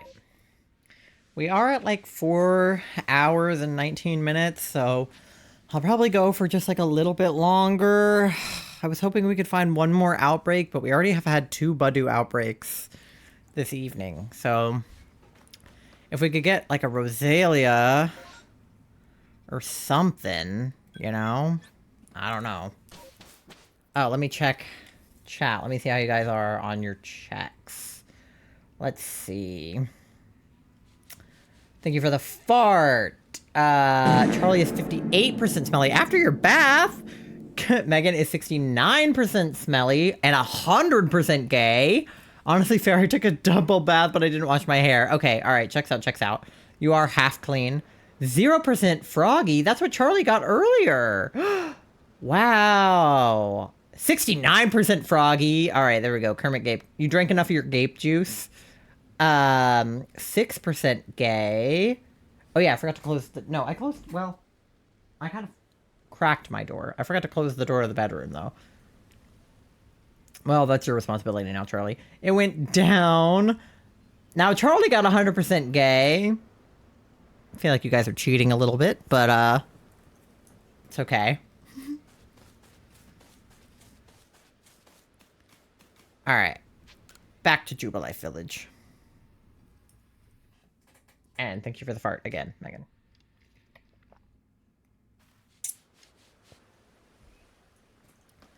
Okay.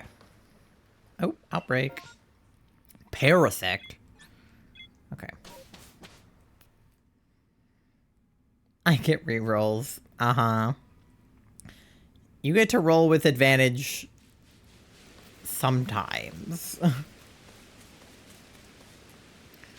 Alright.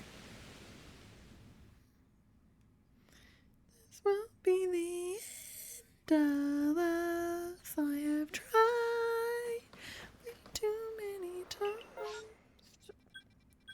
I have loved so much it hurts me, dear. The Kermit Gape. I love watching Kermit Gape fall across my screen. That's really good. Your cat is sleeping so cute right now. Send a picture. There's a pets channel in my Discord, and you also have my phone number. I want to see the sleepy one. Mandy's laying with you. Yeah, Mandy hasn't made a stream appearance today. Every time I think that this is going to be Rosalia and it's Carnivine. I love kitties. I applied to do like a pet sitting job. And so I'm hoping I can just watch cats for money. 'Cause that sounds good.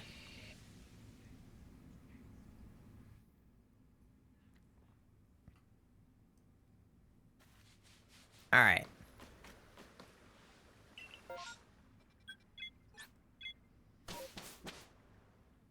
Oh my god, did you guys did you guys see that that Taylor Swift brought Travis Kelce on stage for her performance of I Can Do It With a Broken Heart, and he was in like one of the suits that the backup dancers are wearing, and he did like a whole ass performance with her?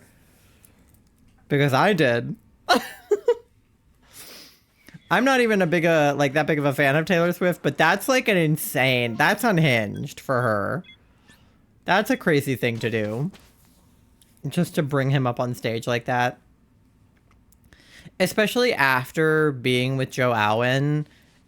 Like, I feel like every other boyfriend that she has is either, like, relatively public about her or relatively private about her. Like, Joe Alwyn was very private about her. Like, when they went out in public together, they would wear, like, sunglasses and hats and, like, really have to, like, cover up. And Travis Kelce will just, like, pick her up in the air. And then Maddie Healy, I think, is, like, this weird in-between thing where, like, he and her would do things at their shows. They would, like, you know, mouth I love you to each other on stage and stuff like that. So it was, like, kind of public, kind of not, you know? But, like, I really feel like Travis is like the most public boyfriend she's ever had. So that's kind of crazy. Like, I mean, it's good. Like, it's good that they're comfortable enough to do that, but it's crazy.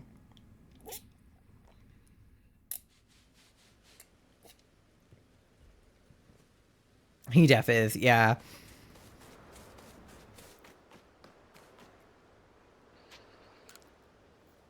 Like, I feel like with most of her other boyfriends, the most that we would see them together was like paparazzi pictures, or if they like sat together at like a Grammys or something. But like Travis, it's like she made a TikTok with him in it, you know? Like she brings him up on stage. She just like does not give a fuck. I don't care about Taylor, but I have seen the clip of him on stage. Yeah. I really only care about Taylor Swift in like an adjacent way to the fact that Charlie really likes her. I didn't really listen to any of her music since I was a kid. Like I listened to like Fearless when that was out because like Love Story was one of the most popular songs on the radio, and the other one, she wears short skirts, I wear t-shirts, she's cheer captain, and You Belong With Me. Those two were like really popular on the radio when I was a kid, so like I listened to those.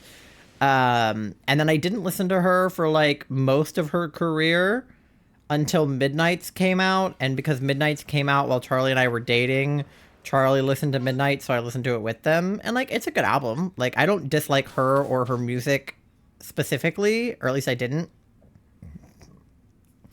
Like I wasn't like a Taylor Swift hater, you know, like I just wasn't for me. And it's still not really.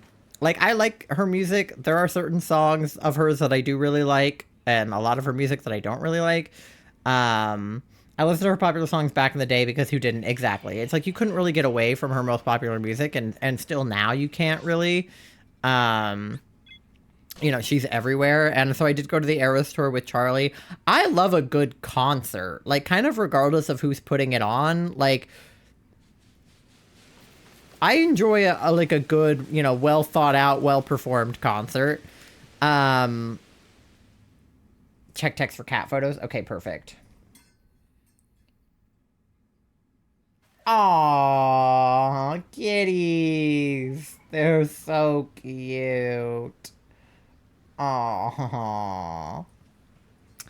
But really, like, for me, the only thing that I, like, actively dislike about Taylor Swift is, like, well, two things. One, her monetary status. The fact that she's a billionaire means that she could give some of her money away, and so she should do that. And then two, the fact that she doesn't use her platform nearly enough. She uses her platform almost exclusively for white feminist issues and pretty much nothing else. Especially with Palestine and everything going on over there right now, for her to basically not say a thing about it is really telling. Like, Dan and Phil have done now 2 live streams for Palestine, the PCRF, for both of their birthdays, and raised over like $150,000 in like a couple of hours doing a few live streams. And like the Try Guys and like Rhett and Link and so many other YouTubers and like the streamers that are part of the Operation Olive Branch have raised so much money. Ariana Grande put one thing on her Instagram story one time and raised hundreds of thousands of dollars.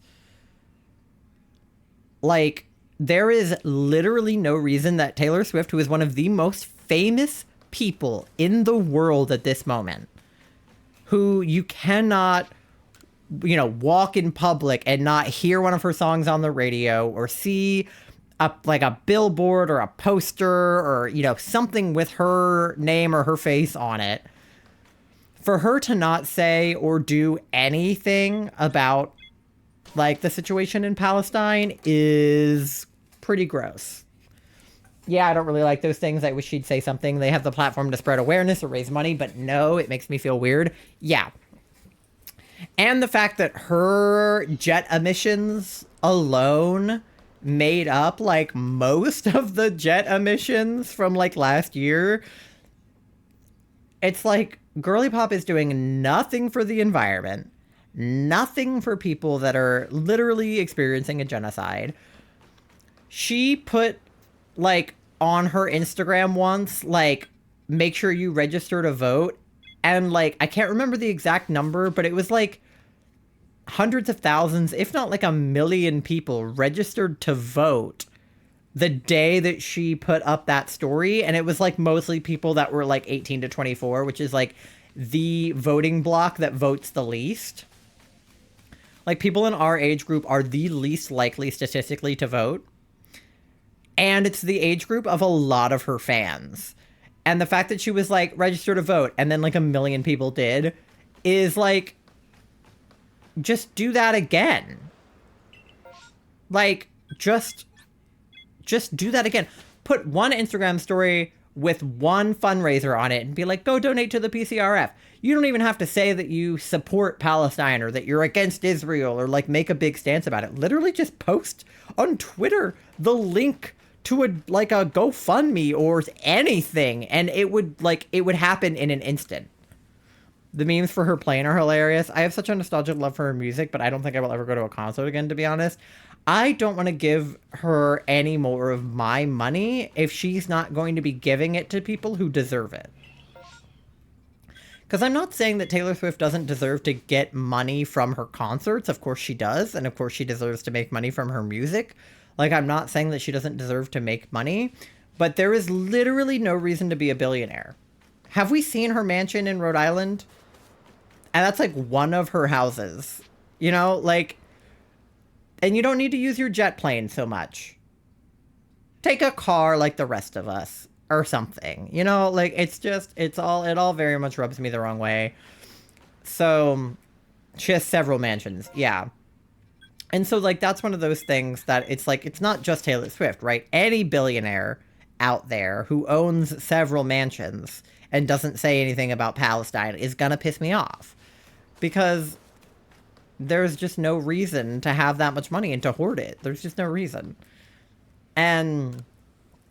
like, I am not one of those people that's just gonna, like, hate on Taylor Swift for no reason. There's a lot of people that love to hate on her for, like, misogynistic reasons and yada yada yada. Or just say that her music's not good or that, like, she's ugly or, you know, she... this, that, and the other. Like, I don't care about any of that. I don't have an opinion about any of that. I think that she's a very attractive woman, and I think that her music is pretty good. Some of it's not, some of it is. But, like, my number one concern is... her morality. Like, that's my number one thing. I will listen to music, but I probably won't buy more merchandise or concert tickets. Yeah. Not until that money starts going to people who need it more than she does, you know? You could, like, feed so many people or house so many people or, like, help people get over here from Palestine that need to escape, or not over here specifically, but just out of Palestine into Egypt or, you know, wherever. It would be so easy to do that, and she's not doing it. And that means she doesn't care. And also, like, she either is gay or bi or something queer, and she's just staying in the closet for whatever reason, or she is specifically capitalizing on the queer community, trying to make us think that she's queer with all of these Easter eggs and dyeing her hair the color of the bisexual flag and being seen in public a lot with Carly Kloss and, like, writing, you know, these, like, gay anthem songs. And it's like,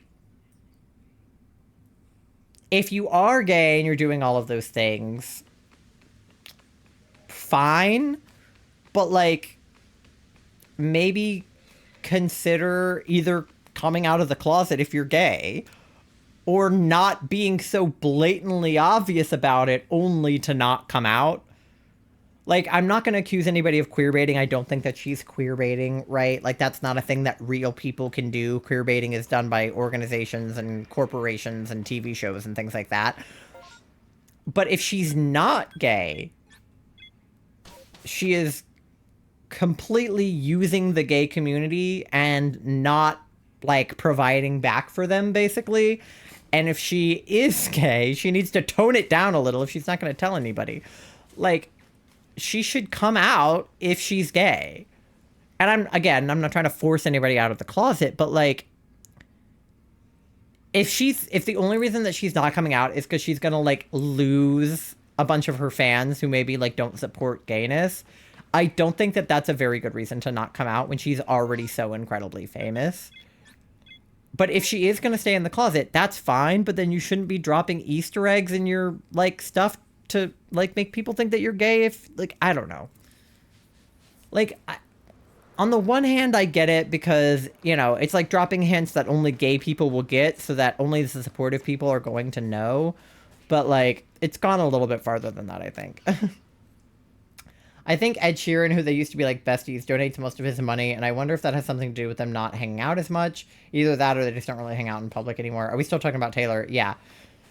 Yeah, I mean, you know, I don't know very much about Ed Sheeran. But like, yeah, if he donates most of his money, it's like, again, she could learn a thing or two from him.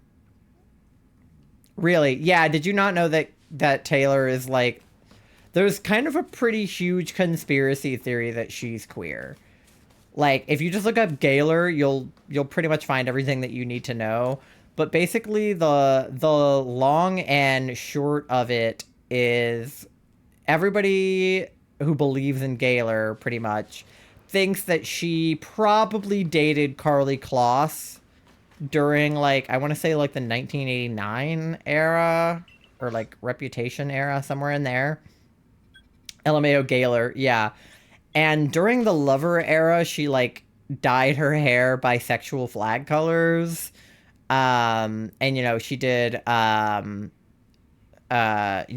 she did You Need to Calm Down, which had, like, a lot of gay people in the cast, and it has, she never made anybody less gay, so, and she just does a lot of, like, really questionably queer things in general. So a lot of people are like, oh, we think that Taylor is bi, we think that she's gay, you know, whatever, but, you know, she's obviously only been, like, publicly dating men, so, like, who's to say? So it's kind of like a whole, yeah, Queer Eye was in the video. She drops a lot of intentional or not Easter eggs that make people think that she's queer. Yeah, and I respect that it's definitely hard to come out of the closet if you're as famous as you are. But if that is the case and she's just, like, struggling to come out of the closet, I think she shouldn't be like, oh my god, there's a bug on my lens. Hey, get off my lens. If that is what's happening and she's really just, like, struggling to come out as gay, like, I get it. I understand, because it can be really hard. But if that's the case, then she shouldn't be, like, piggybacking off the queer community without also supporting the queer community. Like, you can't use us to be your fans, but then not speak up about pride and, like, donate to LGBTQ plus organizations. Like, you can't have your cake and eat it too. So if you're going to be capitalizing off of your queer fan base, like, it just feels a little bit usy. It just feels like she's using us a little bit. If she's straight, she's definitely using us. And if she's gay, it also feels like she's using us. Like, either way, it feels like I'm being used. You know what I mean? Like, that's the least of my concerns with her. The whole being a billionaire and not speaking up about Palestine is, like, more of a big deal. But I don't know which I would prefer. Like, I don't know if I would rather she be straight and using gay people or be gay and using gay people. Like, I really don't know which I prefer. They're both bad.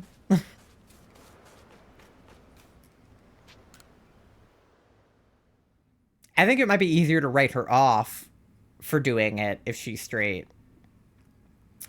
And if she's gay, it might be more like, okay, well, you know, sorry that I did that. I was just in the closet and didn't realize, you know? So, I don't know.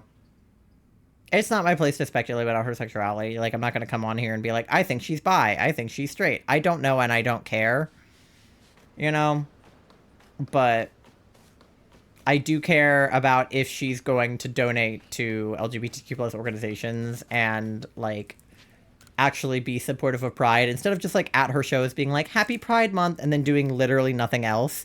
It's the same thing as, like, a fucking, you know, Target making their profile picture on Twitter rainbow, but then basically not having a Pride collection. And if they do have a Pride collection, not using, you know, gay artists to make the stuff they're selling, or not contributing to queer artists. Like, rainbow capitalism is super real in corporations, and I feel like it's just as real being Taylor Swift and going up on stage and being like, happy Pride, and then like going off stage. I remember hearing similar things about Harry Styles. Harry Styles, I feel like, is a slightly different case, because I'm pretty sure Harry Styles is queer. And he just doesn't really, like, talk about it. But, like, I mean, he's, like, wearing dresses on magazine covers. And, like, at some of his concerts, he has, like, talked about, like, men in sort of a kind of, like, gay way. Like, he seems kind of more like he's a I'll date whoever kind of guy. Like, he gives me Pan energy. I feel like he cares more about, like, the person than the gender. But I also don't know a lot about Harry Styles. I don't really listen to his music. But every time he goes viral for doing something kind of gay, it does end up on my TikTok feed. Because I definitely do follow people that are, like, gay Harry Styles fans. I'm more confident that he's queer than I am that Taylor Swift is. Like, again, I'm not here to speculate about celebrity sexualities, but if anybody is queer, it's probably Harry Styles. That wouldn't surprise me at all. Based on his recent behavior and, like, holding up gay flags on stage and stuff, like, it wouldn't surprise me if he was. But he doesn't also, like, at least as far as I know, like, he hasn't done anything to, like, capitalize off the queer community without, like, supporting them. I don't know. I don't know if he like is outspoken about Pride or not, because, like, I don't follow him or whatever. But my sister's girlfriend loves Harry Styles. Yeah, he seems like a good guy for the most part. Like, I don't know if he has spoken up about Palestine or anything. I'm not sure. If he hasn't, he should. But overall, he seems like a pretty good guy. I don't know. He and Taylor Swift used to date. I know that. There are songs about that.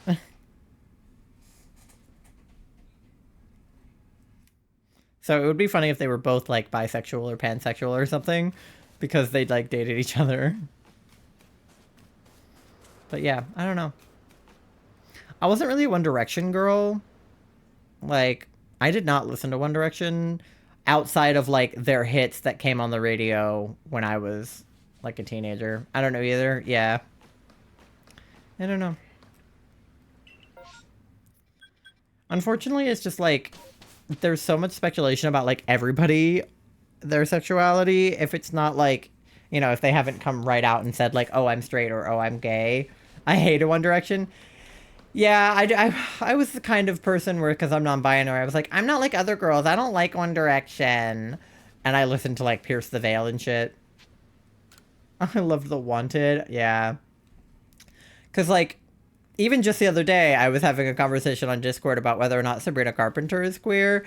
Because there was this podcaster, this, like, lesbian podcast, where they went on the podcast and they were like, Sabrina Carpenter is the straightest woman I've ever seen.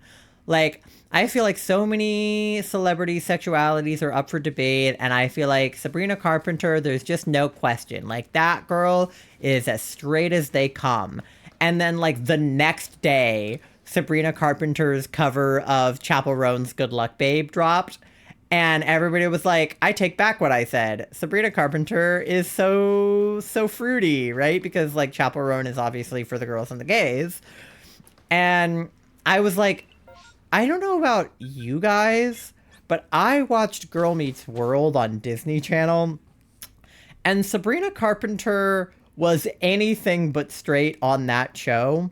Rowan Blanchard, her co-star, has come out publicly as queer, and in an interview before she came out as queer, an interviewer asked Sabrina and Rowan, like, if they were dating anybody, if there were any boys they had their eyes on, and Sabrina Carpenter is like, no, we're not really into boys.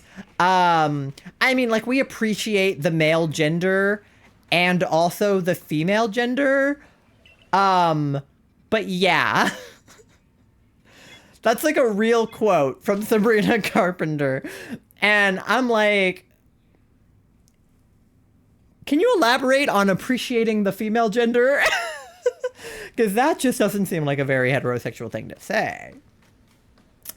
And I know that the only reason that like lesbian podcast was saying that Sabrina Carpenter is like the straightest woman alive is because her like most recent music has been like pretty straight, and she's been writing about her current boyfriend, and whenever she does her nonsense outros on tour, she always makes jokes about like guys having big dicks and shit like that. But like, you can be bisexual. Like, you can talk about dick and also like women. Like, that's possible. You can be like really, really into guys, only ever date men, be super into dick, and also be bisexual. Like, that's possible. And I'm not saying that Sabrina Carpenter is bisexual or that that is her case, but like, it just rubbed me the wrong way that they were like, oh, well, she talks about dick so much, she must be straight. And it's like, not necessarily. Like, maybe, but not necessarily. And then like when Olivia Rodrigo came out with Lacey, that song is about a girl, possibly about Sabrina Carpenter, we don't know.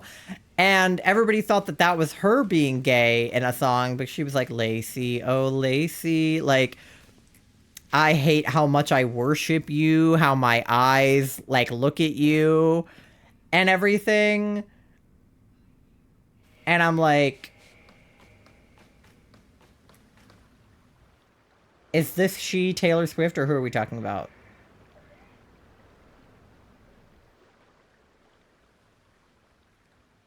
Animals, student loans, library in her hometown, cancer, other medical stuff, natural disaster relief, sexual assault survivors, bought a kid with autism a service dog, helped with COVID, helped with rent, food banks, the chief shooting victims, and a queer organization, but nothing for Gaza. Very telling. Yeah, very telling. So then everybody was speculating about Olivia Rodrigo's sexuality because she wrote one song that was like vaguely queer. So it's like, you know, I don't know. The lines have blurred, man. It's 2024. Like, people are going to be gay and they're also going to be straight. Like, I don't know. I did hear that she went to a fundraising thing with Selena Gomez, but like, how much of that do you think was Selena Gomez bringing her along? And also, just going or just donating is not the same thing as like speaking up about it. Like, she could anonymously donate money to Gaza, and that would be awesome, but like, it's still not using her platform. Like, with the whole Markiplier situation, everyone was saying, well, oh, Markiplier made an anonymous, like, $25,000 donation to, like, a Palestinian relief fund. And it's like, okay, Mark, that's awesome. Like, that's great. We love that. Why? But, like, I understand wanting to do it anonymously because he doesn't want the, like, the glory of having done it. But he should have donated the $25,000 under the table and also made a post separately being like, hey, you guys should support this. Like, he didn't have to make a post being like, I donated $25,000 because I'm a good person. All he had to do was post on Twitter and be like, hey guys, donate to this.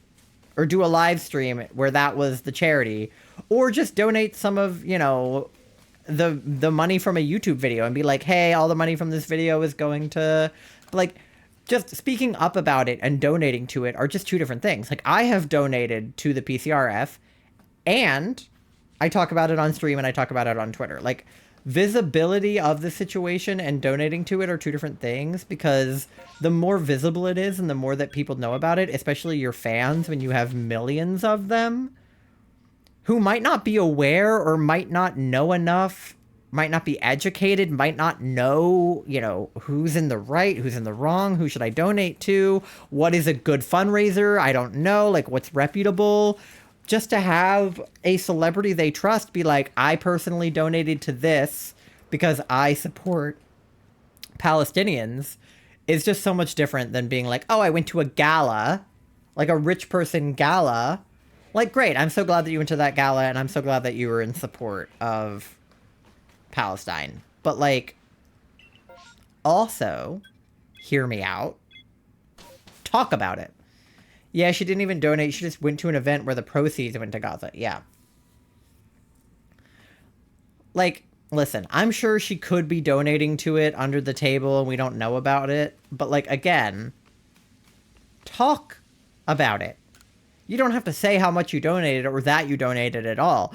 But literally just tweet a link to the PCRF. I guarantee it'll make millions of dollars. Like, because if Taylor Swift has millions of fans and they all donate $1, boom, done. Literally done. You know what I mean? It's not that hard. Like, I have a small platform and I'm still yapping about it. You know what I mean?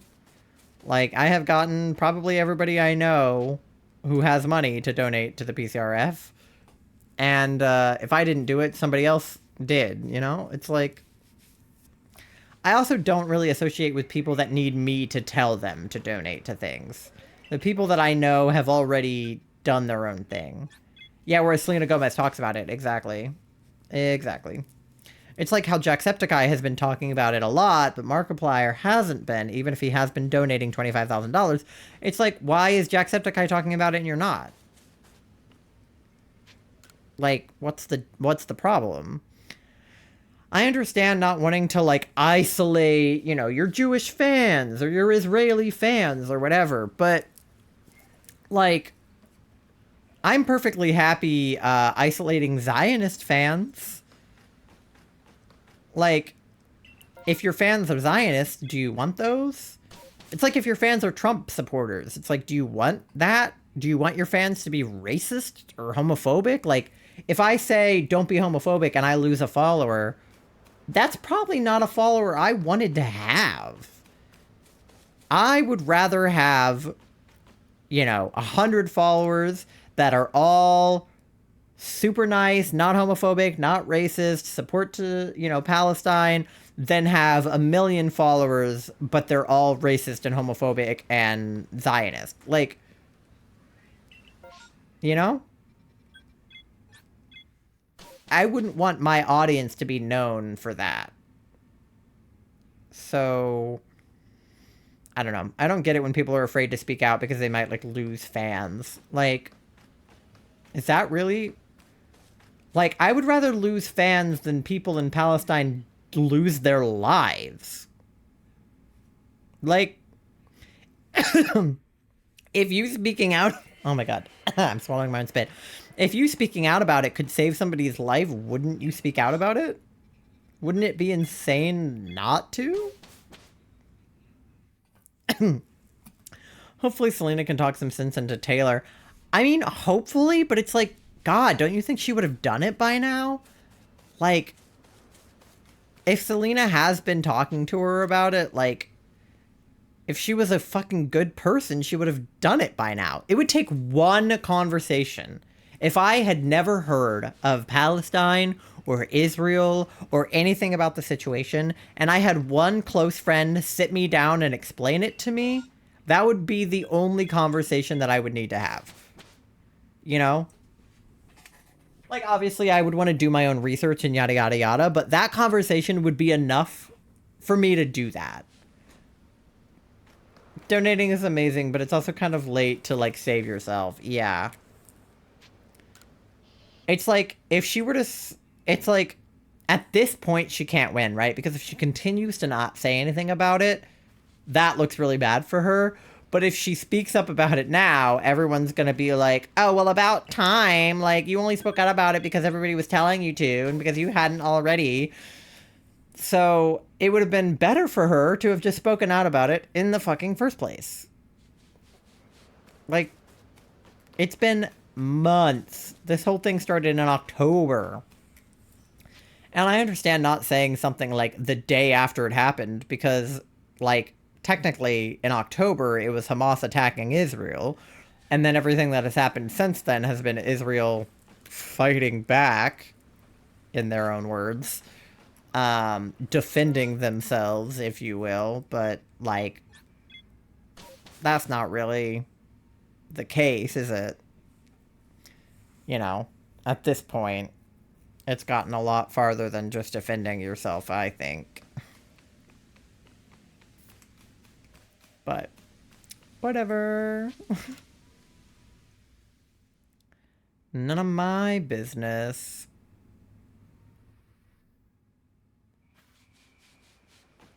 Can I please get a Budu or a Rosalia?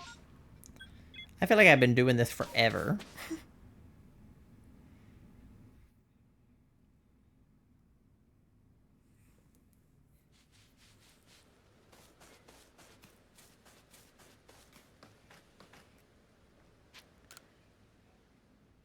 I feel like, okay, I've had 2 Budu outbreaks today, so I feel like if I could get a Rosalia, that would be good.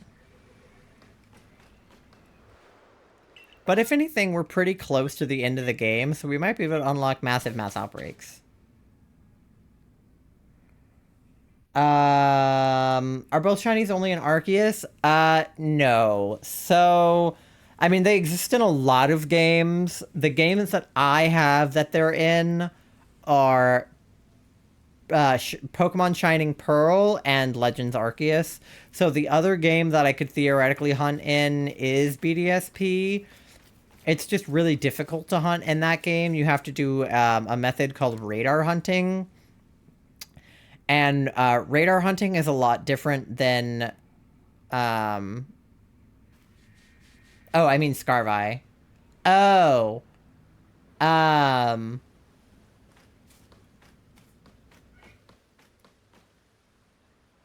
In...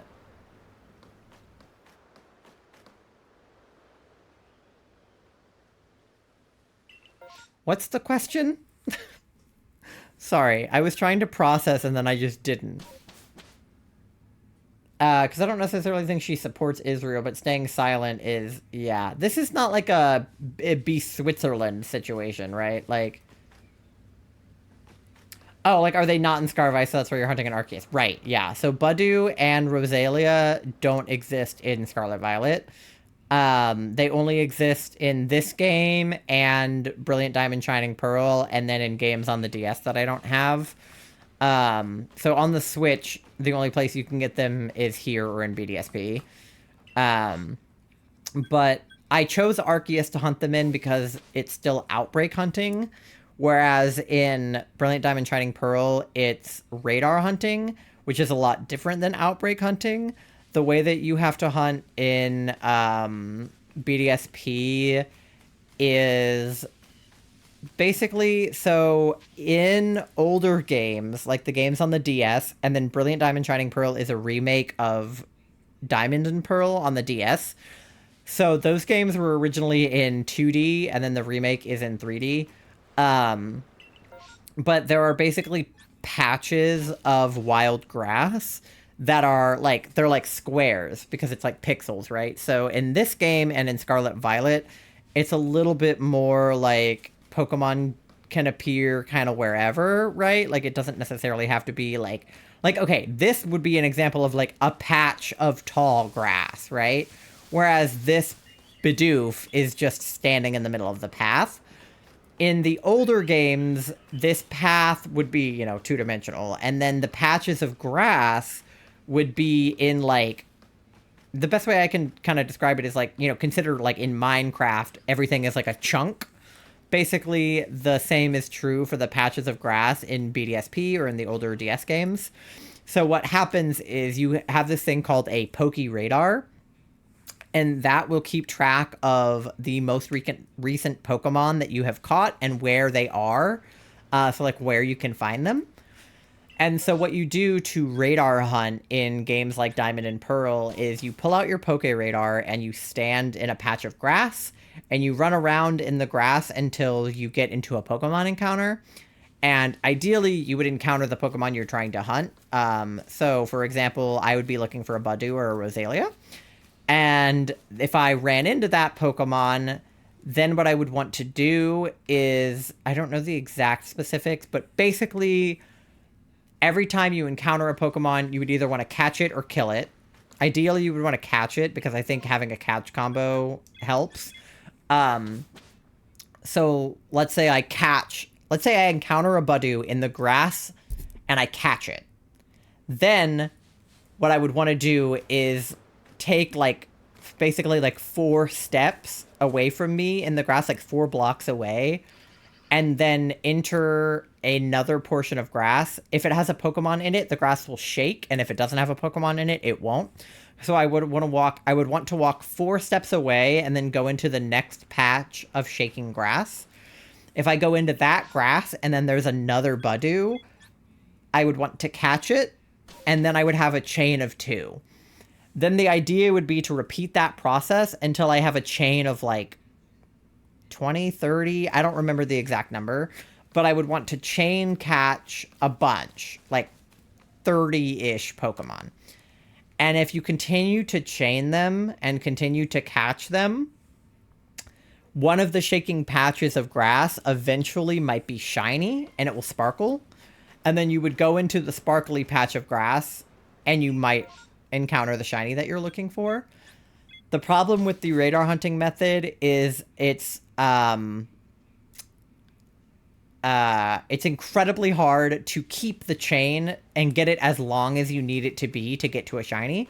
It's very easy to break the chain because if I walk 4 patches of grass away and I walk into a patch of shaking grass and it's anything other than a Budew, my chain resets. If I walk 4 patches of grass away and there's not a Pokemon at all, my chain resets. So...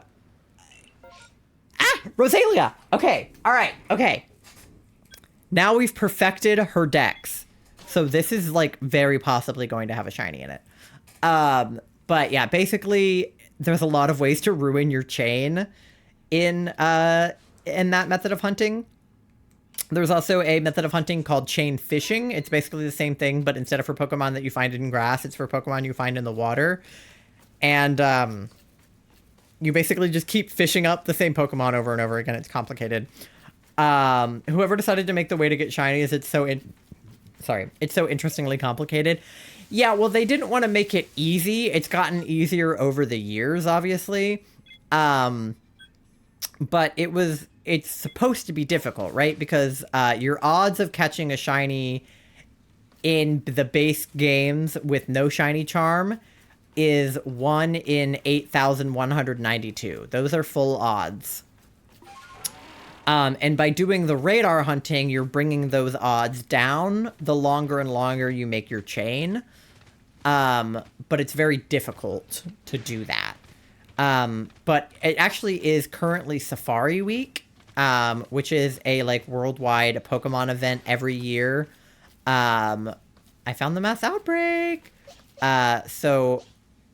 Safari Week is like a worldwide Pokemon event that happens every year where people do safari hunting specifically, which is another different type of Pokemon shiny hunting, where you go into what's called the Friend Safari, or you can go into the Great Marsh if you're playing in BDSP. And basically you look for shinies there. I don't really know how safari hunting works. I've never tried it. But a lot of Pokemon shiny hunters are currently streaming their shiny Safari Week hunts. So I know my friend Cam is currently looking for a shiny Chimecho, and it is currently her longest hunt she's ever done. I think she's like crazy over odds right now. She's definitely like over like 8,000. I believe, and suffering greatly with the longest hunt she's ever had. So I would love to try hunting in the Great Marsh for Safari Week. I could do it Thursday. I do believe that Budew shows up in the Great Marsh, or Rosalia. So if that's true, I could look for it there, but I'm just very unfamiliar with that method. When we go to Maryland in a couple of weeks and we're doing the whole DS thing, that is all going to be like radar hunting, or safari hunting, or something akin to that. It's full odds hunting. So I'm hoping that somebody there can like walk me through it step by step, because otherwise I don't know what I'll do. All right. Also, it's past midnight, and I've been streaming for 5 hours. So if there's not one in this outbreak, I'm gonna end stream because this is the 3rd outbreak of stream, and it's getting kind of ridiculous.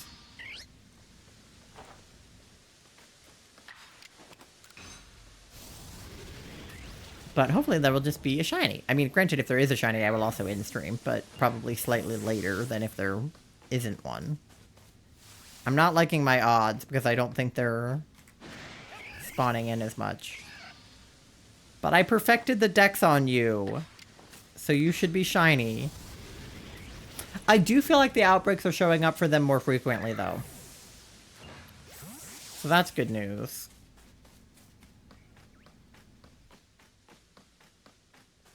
I don't know if there's a shiny in here.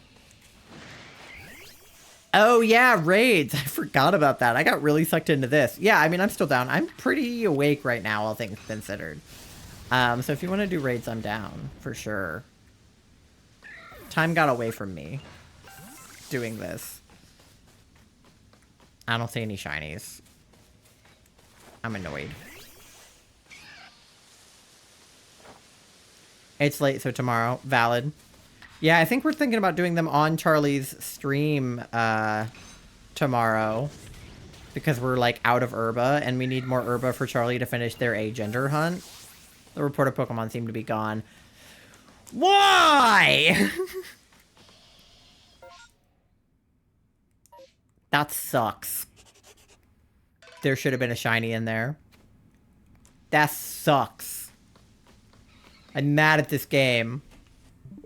Yeah, I'm down to do them tonight, though. If you guys want to do them tonight, I'm down. If you want to do them tomorrow or both, I am also down. I'm down for raids literally whenever. But I am going to end stream because we didn't get a Rosalia or a Badu, and that sucks. But we did get an Alpha Umbreon and an Alpha Eevee, and an Alpha Roserade. So I guess that's cool. And we finished our decks for Roserade, and we fought the Noble Electrode. So we got a lot done. Just not the thing that I was hoping to get done. But that's okay. Maybe next time. So let me see who is still on. Who I can perhaps raid. Still a W stream? I think so. I think so. Okay, Jacob Pomegranate is on this time. If he's actually online, we're going to raid him. He said 5-hour stream, and he's only less than 4 hours in. Okay, this is the guy that we raided into, and he was offline last time. So we're gonna get him this time. Boss fights, bunch of alphas, and fun chats. Agreed. Agreed. Okay, yeah, so this time we're gonna raid Jacob, who is actually online this time. Oopsie. Pomegranate. Pomegranate's a hard word to spell. There we go. Yes, but you can join my Discord if you want to hang out with us off stream. And you can also follow me on all of my socials if you want to know when I'm gonna go live next. You can follow me on TikTok, Twitter, YouTube, Instagram, Threads, all the things. I will be live again on Thursday at 7 o'clock Eastern Time, and Charlie will be live tomorrow at 7 o'clock Eastern Time for some raids. So I will be there, and I will also be here. But make sure to go give Jacob your love, especially since he was not online last time I tried to raid him. Make sure you send one of those raid messages to let him know that you're from me. And I will see you guys next time. Thank you, Megan, for hanging out. Nando, Ty, Charlie, everybody else who stopped by. I love you. I'll see you next time. I hope you all have a great rest of your night. Okay. Bye. Thank you for the